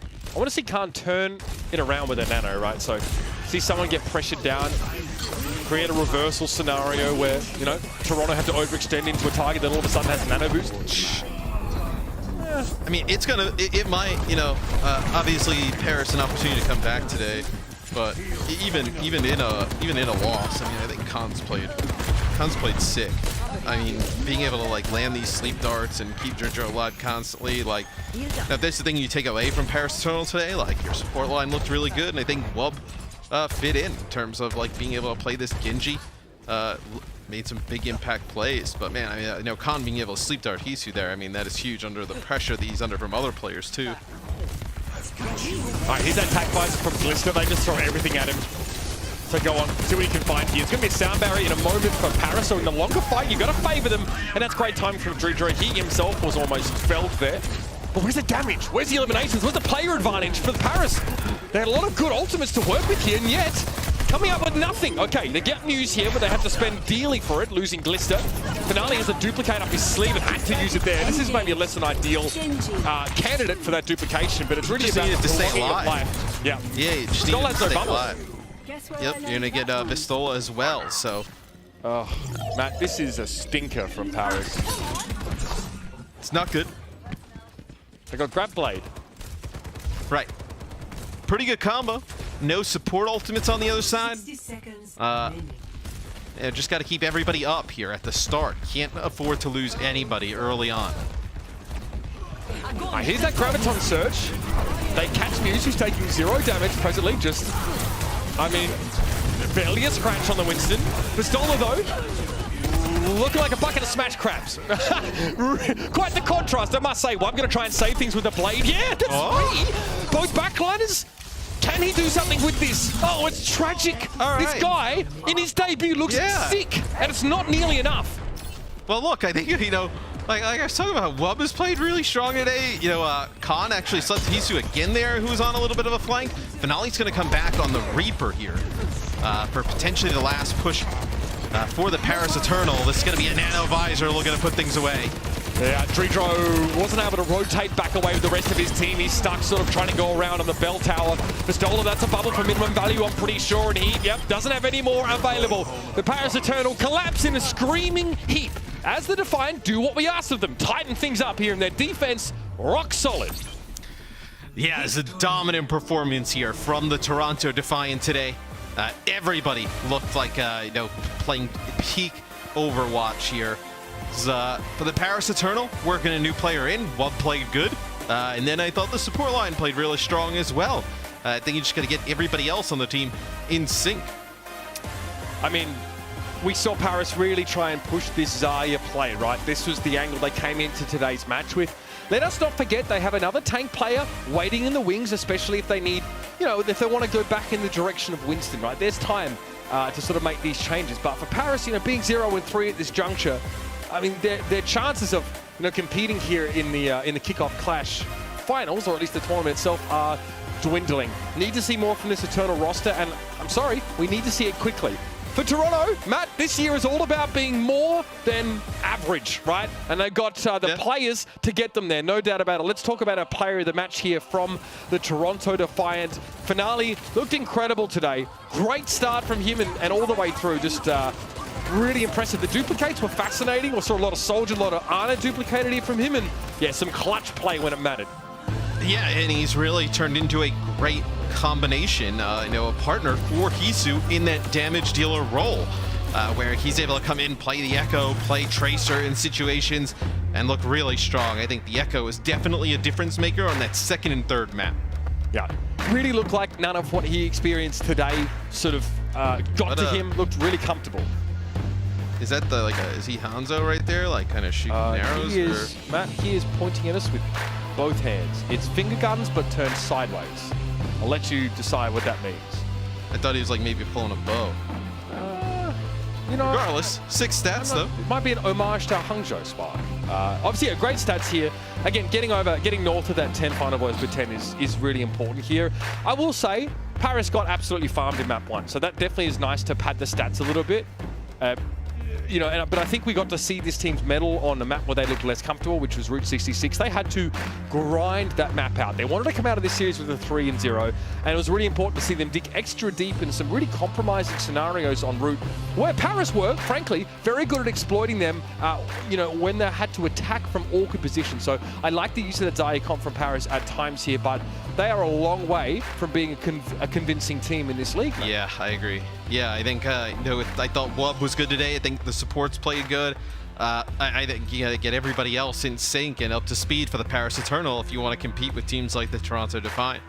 Yeah, we're going to let you go and find Boo Boo in a picnic basket. We're going to head over to our post-match wrap-up here with the desk. So stick around, everybody, for that. I'm going to keep wearing this. You look like you're on cloud 9, man. Absolutely comfortable. All right, we'll be back on the other side of these messages. The Overwatch League is brought to you by Upper Deck, the official trading card of the Overwatch League. And by TeamSpeak, the official voice supplier of the Overwatch League.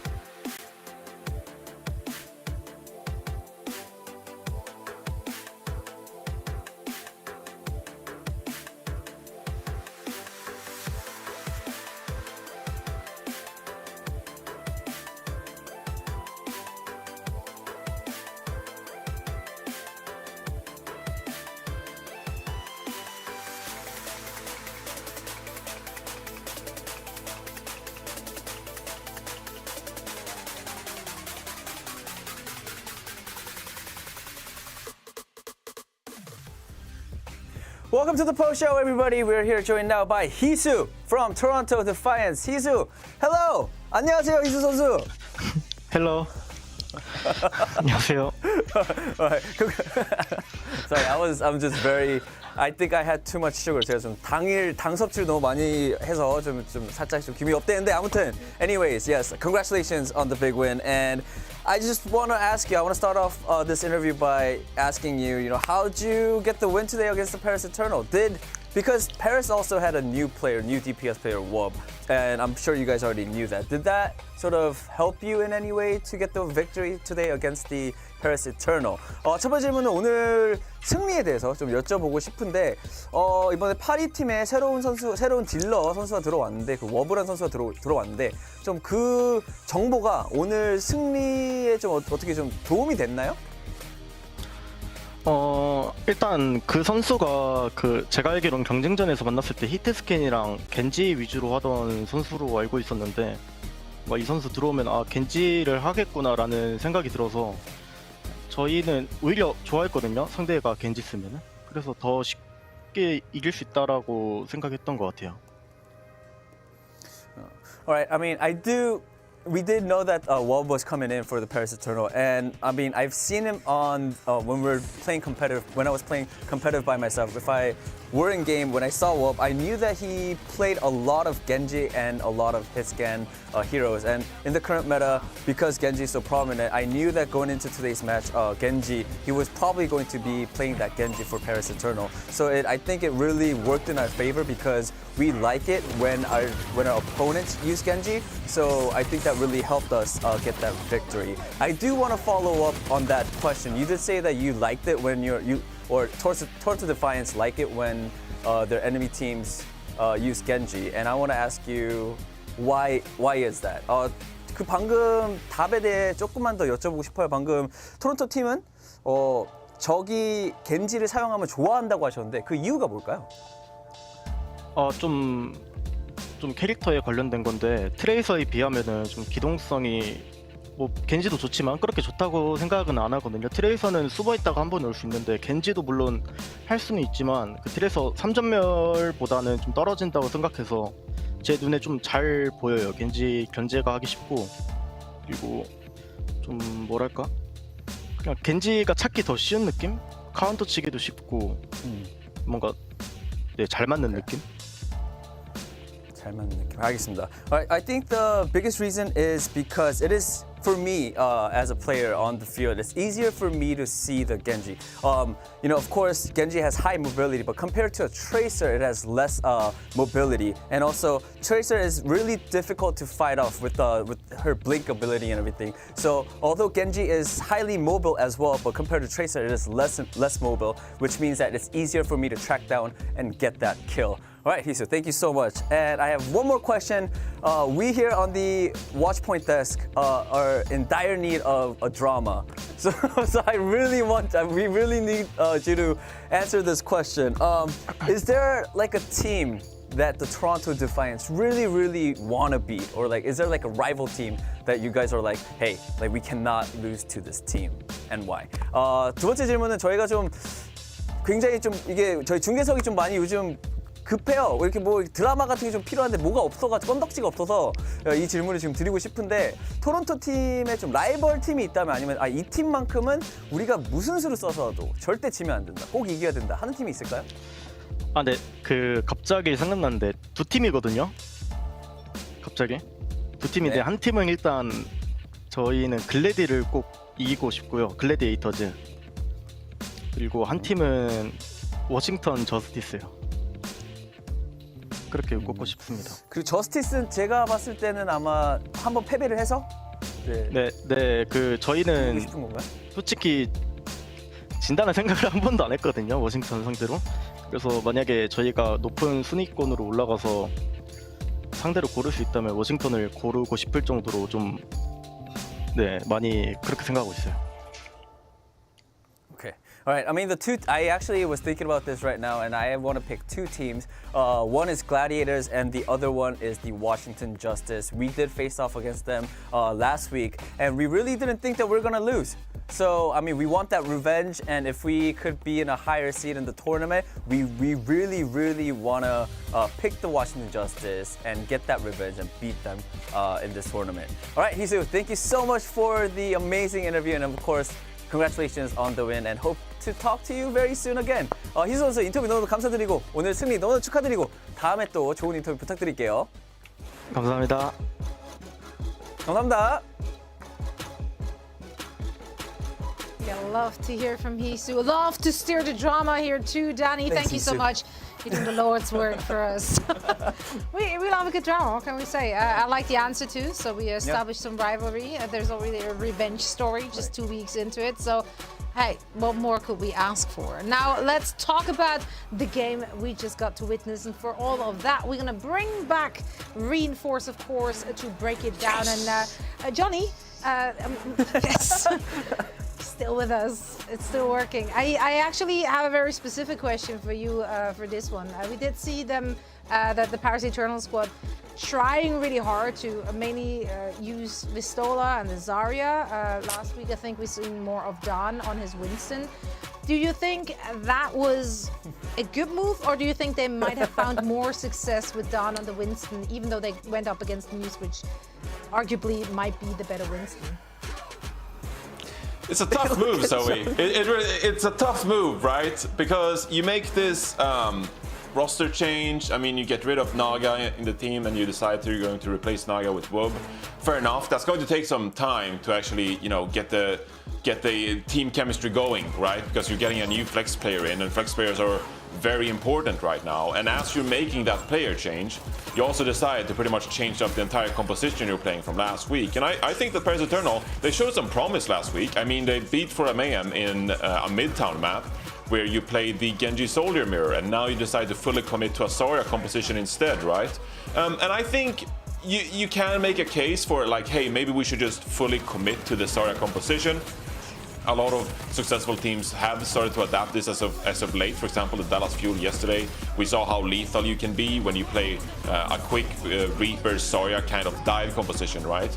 The Paris Eternal, they decided to play Zarya with the Genji and Soldier primarily a lot of the time. And I mean, the big issue was that the coordination just wasn't there, especially with this kind of composition. It didn't look like they had a ton of practice time with Wub or with the composition itself. I think Vistola struggled quite a bit to find value, but some of that was also Toronto Defiant just fully acknowledging what they were up against and just focused down Vistola quite a lot. They committed a lot of resources in getting him slept. They utilized Muse Winston bubble to make sure that he couldn't get value from Nano Boost. His Gravitons were off the mark. So it's not fully Vistola's fault, because I think Toronto Defiant did a good job countering him. But if you want to fully commit to the Zarya composition, you need to play better around Vistola. You need to set him up for success, and he needs to individually step this up. This is going to be tough for the Paris Eternal, because you've started out this season 0-3, and next up you have the Washington Justice, the Dallas Fuel, the Houston Outlaws, and the LA Gladiators. I mean, they're gonna start the season 0-7. I'm pretty much willing to predict that at this point, right? So it's tough for the Paris Eternal. They need to build for the long term, for like the second half of the season, because like it's pretty much guaranteed to be a tough start from here. But they showed some promise. Maybe they can build on that in the long term and see if they can get some of that chemistry going. I mean, it can only go up from there, right? So that's the good news. I do feel for players who are like brought in all new. I think Matt and Mitch have done a great job at really acknowledging that Whoop is being put into a situation which is making it really hard for him to succeed. So I hope everyone watching is going easy on the rest of the team. Like, that's a lot of changes, as you explained, Reinforced to be making. Yeah, and they look good, right, Zoe? There were some good moments, right? I don't want to fully be negative. There were some good moments from Wood, for example. So yeah.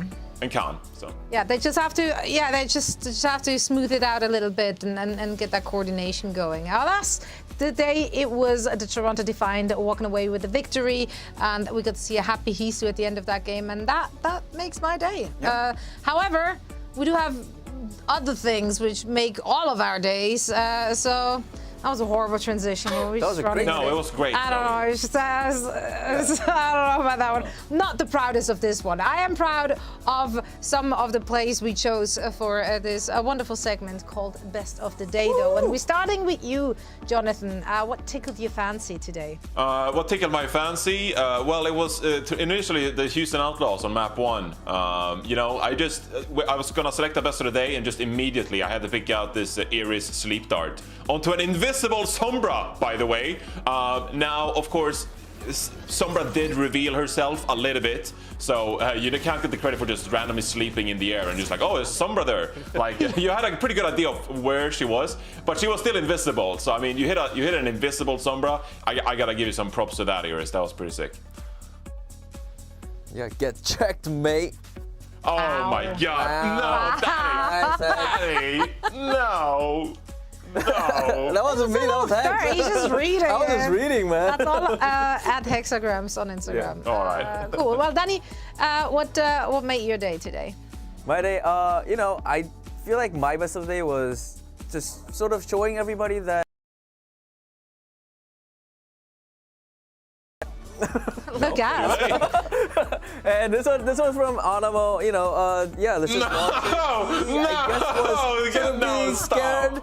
He was trying to evade the enemy team, and then he just jumped into into a dark hole.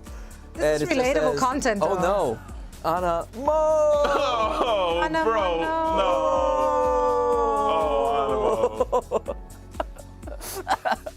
I mean, let's not That pretend ain't that right. this is not super relatable okay. for all of us. If you play Overwatch, that happened to everyone at least once. That's why at least once. And it happens in way more embarrassing ways than that. Oh yeah, so. no, I would charge and then just go right into the hole and die. Yeah, I don't even do it backwards. Like I front flip into the abyss. So that's where I'm at.